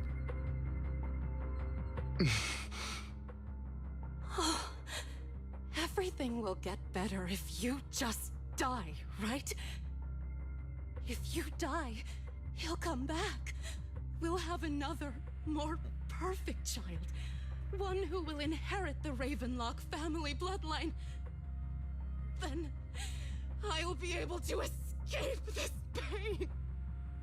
So, Hugo, for the sake of Mommy's happiness. Just die, okay? She raises her hands to reveal a pair of scissors, the tip gleaming with chilling light. Thrusts the sharp points towards Hugo's paler eye.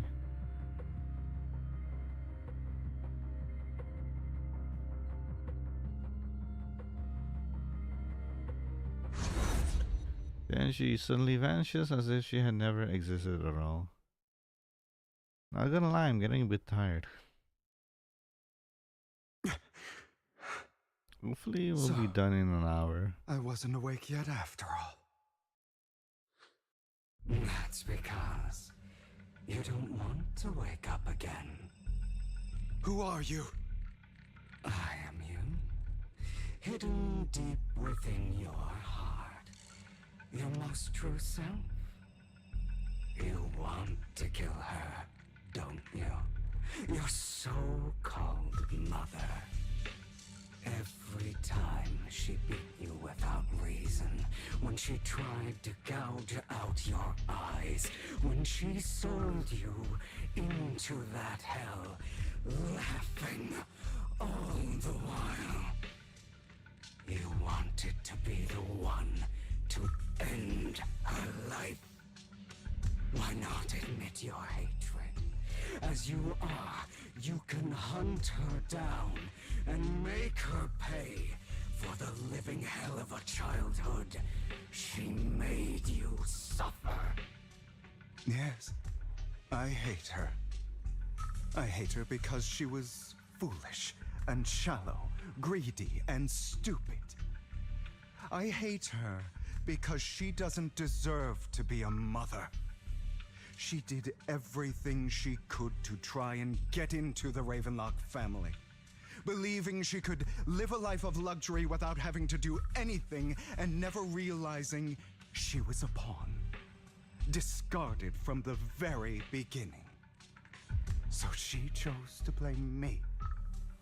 Blame me for my heterochromia. Blame me for my very existence. But I won't kill her, because I know it won't change anything. She was incapable of loving me, just as she is incapable of loving herself. Have you been brainwashed by that dog? Keeping up the act of being some magnanimous and forgiving fool? Don't compare us. I've simply come to understand love or hate.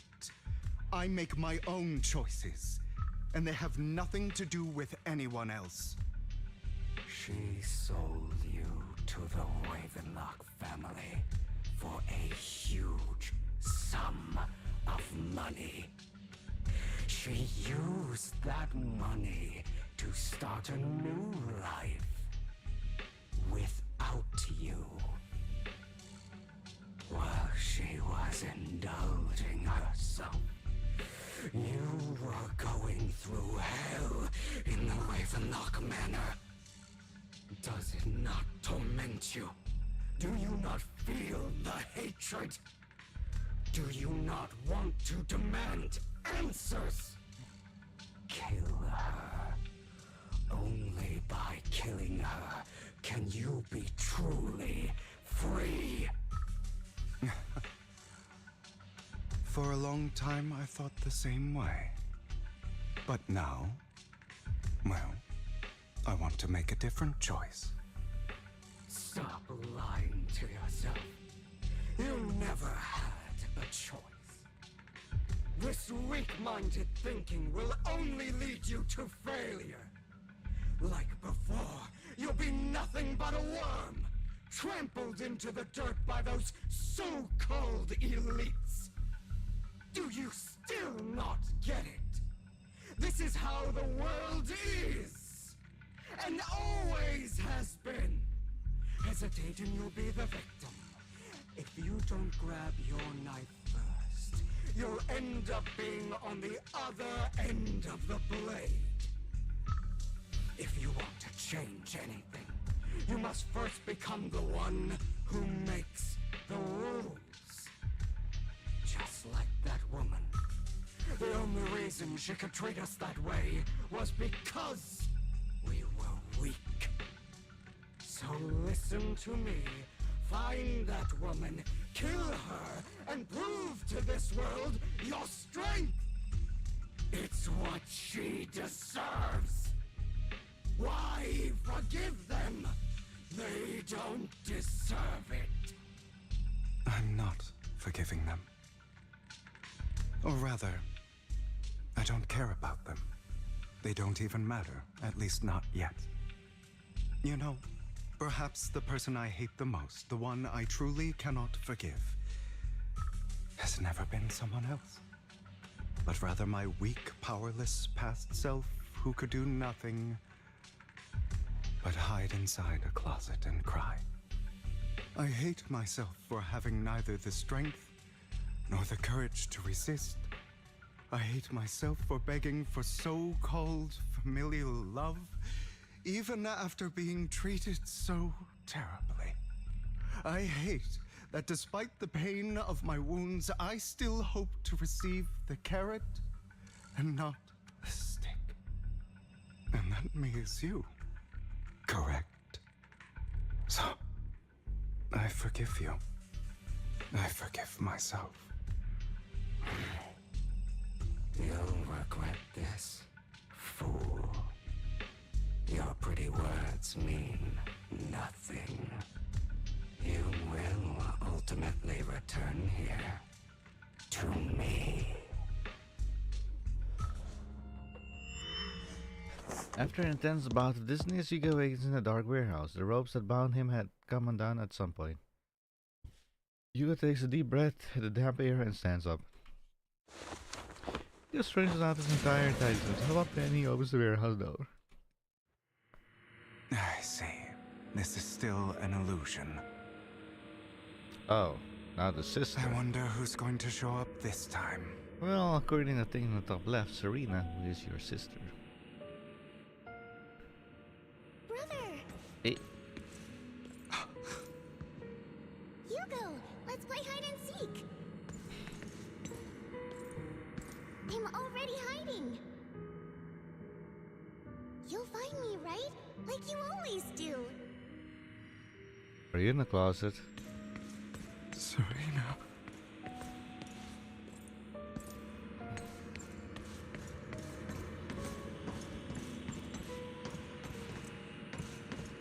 Oh, it's on the docks.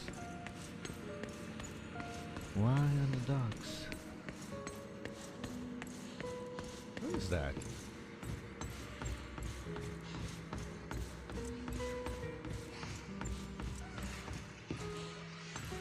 You're looking in the wrong place. I found an even better hiding spot this time. Harder to find than any place you showed me.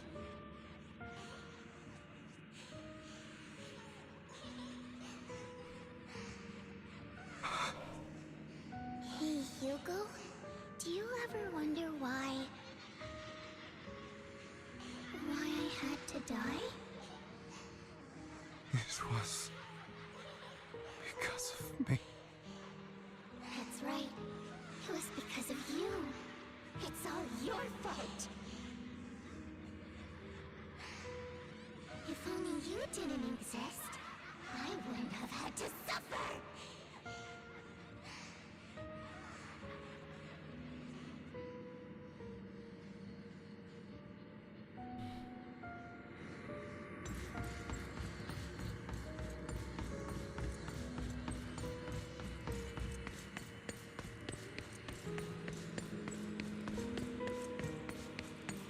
Still looking in the wrong spot. I can't believe you still haven't found me after all this time.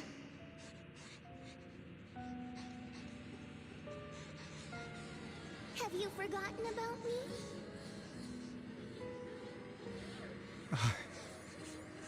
I haven't forgotten. It's okay. I'll forgive you. I'll still be nice to you, just like before.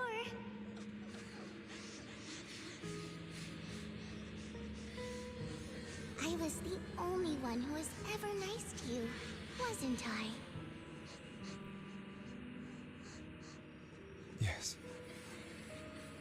Then tell me, why do good people always suffer? Why is kindness always punished instead? Tell me, Hugo, why?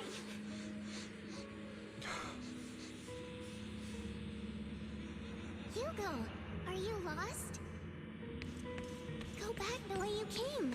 I left you a surprise there.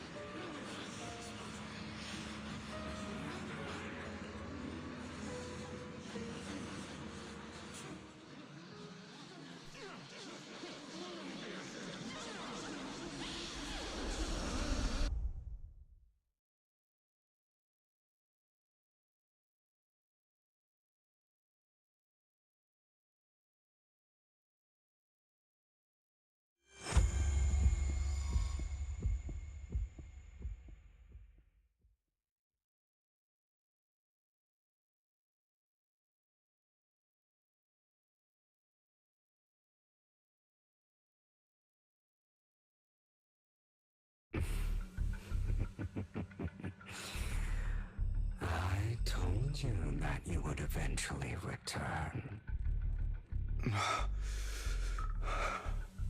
We meet again, my friend. I told you, I am you. The side of you that you've always tried to deny existed. Of course. I know. This time it's about Serena. Right? Yes. Your half-sister. And the only child in the Ravenlock family who was kind to you. Unfortunately, it was her kindness that led to her untimely death. It was my fault. I don't like the way you blame yourself. Because that means I'm to blame as well. And I don't think I did anything wrong. Your mother sold you to the Ravenlocks. And your father, he saw your talent and wanted to use you to push the other children into competing with each other. My brothers and sisters wanted to get rid of me from the moment they first saw me. In their eyes, you were no more than a slave. But Serena dared to treat you, a slave, as if you were human. And so, she was fated to die. They tried to kill me many times, but I was careful, and they did not succeed. So they killed Serena, who was weaker, an easier target, and pinned everything on you. Serena died in your place. Those cruel brats thought that by reporting this to Father, they could use it to get rid of you, a rival who threatened their positions. Yet, not only did Father not blame you for the incident, he praised you for it. In this world, only the ruthless, cruel, and merciless can stand at the top. And that's exactly what you managed to live up to, no? You found a perfect opportunity thereafter to catch the ringleader of the group who framed you and almost beat him to death.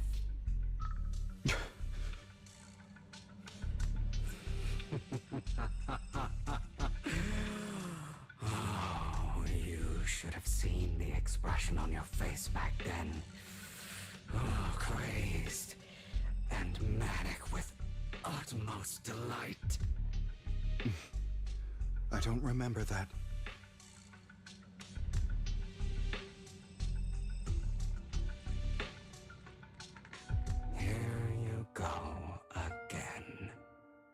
trying to deny your desires. Deep down inside, you've always wondered, asking yourself why these evil people never got the punishment they deserve. Why the world is so unfair. Don't you want to rip them to shreds? Just like that day when you beat that boy's face into the dirt until he was barely recognizable. His disgusting blood staining your fists. Recall your exhilaration, your cathartic release of rage, that outpour of hatred. That victory belongs to you. You deserve it. Those brothers and sisters of mine are all dead. I cannot take revenge against the long deceased. They died by Hartman's hand, dying in the power struggle to become the Ravenlock family's heir, rather than by our scythe. Boring. Boring.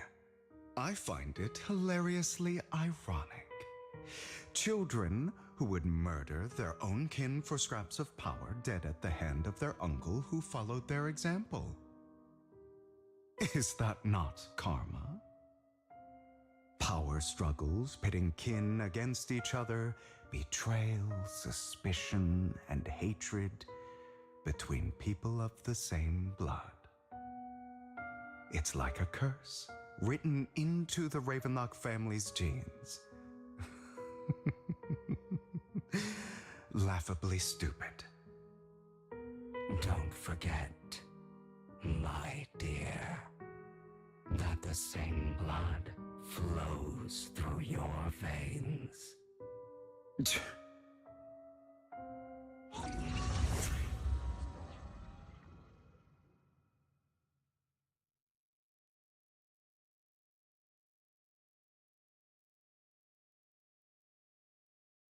That's right, my dear nephew. No matter how much you deny it, the blood of the Ravenlock family flows through your veins. Survival of the fittest. Only the strongest deserve to live. Only the strongest deserve to rule. This is the path of success that has led the Ravenlock family to victory countless times. A blessing and a curse etched into your flesh and blood. As long as you live, you'll never escape the mark of family. You are destined to one day become someone like me, like your father.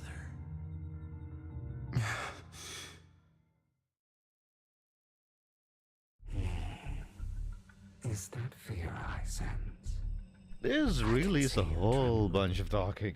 Why does the Ravenlock bloodline I don't like this. terrify you so? I won't become like my father. Never. You won't become a failure like him. So relax.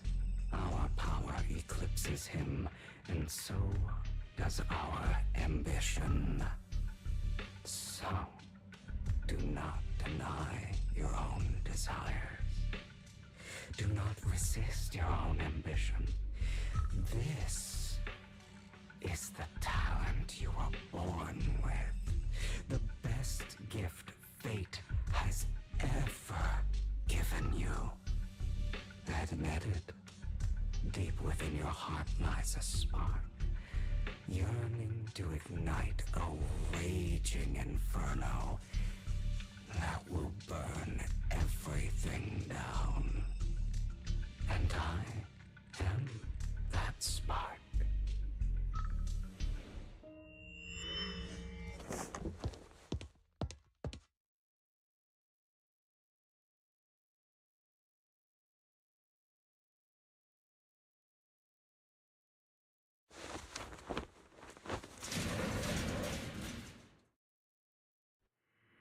Lycon.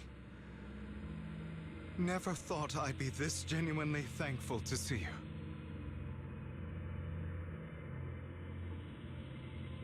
Seeing you means this never-ending nightmare is finally over, right? Nah.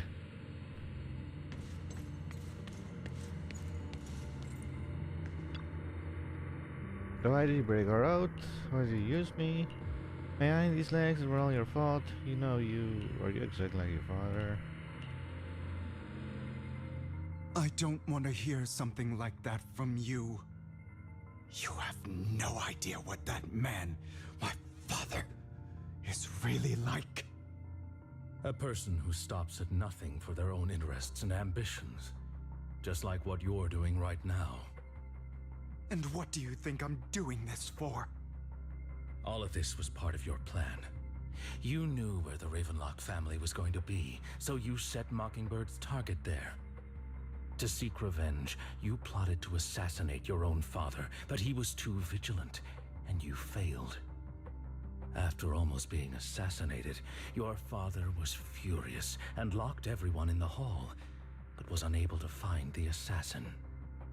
And what a coincidence that a hollow disaster just occurred in the vicinity.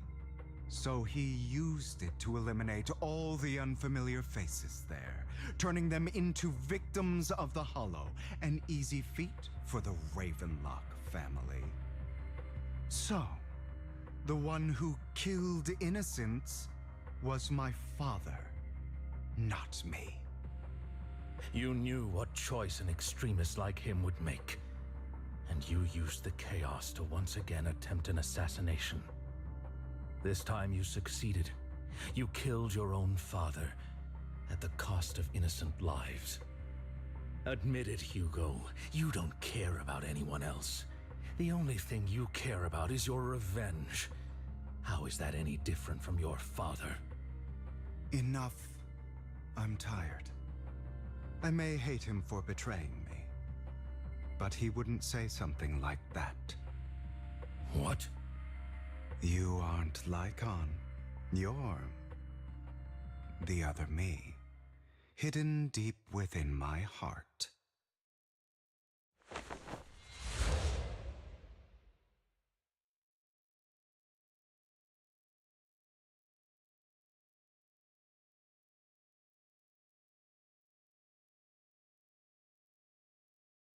I've been waiting for you, my dear.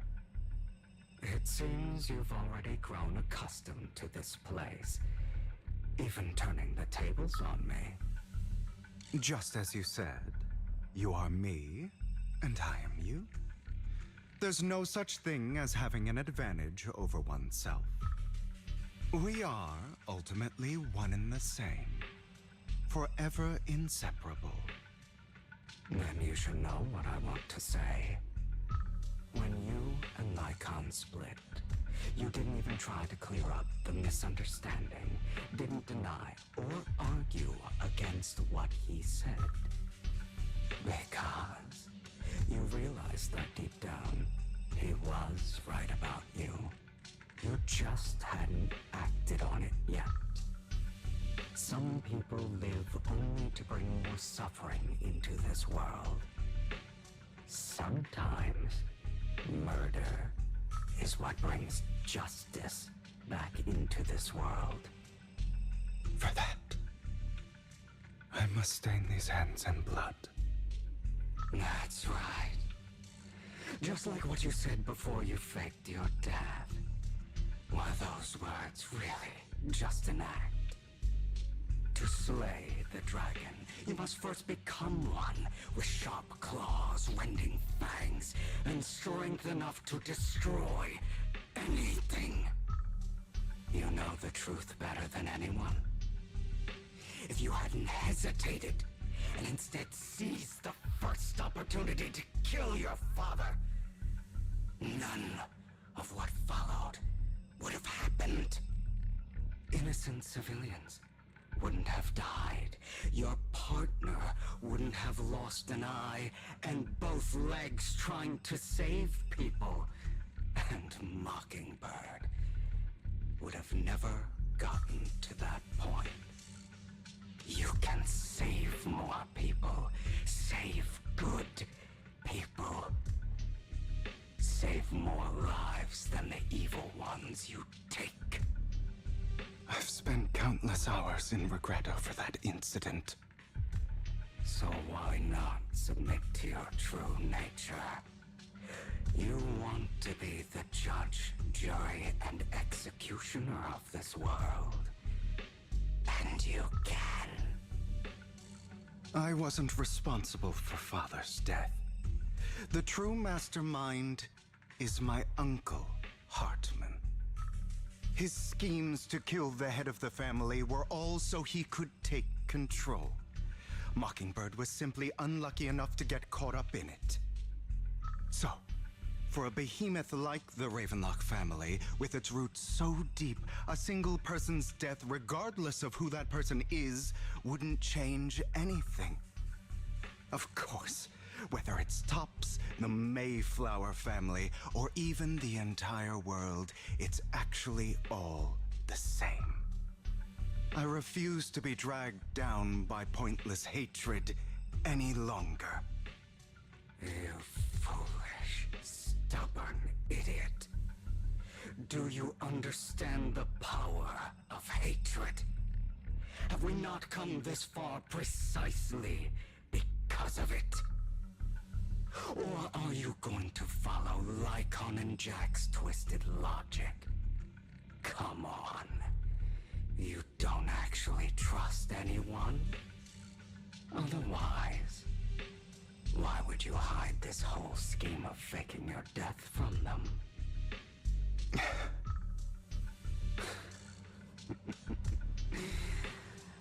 You've built an impenetrable wall around your heart, keeping everyone out. Of course you are right to do so.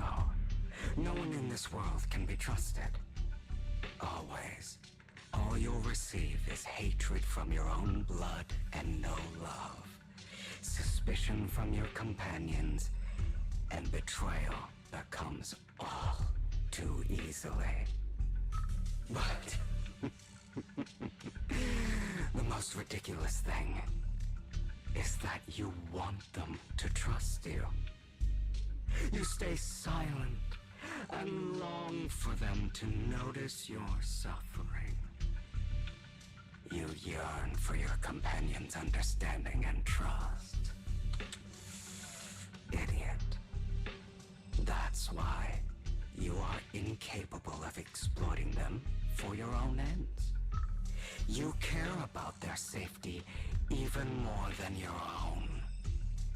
But remember, only the weak need companions. And we are children born from hatred. We are different from them. I will never be like them, and I don't need to be. Come, let me show you what powers we can wield. But you are me, and I'll never lose to myself.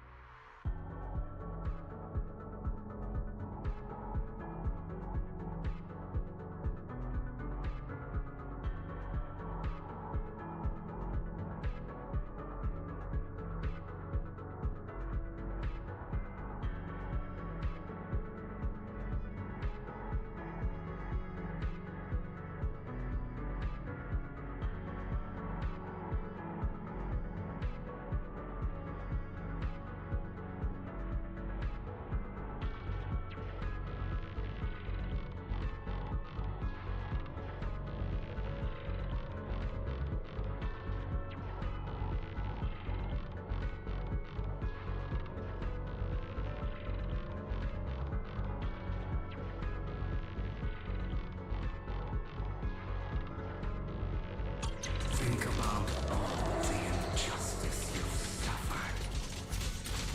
It's about time. If you choose to forgive, you're betraying yourself. You know that. Letting you consume me would be the real betrayal to myself. You're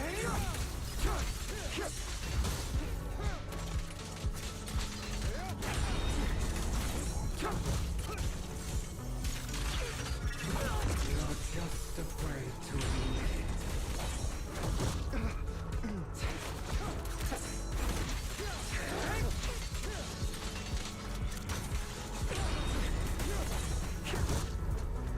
Give up.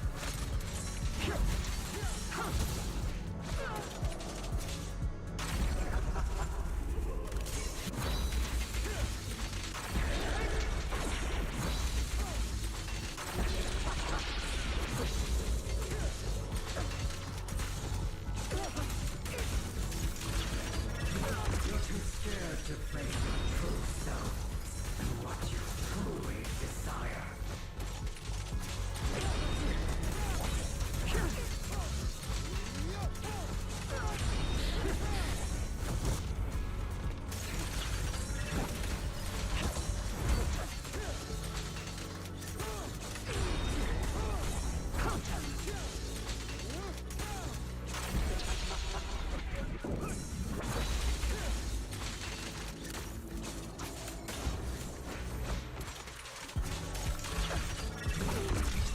Prostrate yourself before the abyss.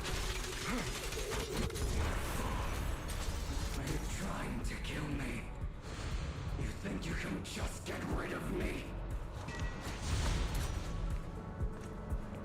Without me, you are nothing. For what it's worth, thank you. Don't be afraid. You and I are inseparable. You're part of me, just as I am part of you.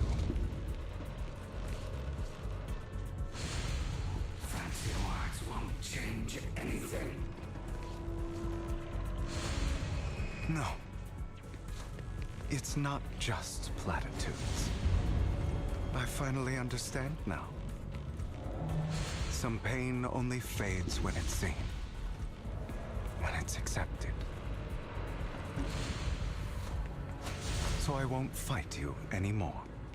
I won't hate myself anymore. Weakness, hatred, malice, strength, forgiveness, justice.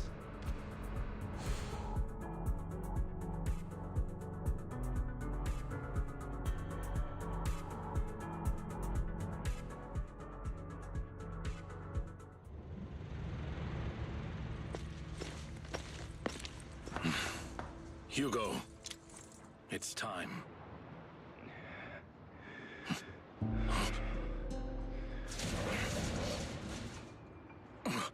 Hugo. Hugo, you... Did I scare you? I made it through.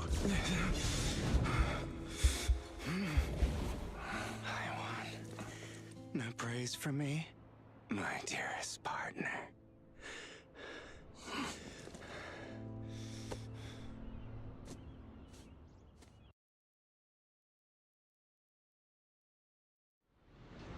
This is just like what I saw in my dream. I guess there are still some lingering side effects.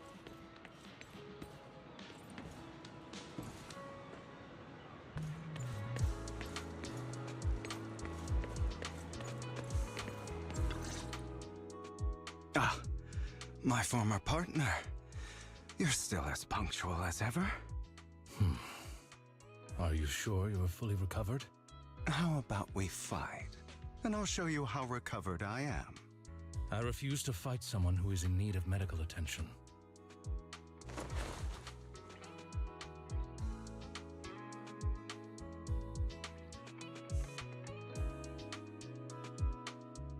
How thoughtful. I'm touched. Or perhaps is this simply part of Victoria Housekeeping's professional care? I'd rather you not starve to death.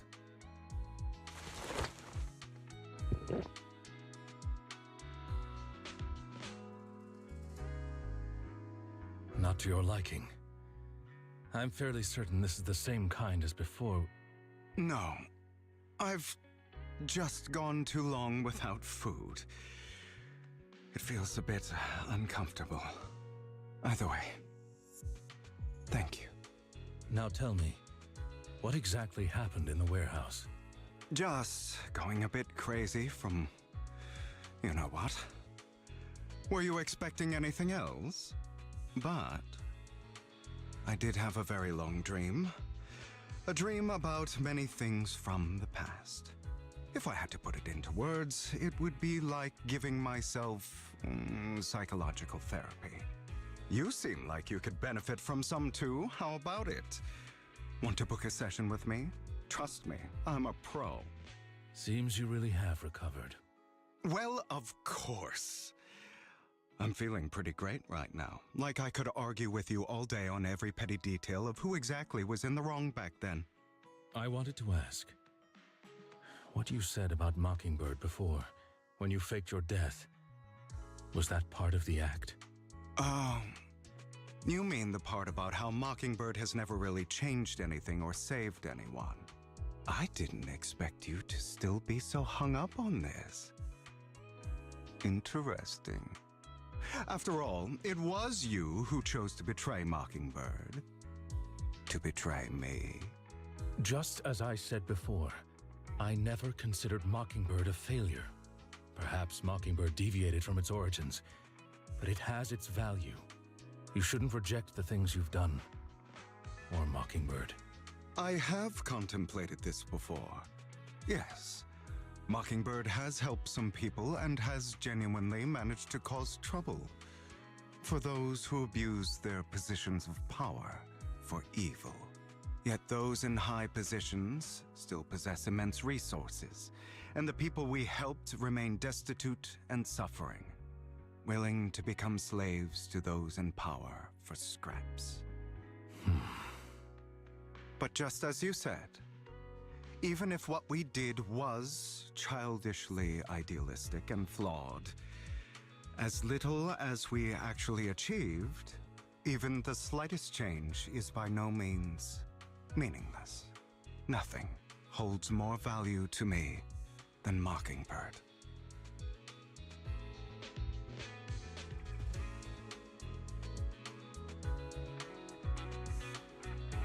All right, let's catch up later. I still have things to do, and need to wrap up my plan. I thought you would rest up first. As much as I would prefer that. My dear uncle and the Exaltus fanatics likely would not give me such an opportunity. If all has gone to plan, the fish will have taken the bait already. And if everything goes very well, I'll soon have solid evidence of the Ravenlock family's crimes. Well then, thank you for your assistance, former partner. Let's part ways here. I'll go with you. Lycon, surely you don't think that because I just recovered, I'm too weak to deal with those useless fools. Hartman's actions will disturb the safety of New Eridu. As I serve the mayor, I should intervene. Very well, whatever. Let's go. And don't slow me down.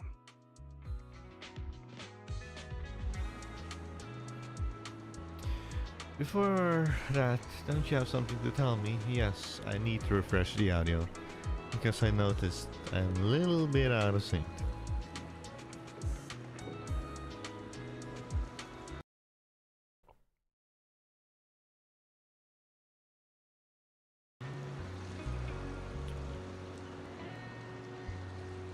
Okay then. Here we go. With me. Don't play coy with me. I know you're not spilling your whole plan. So you kick things off by approaching Edmund from tops, big shots. How do you manage to sweet talk him? I'm a bit of an illegitimate child, but I still have that Ravenlock family blood running through my veins. Funny enough, this Lord Edmund thinks direct lineage is way more noble than side branches, which is absolutely laughable. So I played his arrogance to my advantage, and let's be real, I had some juicy intel to swap with those high rollers, but that's Mockingbird's secret, so I can't let any outsiders in on it. Was the sacrifice curse from Mayor to the elaborate handiwork too? You could say that. The security there is no joke, so I had to leverage stops for some extra intel. After all, as you know, they've got plenty of balls planted next to your mayor. And it was you who threw the sacrifice score up for the auction to lure the exaltist. You know, they be all over it. Yep. Embed the sacrifice score right into the row of heroes. They actually match pretty nicely, don't you think? Classic you. I heard that after the auction they found a stash of counterfeit Denny's. Feel free to take a wild guess, but honestly I think those Denny's would rather be out in the wild than sitting in those hoity-toity accounts. Then you found Hartman and talked him into a partnership, getting your hands on more intel on the sacrifice and the exaltist.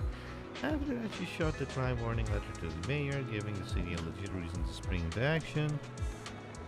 That was spot on. Look at you, a real genius over here. In the end, you faked your own death to pull yourself out of the mess, and you used the whole show to redirect everyone's attention to Hartman and the Ravenlocks, keeping the exaltists on their toes. Hold on a second, if that's all there is, why did you let Hartman slip you a drug? I mean, you would have a way to dodge that kind of thing. Like, I've got something I've been keeping under wraps. Actually, I've teamed up with your beloved mayor. What? When it comes to stopping the exaltist, the mayor and I are on the same wave, but I'm still we can totally collaborate. What you should be wondering is why he didn't clue you in on this. The mayor must have his own reasons. If you can convince yourself of that, more power to you. Just know, if you ever want to swing back to Mockingbird, you can come beg me. I'll make sure to turn you down gracefully. Alright, enough chit chat, we got bigger things to deal with. Finally, let's get to the ending part. Oh no. Not my own team. Oh. I'm sure you've heard about the missing workers from companies under the Ravenlock family too.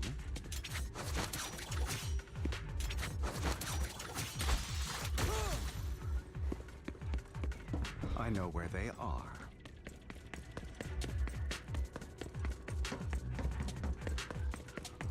Okay, let's hurry this up a little bit. Men. I am a little bit with them quite are the tired. victims who were tricked into going into the Hollow.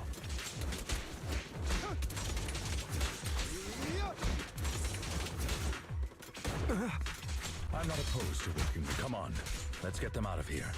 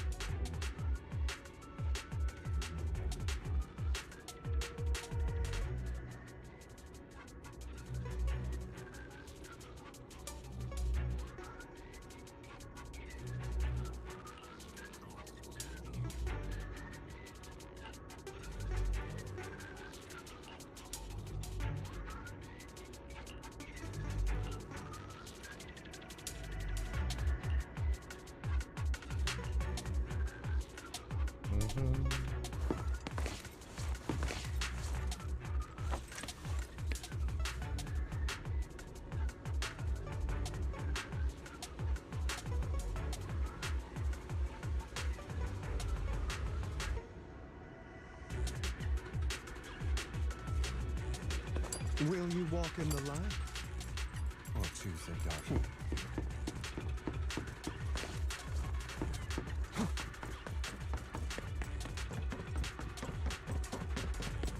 Bunch of nobodies. Clean as hell. Kill them! You're welcome to try.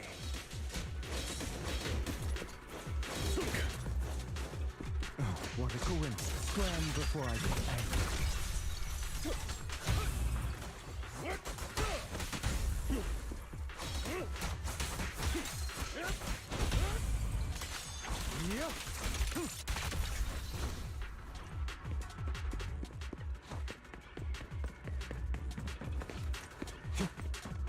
More workers here. And quite a lot of them.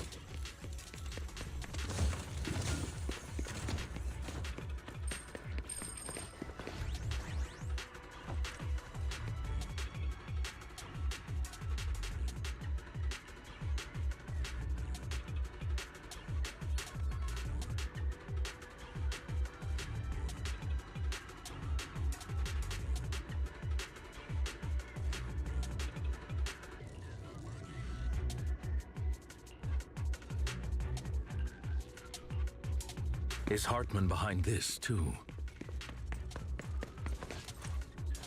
Of course. He threw them into the Hollow like offerings for the Exaltists. To him, those workers are just another resource, no different from the ether his company mines in the Hollow.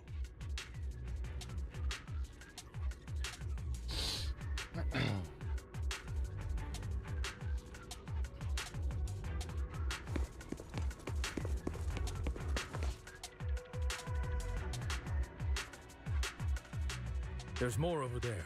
Let's hurry. It's different this time. Don't rush in. Let's listen in on what they're saying first. I still need more direct evidence to ensure the plan is absolutely foolproof. The compensation you promised. It's all real, right? All we have to do is follow you into the Hollow for some simple tasks, and you'll give us a huge sum of dennies. Sounds real suspicious. Shut your trap. You keep yapping and asking questions. If this is all so suspicious, why were you so eager to sign up for it? Because I don't have a choice. My daughter was previously caught in the Hollow disaster and suffered severe corruption. The treatment costs have completely drained our family's savings. So that's why... It's the same for me. A serious illness at a senior age. I need the money. Who would risk taking a job like this unless they were desperate? I'll do it. No matter how suspicious. As long as I can get paid, I'll do anything. Even risk my life. Wait, you people from the Ravenlock family, you're part of a big company in Tops. You wouldn't go back on your word, right? Don't worry, you'll get every denny you were promised. But before we start, you all need to take this medicine first.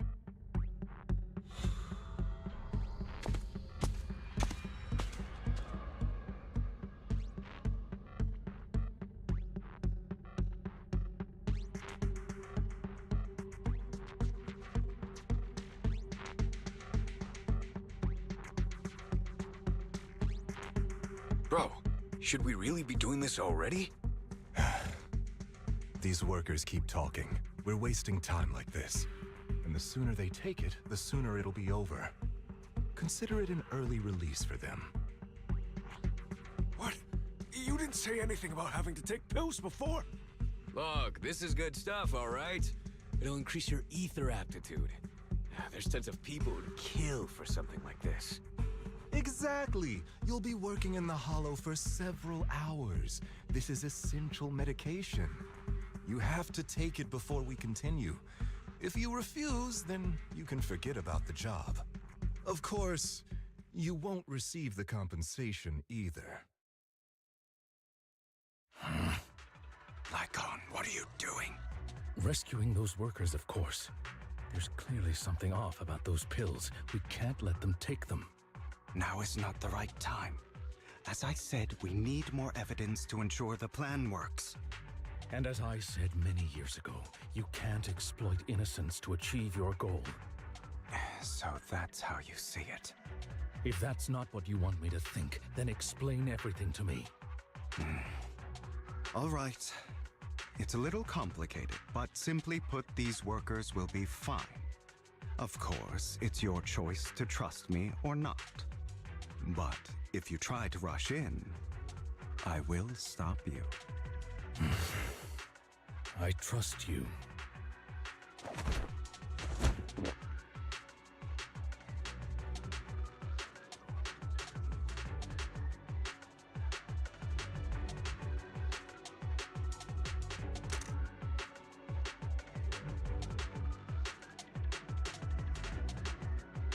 All right. That's the evidence. Now we can go and beat them into the ground as much as you want. Don't forget, you owe me an explanation. Also, don't overdo it and kill them. Even if they're the worst of the Ravenlock family. All right, Your Holiness, Saint Lycon. Who the hell are you? Why don't you take a guess? We're the ones here to stop you.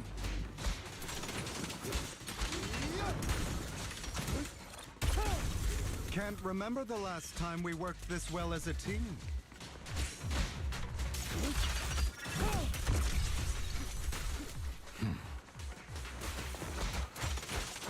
Your legs?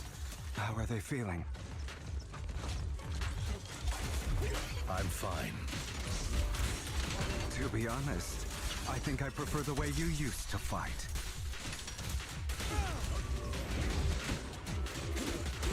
You had a lot more aggression.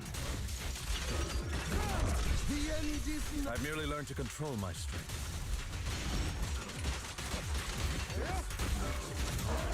When I need to be aggressive, I will be. Allow me to reach your soul.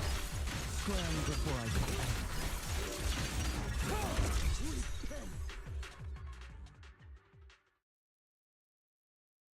God damn it!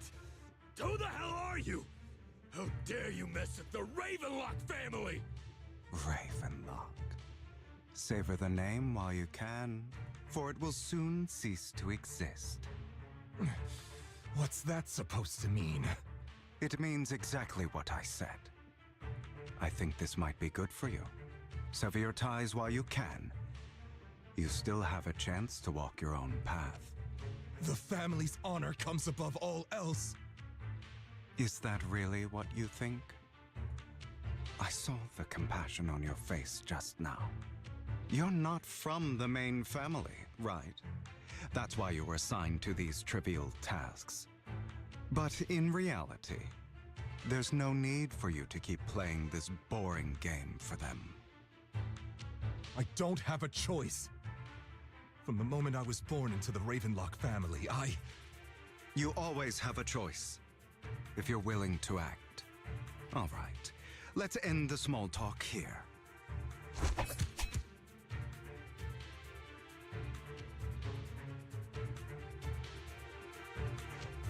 Don't worry, Lycon. I didn't hit them too hard, just enough to keep them quiet. How's that? My acting's pretty good, right? As always, a certain someone should take some lessons from you. I'll leave the rest to you then. Okie dokie. The workers carried the Ravenlock family more away, now only Lycon and Hugo remain.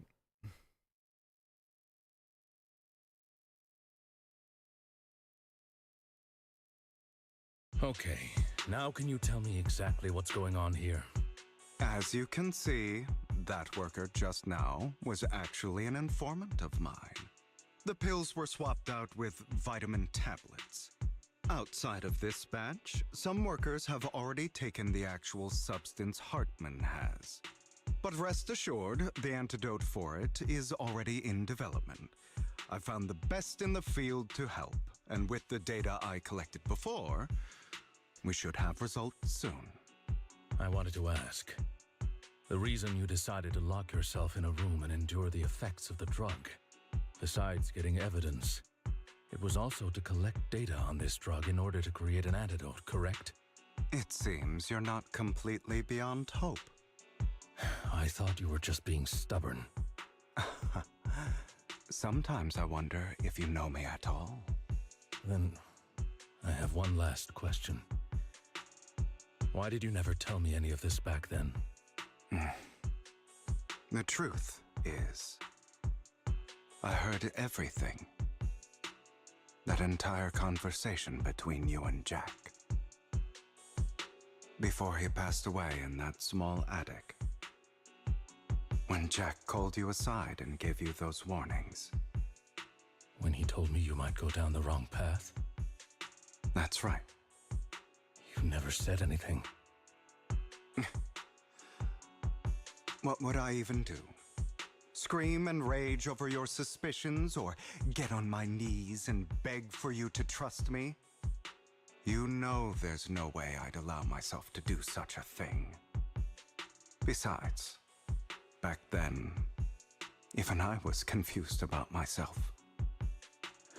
Jack, he... It's all in the past. You don't need to explain anything to me. Enough. We should get going.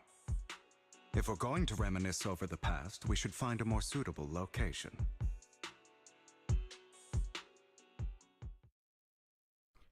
After leaving the hall, the two arrive at a place with a nice scenery. Lycon? That incident back then. I didn't do it. It was a scheme Hartman devised to take over the family. It was Hartman who killed my father, too. I only discovered the truth long after the fact. I did indeed attack my father, and I thought he was dead. But he wasn't. I couldn't kill him. And even before that, if I hadn't hesitated, none of what followed would have happened. Even now, I still think they deserve death. But I no longer care to personally deliver that fate.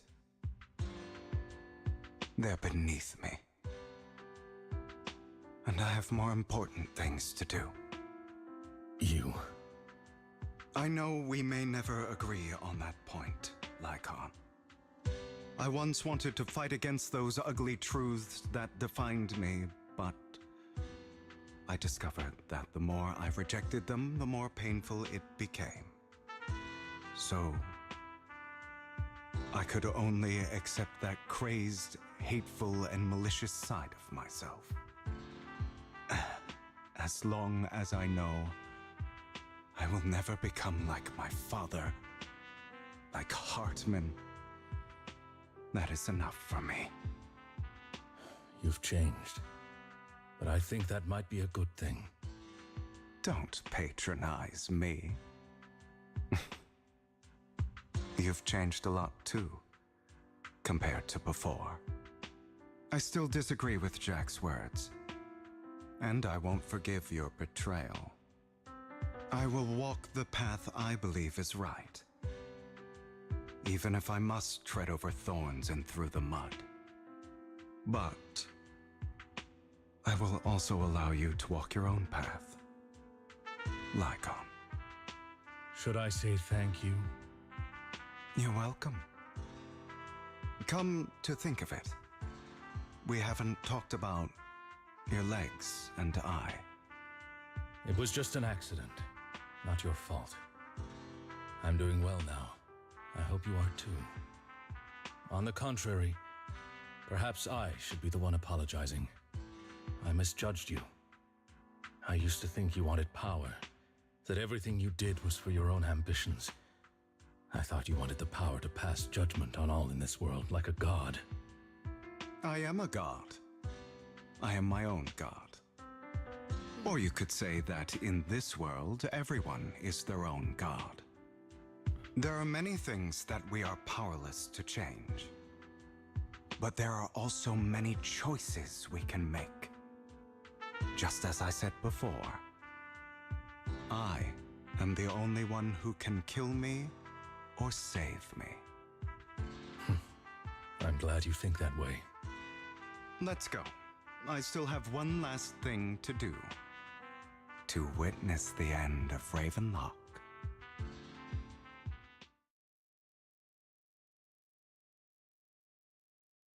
As Hugo recounts the process of gathering evidence, that was like an hour ago or something.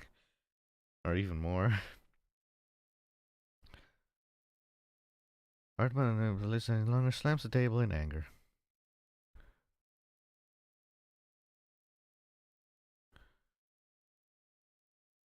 Oh my god, that actually is almost an hour ago. I just looked at the time. Like 10 minutes more is like an hour ago. Maybe it's a little bit more than an hour ago. Is the game stuck? Hello? I think it's stuck. You really think you can take my place if I die? Never, you filthy bastard! Your little tricks mean nothing. As long as the Ravenlock family stands, I can still get back on my feet. You still don't get it, do you? This was never about avenging my father. And I don't care about taking your place. I didn't come this far just to kill you. That'd be pathetic. Right on cue. Why don't you take a look at this, Uncle? On behalf of TOPS, I'd like to clarify that we had no involvement in the Ravenlock family's actions. TOPS is officially terminating all partnerships with the Ravenlock family, effective immediately. We will have no further affiliation with them. Are you crazy? What the hell do you get out of ruining the Ravenlocks? You want to be a petty thief forever? Thief? Oh, Uncle. Allow me to reintroduce myself. I'm the name people whisper about. The one who robs the rich and gives to the poor. I'm the master con artist who can fool anyone, anytime.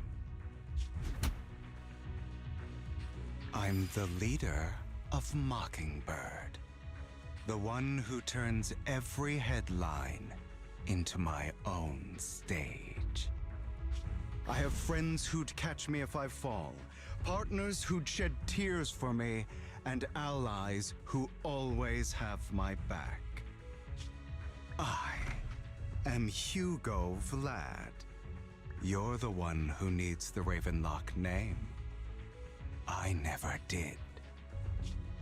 You ungrateful bastard!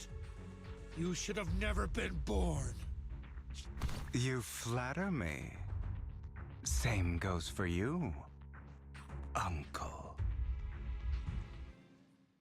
You leave the Ravenlock miner on Hugo's speedboat after reaching Port Elpis. You all wait for Lycan to arrive.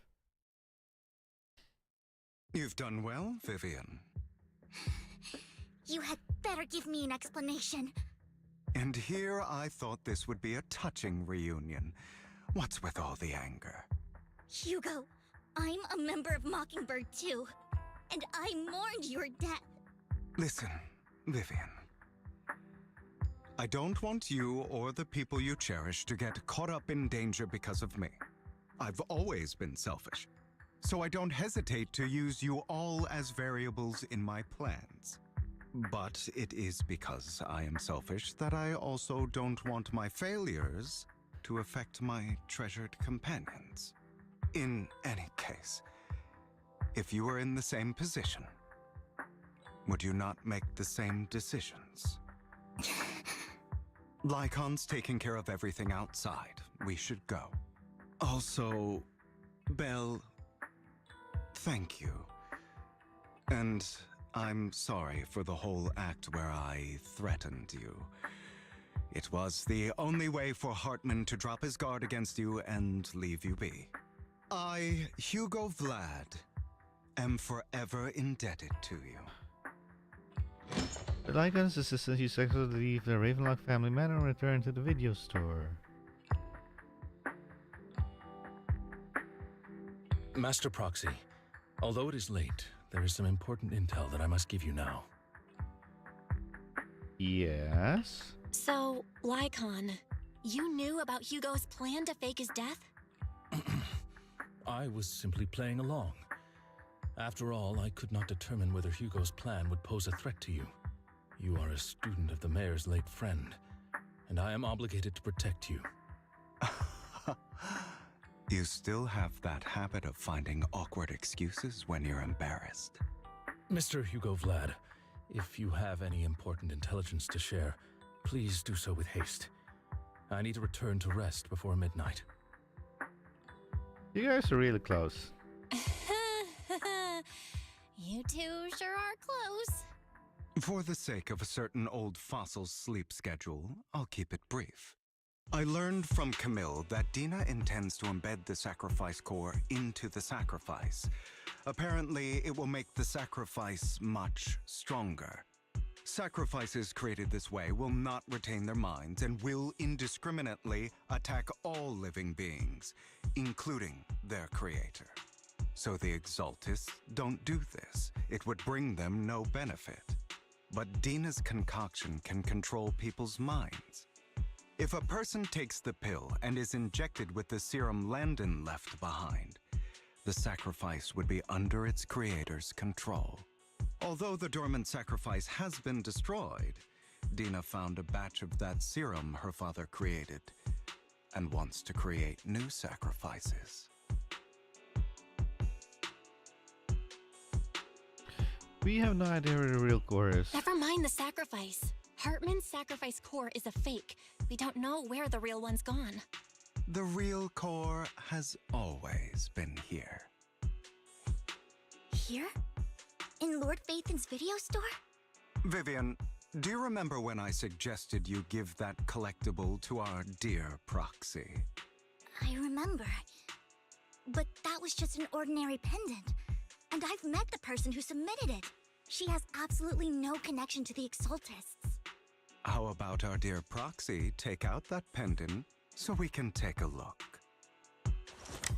After finding the pendant by Vivian, Hugo takes it and gently presses the hidden clamp. The pendant clicks open. In the middle inside is the sacrifice core.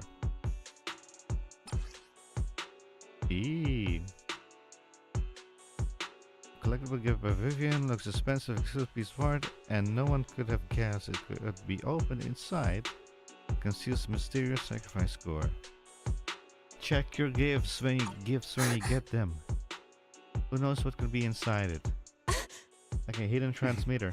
I'll take your surprised expressions as a compliment for my little trick. I will hand over this core to the mayor as agreed. Since he fulfilled his promise to protect Vivian and the manager while I was pretending to be dead, I won't go back on my promises. No wonder the mayor would promote rhetoric favorable to Mockingbird. I can't believe I thought he was actually being sincere. We don't need to worry about the sacrifice core now. Since we have the sacrifice core, all we have to do now is stop Dina from using innocent people to make more sacrifices. Yes, and we need to destroy the last batch of Landon's serum. Hopefully with no options left, Dina will give up her obsession. All right, that's the important stuff. I'm going to go and confirm where Landon's serum's been stashed. I'll contact you again once I have something. What's wrong, Lycon? Weren't you in a rush to get back and rest? You act like you're gonna turn into a werewolf at midnight something. How are you feeling? Relax, I'm not kicking the bucket just yet. But you look a bit more run down than before, and I hit my monitor again. Jesus. You're just getting over something now, see, that's all. Risking your neck like that wasn't exactly smart. Maybe you should... Lycon, remember what I said back when I faked my death? For a permanent absolute victory, we must endure the pain of cutting away rotten flesh and persevere through the darkest hour before dawn. Not wrong, sure, but it was arrogant enough. Instead of playing God and picking who lives or dies, I'd rather just do what I can do, because at the end of the day, a person can only shape their own destiny, nothing more.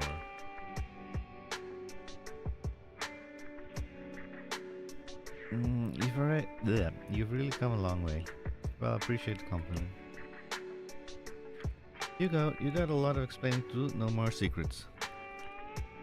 I will. I let all that promise. After a little chat, Lycan, Hugo, and Vivian say their goodbye and take off. Back in your room, you drift off to a deep, nice sleep. Bell, Hugo sent a message earlier. There's a new progress Sakura situation. They found a large batch of unused Sakura serum. He wants us to the guide. Vivian, Lycan will be heading to the hall with us to sort Simmer and use it to send us on the end of the hall available. Let me know when you're ready and remember to bring EOS with you. Ah, Jesus, we're not done yet? This better be the last one.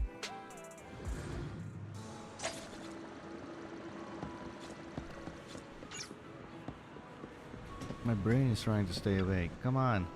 We're almost there. Having two Phaetons leading the way for me. Must be luckiest person alive.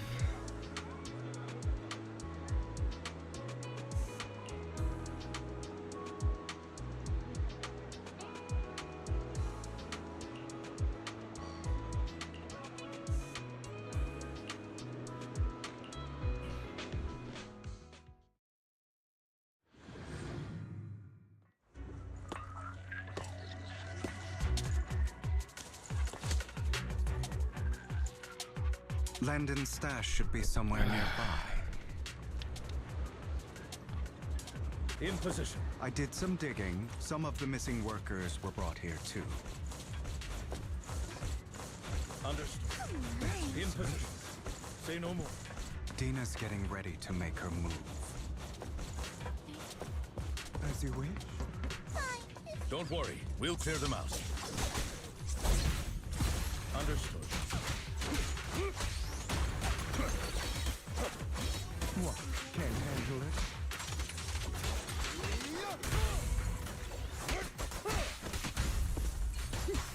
Evade now.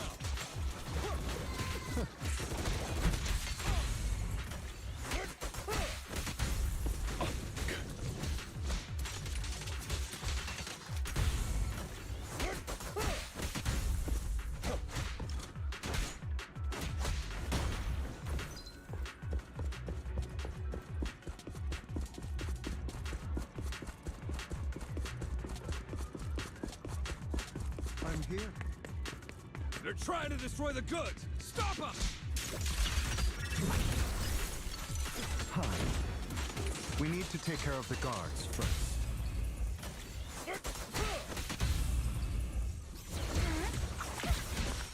Together, Lord Phaeton. Fool.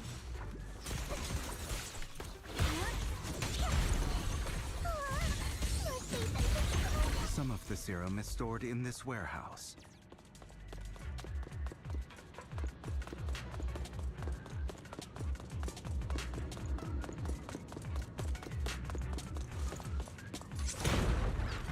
You're not taking anything from here.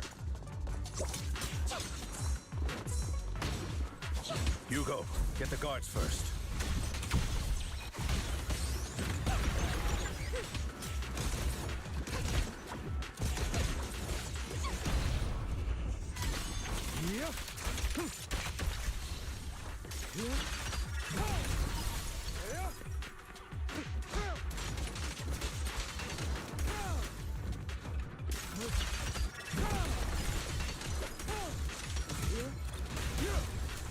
You just stepped into your own grave!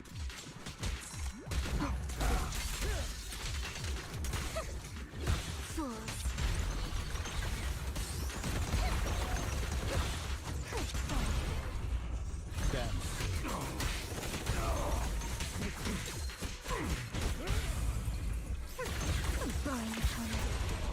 Heads for flowers that bloom. Repent!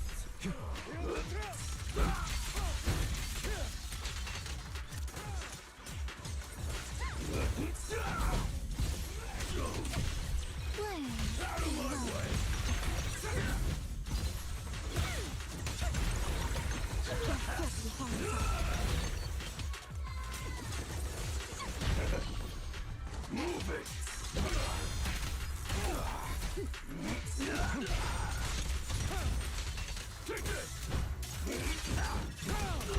Let the party begin.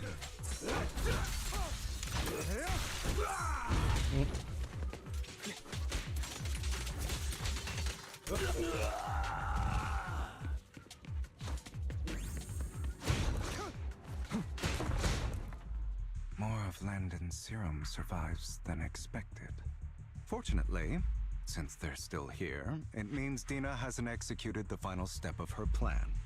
There's likely a lot more stashed around here, and we have yet to locate the missing people. Our actions here won't go unnoticed. Perhaps they're making plans to deal with us on their side.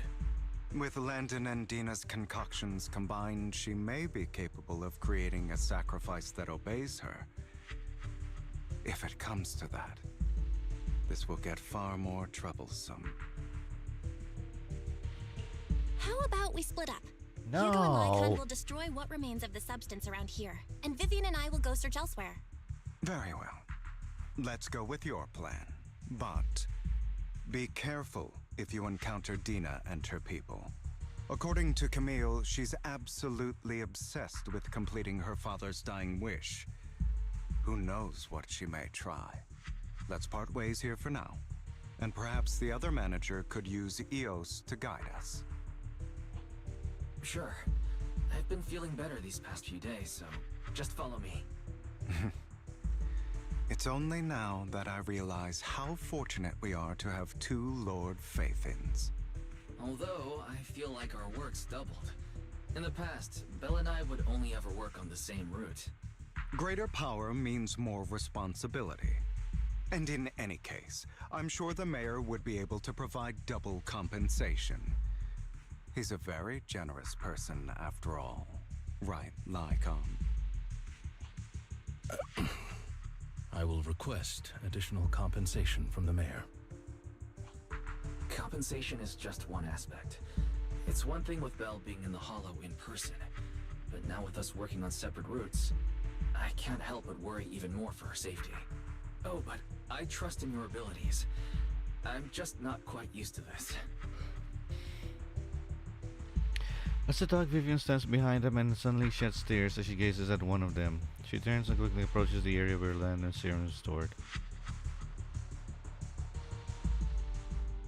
Vivian recalls the tears she shed when looking at Phaeton and the destiny she saw then. This is the future I saw. Lord Phaeton. I have wings. Vivian closes her eyes as making a decision and grabs a vial. I'm sorry. This time, I will make sure the future I saw does not come to pass. I don't want to bring you misfortune. That's all I wish for.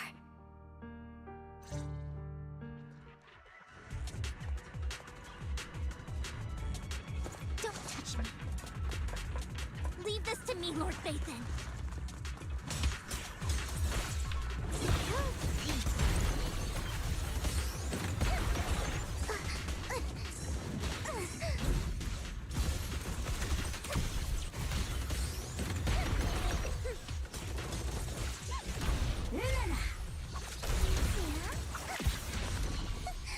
Idiot.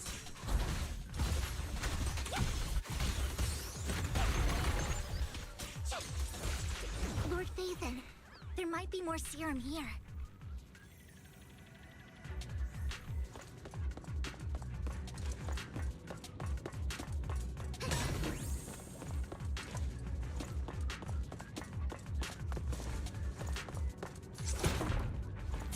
How dare you steal from Lady Dina! I'll try to go easy on you. No problem.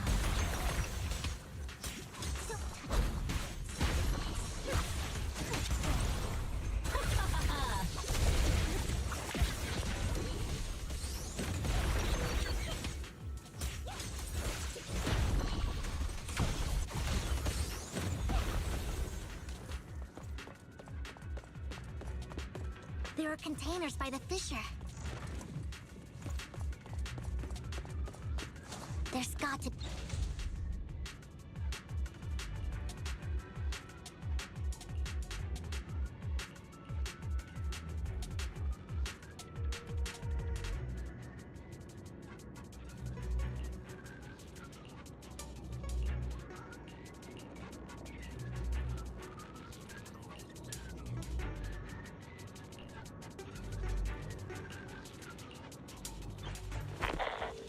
From Hugo Lycan, they cook around, they go to the side first, take to a safe place. Of even you continue to search for any overlooked serum or victim. Shortly after they leave, my voice comes out. It must have been tough for you to find this place. Vivian, if you had stayed out of it, I wouldn't be so eager to get rid of you. Those people have been taken to safety. You're all out of options. They're just mere test subjects. So what if they get away? There will always be people consumed by greed, and therefore, they will come willingly to me. In any case, what are a few sacrifices in comparison to the completion of Father's grand ambition? Dina, you deceived those people. They didn't come willingly to you. You tricked them, just like Landon did back then. Deceived? Father gave hope to those who had everything taken from them by the Hollows. Vivian, you once rejoiced at the hope Father offered you, too. Before Father took you in, you were no more than an omen of disaster that no one wanted. It was Father who gave you shelter and a purpose for existing. Do you remember the first time you bestowed a blessing under Father's guidance? How did you feel when that person looked at you with adoration and gratefulness? That was the first time you felt hope. Like your existence had a purpose, right? Don't forget that it was Father who, through what you call deception, gave you hope. And you, what have you done? You basked in Father's attention and everyone's adoration, only to destroy everything. Do you think that by leaving the Exaltists, those people will live better lives? Of course not. Those who suffered under the Hollows will only continue on as walking corpses, without the hope Father gave them. Do you really think you're some sort of savior, Vivian? In the end, you're just an ungrateful brat who brings misfortune to those around her. It was you who destroyed everyone's hope. Not everyone wants to live in false hope, Dina. You say it's because of greed that people willingly become your sacrifices. Perhaps those people aren't entirely virtuous. But that greed is just wanting to live a better life beyond the Hollows. What you and Landon have done was never about giving people hope, but exploiting it. Stop lying to yourself. Deep down, you know what Landon did was cruel. No. Back then, when Landon wanted to inject you with the serum, the fear in your face was as plain as day. What fear? She was sleeping or unconscious. What kind of nonsense are you talking about, Vivian? We all saw the scene. And we also all clearly saw that Dia doesn't care. She just wanted to be there with her father. She didn't care about anyone else. I saw it all clearly. If all of this is as righteous as you claim, then why did you make such an expression, Dina? Don't look at me with such pity! She never made that did expression. Nothing wrong.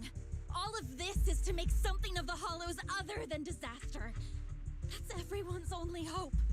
Dina, it's not too late to stop. Stop living in this lie. You know what would happen if a She's talking about sacrifice living a loses lie, and control she's and literally escapes lying the to her Hollow. face right now. It's not the Hollows that are to blame for those people's deaths, but the hope you keep talking about. That will cause more despair and claim more lives. That is merely the necessary sacrifice to accomplish a greater goal. No one deserves to be a sacrifice. Your hypocritical magnanimity disgusts me. I can always go and get more test subjects if they've escaped. And I will be able to replicate Father's serum with enough time. With you gone, Yeah, but I'll be disgust able to me? complete The bad Father's writing. gift to the Creator and fulfill his last wish. Camille, release the failed subjects. Lady Dina. Camille, are you going to do what you did before? You keep saying you'll follow the Creator, but it's all lies. Lady Dina, the Hollows took my family from me. I understand that there's no way to get back what I've lost. It was Lord Landon who told me that the Creator would guide me. One day, Hollows will no longer be disasters. Everyone will be able to survive inside them. I look forward to the day when this hope becomes reality. I watched you grow up, and I know that you've always looked up to your father. He gives you hope, and I destroyed that hope with my own hands. I know the pain of loss, so I've always felt guilty. I want to atone for the hope I destroyed. But Dina, I don't want to ruin more lives, and I don't want to continue watching you destroy yourself. Vivian is right. Not everyone wants to live in false hope. So, please, stop. Camille, are you abandoning me too? I'm not abandoning you. I just don't want to see you go past the point of no return. The point of no return? I passed that point ages ago. No, Dina. You can still turn back. I'll be your way back. Where are you going, Camille? I made a deal with Hugo and the mayor. If someone needs to take the fall for this, let it be me. I did it. All of it. I've been forcing Landon's only daughter, Dina, to research how to create sacrifices. I colluded with the Ravenlock family for my own gain. Everything Dina did was under duress. Since I've kept her captive for so long, she doesn't have the skills to survive as an independent member of society. She'll need a caretaker and teacher. Someone who will look after her and educate her. No! I refuse, Camille! I refuse to accept this! Dina, I'm going to dispose of those failed subjects. I won't allow it! You'll die! I won't allow it! You can't leave me. I command you! You've always followed my orders, and you will follow them now! Is this supposed to make me feel something, that I've or...? been following. My younger sister, who was stolen from me by the Hollows. Also had Because such I am not beautiful red feeling hair. anything except boredom When right Landon now. told me the Creator could bring me hope, you were standing there, right behind him. I was certain, then and there, that this was the hope the Creator had given me. Start over, Dina. You still have It's like so they're really long, trying to push so much something on you time. as a player. You'll make friends, find people who love you, and make many beautiful memories. That's not what I want! Camille, you're not allowed to die! I won't allow it! I won't allow it! Goodbye, Dina. And I'm sorry, Vivian. I'll leave the rest to you. Camila resolutely walks towards the fissure as Dina stares after her despairing figure. After a moment, she also walks forward. Vivian is allowed to stop her, but Dina uses the control to open container door and tears surge out, blocking the path.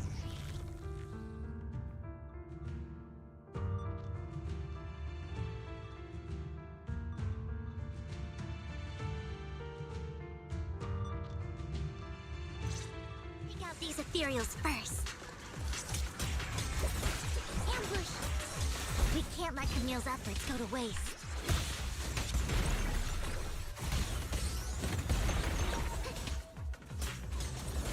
Notice me.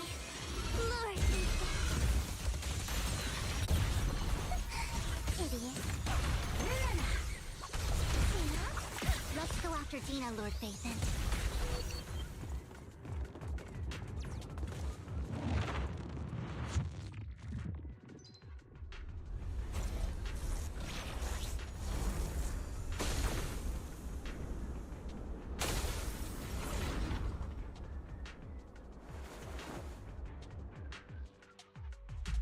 Are you satisfied now, Vivian? You were the one who brought yourself to this point. You're saying this is all my fault? Losing my father, losing Camille. I wish you had never come into my life. At first, when father brought you home, I was happy.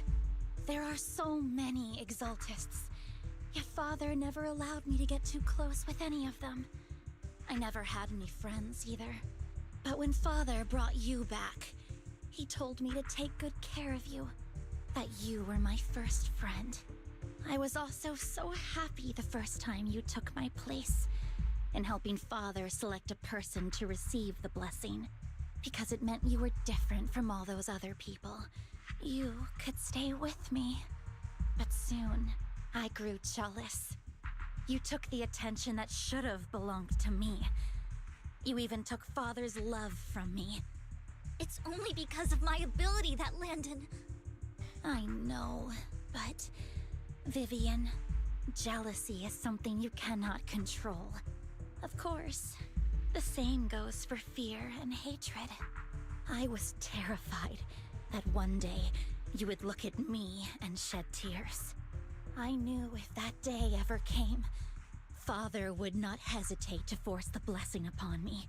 And when that day did come, I hated you for causing my father's death. Tina, you knew everything about what happened back then, so... why are you still defending Landon?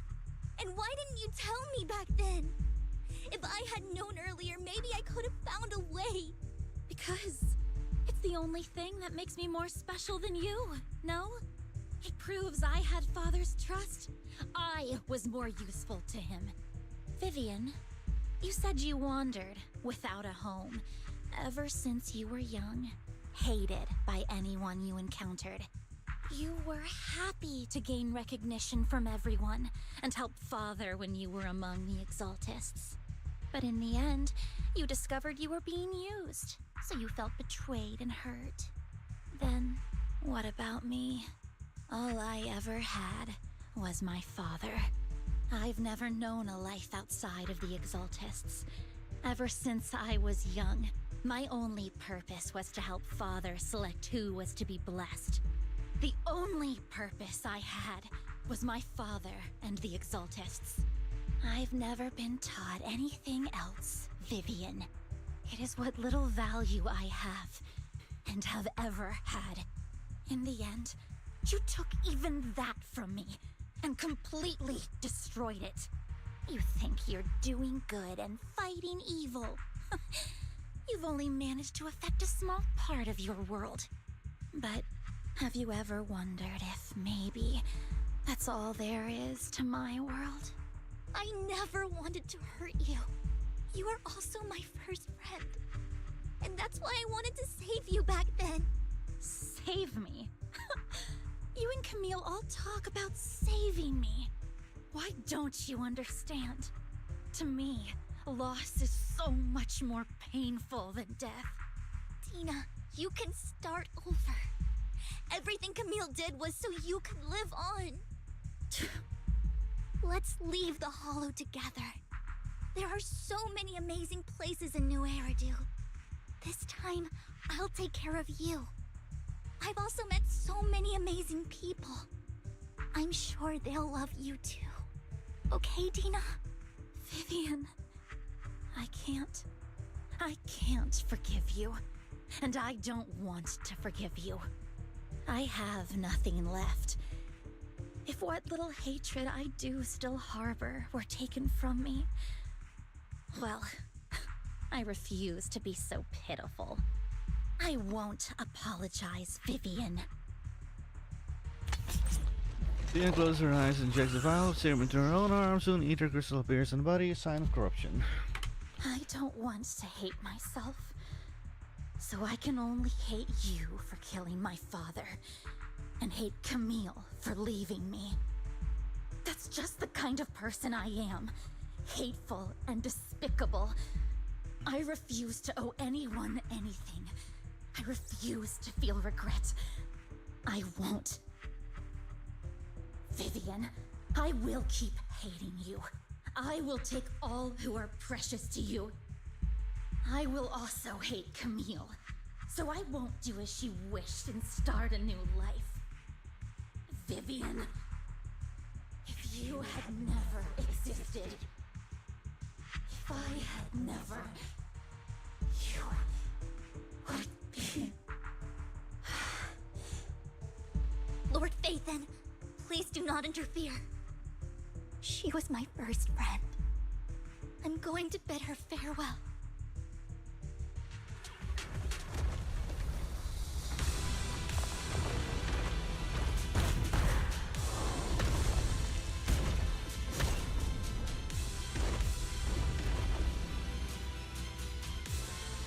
Dina, soon the pain will be over. Lord Phaeton, don't come any closer!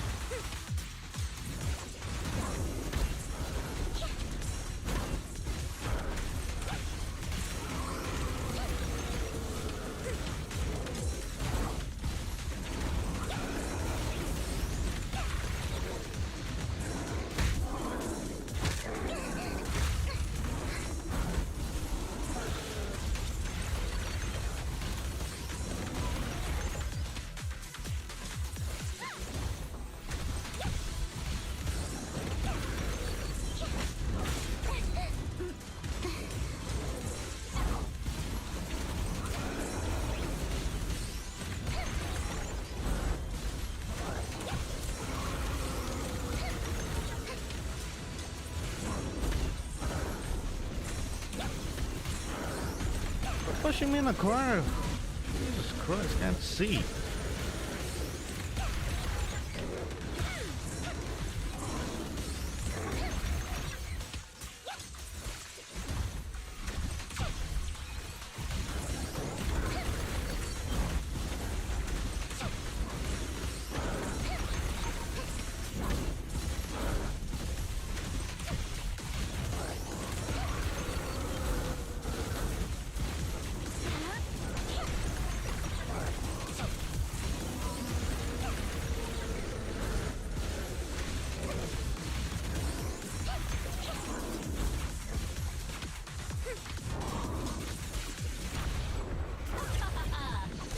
Where are you looking?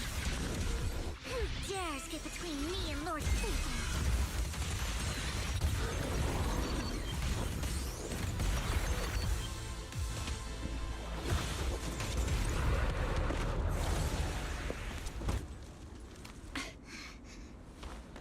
What am I doing standing there? Behind you!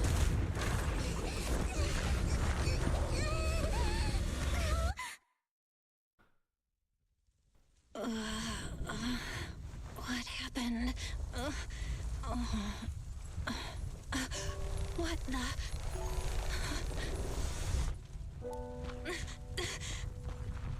Vivian! Belle, don't come near me. This is my own choice.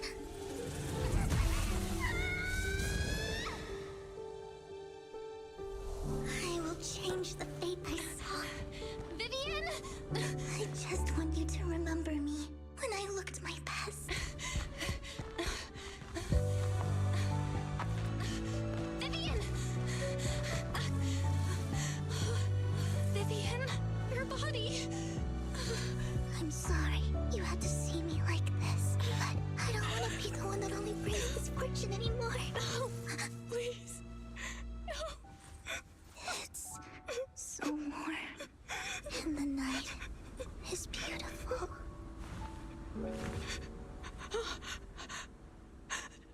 Vivian?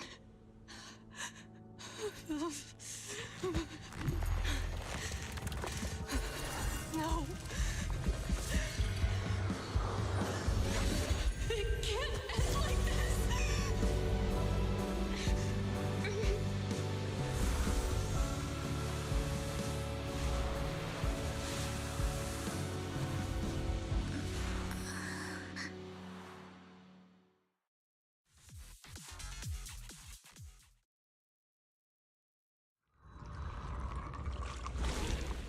It feels like a long dream where you saw a teacher again with familiar face, but soon the environment and your teacher but dissolving the water like behind him is secret and blurring then vanishing.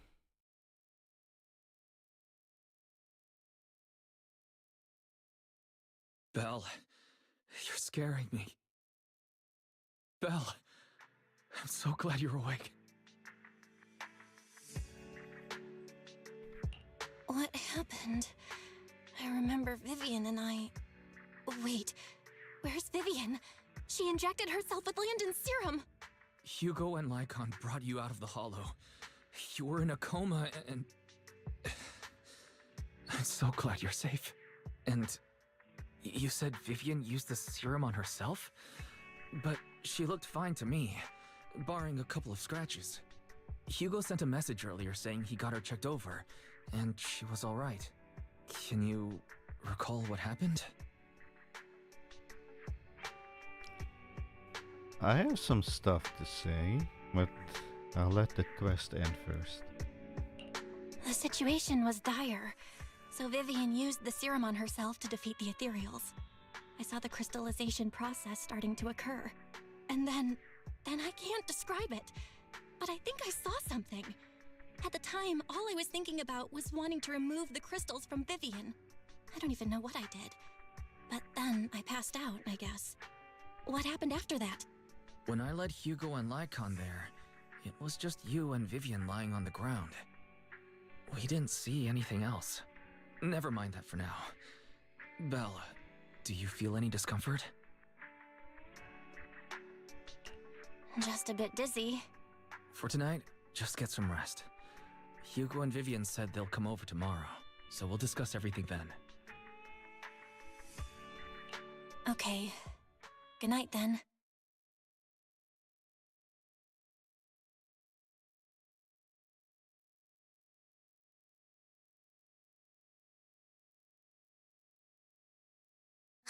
Lord Phaethon! How are you feeling? No headaches? Leg pains? Heart palpitations? Loss of appetite? Vivian? I was just so worried. Sorry. Anyway, Lord Phaethon, I'm so glad you're okay. What happened this time was all my fault. You only became an ethereal to defeat Dina. If it weren't for you, neither of us would have made it out alive.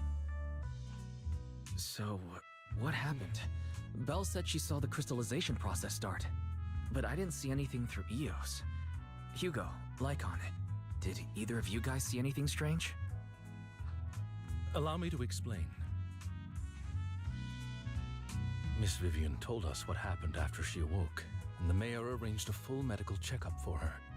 Based on the results, Miss Vivian indeed shows mild corruption sequela. But if the crystallization process had already started, the lingering effects should be far more severe. To be precise, if the process had already reached the point of mass surface crystallization, it should have taken no time at all to become an ethereal.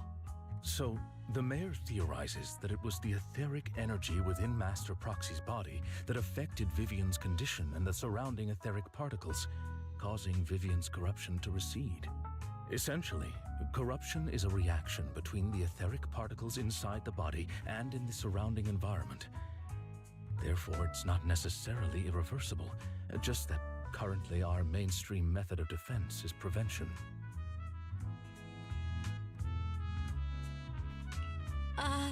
How come I didn't know I had this ability? How's it even possible for me to influence other people's etheric particles? That makes it sound like I can manipulate etheric energy at will. Master Proxy, you are special. This is a gift your teacher left you.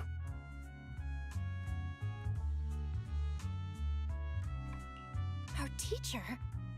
So this has to do with her? I don't know all the details, so I cannot explain everything to you. My apologies. However, Miss Yixuan might be able to answer some of your questions. She will visit you sometime soon, so please feel free to ask her any questions you may have. She has quite an eccentric personality. If she causes you any inconvenience... If she causes trouble, can I file a complaint about her to you? Master Proxy, you have always been a people person, so I trust you will handle things just fine. That just makes me more worried. In any case, The mayor has asked me to give everyone his most sincere gratitude. Unfortunately, the mayor could not come personally, but has promised everyone a favor. Provided it's within his means, he will offer his unconditional assistance once. There is no time limit on this favor. Unconditional, What if I wanted his position as mayor? If that is what you desire, then the mayor and his subordinates will be first in line to vote for you in the next election. As for the other votes, you'll have to work for them on your own. But should you assume office, I hope you take full responsibility for handling all day-to-day matters and lead by example. By sheer happenstance, the mayor has provided you with a copy of his current assignment, the City Waste Sorting and Processing proposal. Old fox. Well, can I request Lord Phaethon's? The mayor imagined you might ask. I have prepared all the necessary documents, and the ceremony expenses will be covered by the mayor as a gift. As long as Master Proxy agrees, we can sign and process the documents immediately. But this matter requires mutual consent and cannot involve coercion, confinement, or one party's lack of consciousness. Stop! I would never do that to Lord Phaethon! Probably. At least not today. As for you, Master Proxies, the mayor has some sense of what you desire. That said, he hopes you might speak with Miss Yixuan first before you decide the timing of that favor. You can like on her still bickering, and Vivian sits to the other side, eager and anticipatory as always. You can smell the aroma of noodles from the neighboring noodle. But are you feeling right? No. Like I said, you could control either progress, and it was a gift from my teacher. I keep thinking about it. That Miss Yixuan, we should investigate her, but let's not talk about that for now. You've only just started to feel better, you should get some rest. I'll be there with you whatever happens in the future.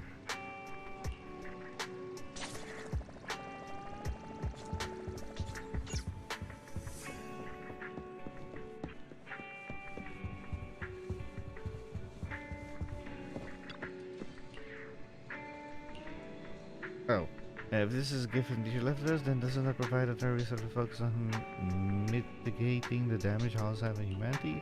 There's several evidence that she was innocent, but I don't feel anything yet. It doesn't feel like I have any special powers.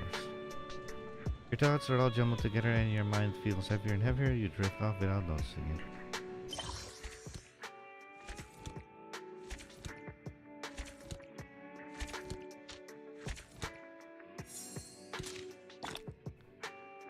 Okay, I'm just gonna say it.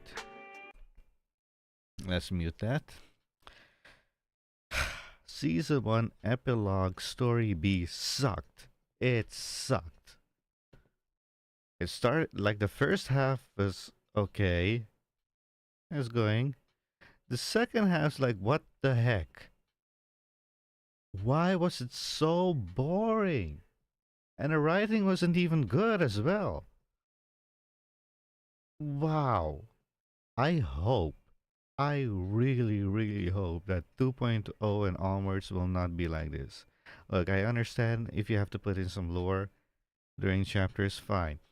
But so much yapping and yapping and yapping.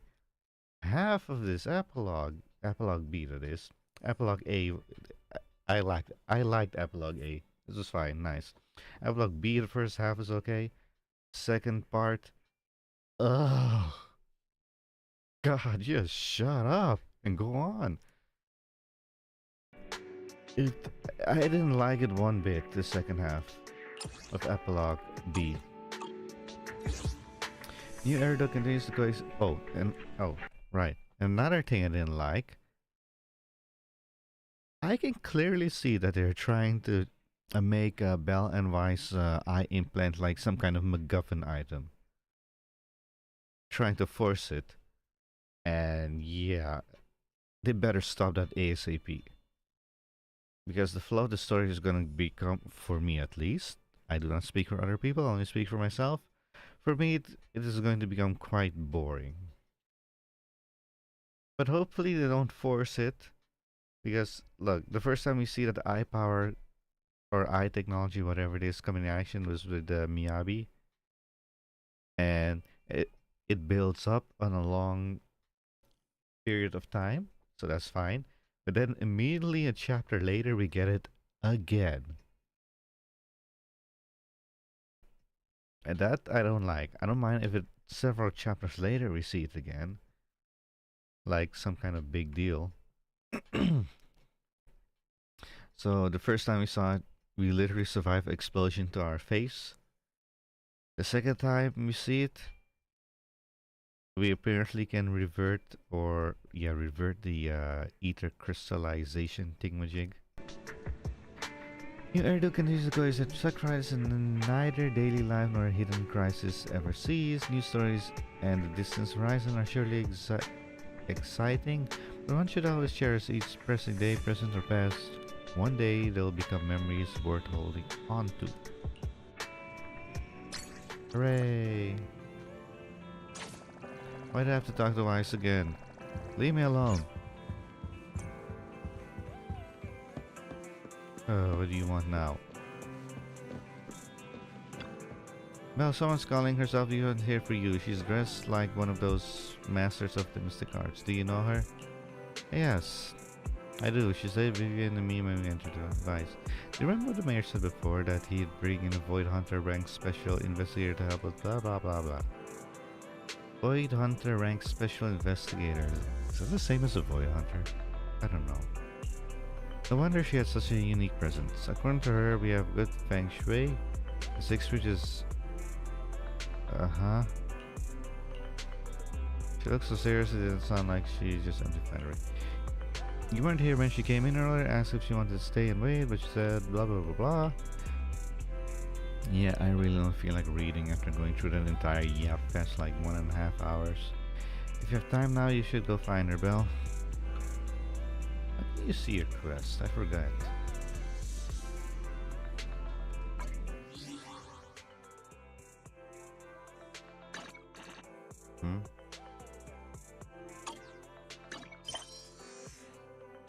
Yeah, this is still the main quest.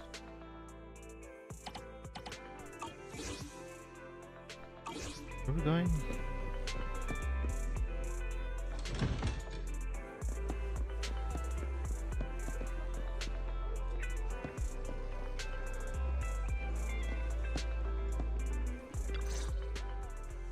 I did not expect that such a spiritual entity would exist here. It appears this street is a geomantic gem. A spiritual entity? His name is Howl, and I guess you could say he's a neighbor of mine. Is there something special about him? No, I was simply a bit surprised. It's rare to find such an intelligent individual of this breed. Even huskies can be really smart. Howl is proof. You're right. Yet, being overly intelligent comes at a price. It must stay here for prolonged periods of time, parted from its owner and unable to move about freely. Both a blessing and a curse. However, it seems quite happy. We've strayed a bit off topic. Since you're back, let's discuss our partnership. Please end the quest already. You should enter Batal's house, so a few days into... Nice job. Good air circulation, excellent layout. Very suitable for a business. Your bamboo here are also very energetic. It seems your fortune is good when it comes to wealth. Didn't expect you to understand feng shui. Thank you for your blessings. But who exactly are you? I suppose this is our first official meeting since parting ways in Really? the Hollow. Now that both of you are Belle present, literally already allow me to explained it to you reintroduce guys. myself. What the heck? My name is Yi Xuan, a mystic from Yunquei Summit. See, this is what I mean with bad writing. He literally knows it because Belle already told him like 1-2 minutes ago. And I was like, who are you? Mr. Yunquei Summit. Wait, mystic? Like those people in movies who can tell your fortune and go around blessing people? This is my first time meeting one in real life. But what's Yunquei Summit? Just an ordinary sect of the mystic arts. Our disciples travel all across New Eridu and sometimes collaborate with authorities. Currently, I'm affiliated with the Hollow Investigative Association. Right now, however, I'm here to discuss a partnership in the name of the Mayflowers. So, what sort of partnership are we talking about? I have reviewed the documents provided by the Mayflowers. You previously underwent an implant surgery. After recent adjustments, abnormalities occurred. These abnormalities bear resemblance to the craft practiced by us at Yunquei Summit. If you are willing, I can teach you how to better control your abilities. To better control my abilities. It sounds great, but there's no such thing as a free lunch. Since you're willing to teach us your craft, Shifu, you must want something in return, right? That's right. Mayflower will have you join me for some investigations. Looking at my divination results, this will be a complicated and very likely dangerous matter. He's still going over the details, but should have more information for you soon. You can wait until then to decide.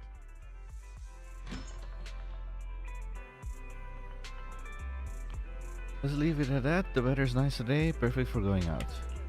I just happened to need to head to the nearby store to collect something. If you're free, how about coming with me? We have a long path ahead of us, so it'd be good to take the opportunity to learn more about each other, ways and methods. Sounds good, then let's go. Yishuan Shifu, where's the store? Lumina Square, Buyan. Never heard of it.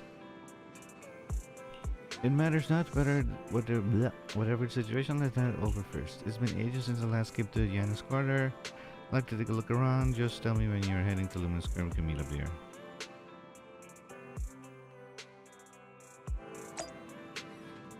What is this? Why isn't the quest done yet?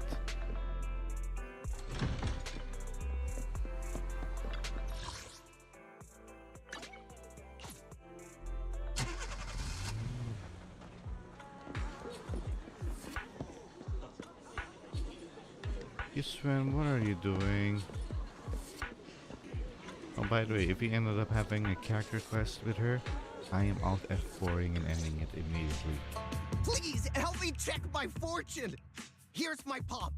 Look, doesn't this thick wealth line mean I'm about to strike it rich? I've looked it over, and your fortune is decent. Huh? You barely looked at it, and you're already done?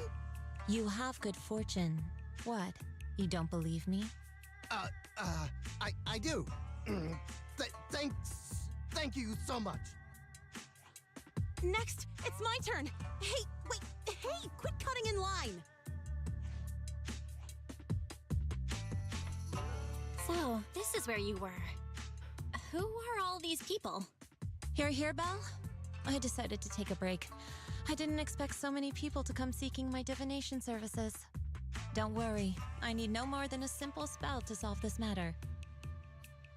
Facing the ground, Yuan remains calm and composed and says... Fortune-telling services is 10,000 dennies per session. In an instant, the people standing in line flee in all fear, scattering in all directions. All gone? Good. It seems the Banish Wealth and Desire spell is still effective.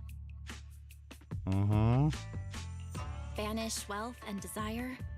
That's a spell? This isn't the kind of craft you said you were going to teach us, is it? Our video store has a business license, and we'd get complaints if we charged unfair rates. Of course not. This is just a trick to deal with trouble. I'll take my time showing you the true craft of Yunquei Summit. For now, let's find that shop. I'm gonna skip a little bit ahead because... Come on, hurry up, finish this.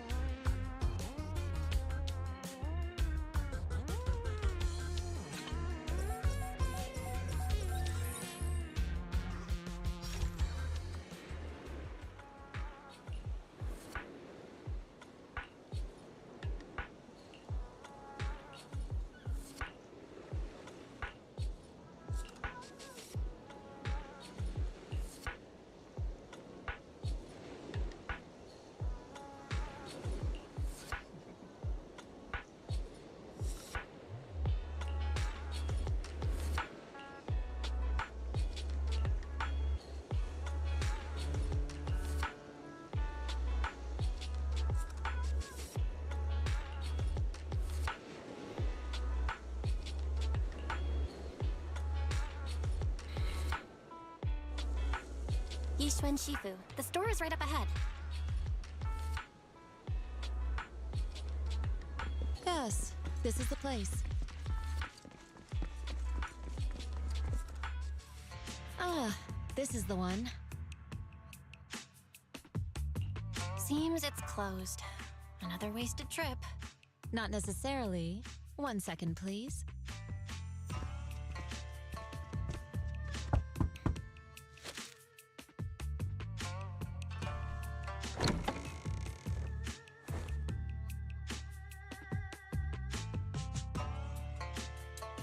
Huh? Is there someone inside? Relax. The boss prefers to do business with people they know. They like their peace and quiet, so they rarely open for customers. I'm an old acquaintance and just wanted to retrieve something.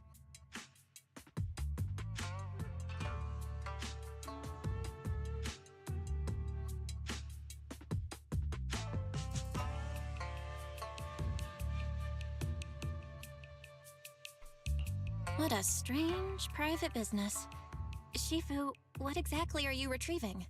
Just some things needed for our future investigations. You'll know in time. Really? Shifu, I feel like you're always so mysterious. Rest assured, I'm not hiding anything from you. It's simply because the correct time has not yet arrived, so there is no need to rush. Since we've already obtained what we came for, let's part ways here. There will be plenty of time in the future. We will certainly meet again.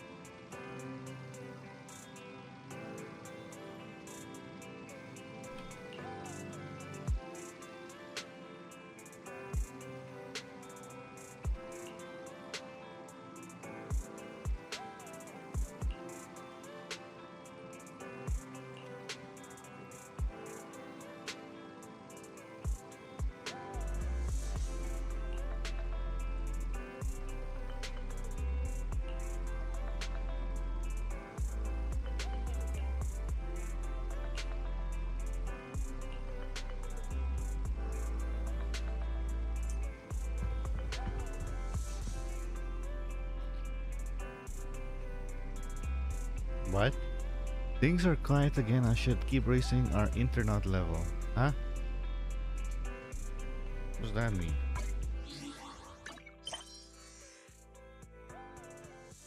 Main intermission reverberation. Okay, so that's that. So I'm up to date with the main story. Oh my god.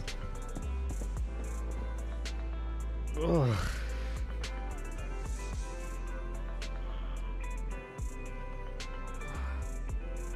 Okay, so I started all the way back from whatever chapter the desert chapter is.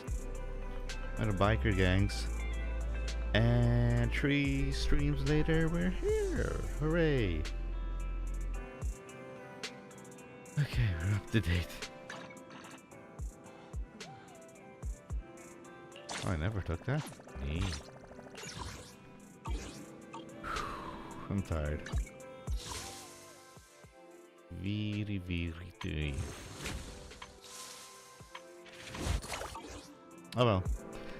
I am going to hide outside. Oh wait, the update. Minagi? Right. The update is Friday, so... Anyway, I'm gonna end it here. Anyway, like I said, the 2 epilogues, yeah. Epilogue A was okay, it was nice. Epilogue B started off okay, like the first half. But then the second half of Epilogue B, just plain terrible. So much talking and talking and talking, like Jesus. And then the MacGuffin thing with her eyes, eye implant, so soon after the Miyabi one. Don't like it. You're here as well? Okay. Wait, who's that then? That is somebody sitting there and just an NPC. Anyway, I hope they don't try to force them her eye powers or abilities too much in the story. I hope they just take their time building it up, and we'll see. And hopefully they write the story better. Come on. Like the part with Wise, where he's asking about what's her name? Yushan? And we literally told him about her like 1 minute before he asked that question. We completely told him about her. And he goes asking, who are you exactly? Like, huh? That's just bad writing. Hopefully that is fixed. Or hopefully they do better with 2.0 and onwards. But only time will tell. Which will happen Friday. Anyway, and then I'm gonna end it here. And yeah, I'll see you guys next time. Which will be... I actually have to do the Genshin stream. For the 5.7. 5.7? I think it's a 5.7, the intermission quest. So yeah, I have to go do that. Actually, I have to go watch the stream of that one. Because I never watched the 5.7 live stream for it yet. So first I have to go watch that, then do the stream for 5.7. And yeah, this Friday we get the stream for 5.8, the summer event. So, anyway, that's it. I'll see you guys next time.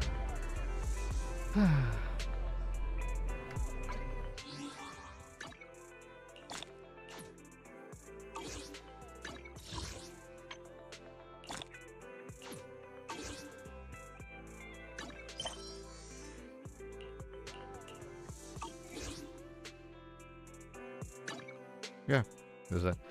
Anyway, until then, see ya. And I also need to do some watering waves. See ya. Have a good one, everyone. See you guys next time.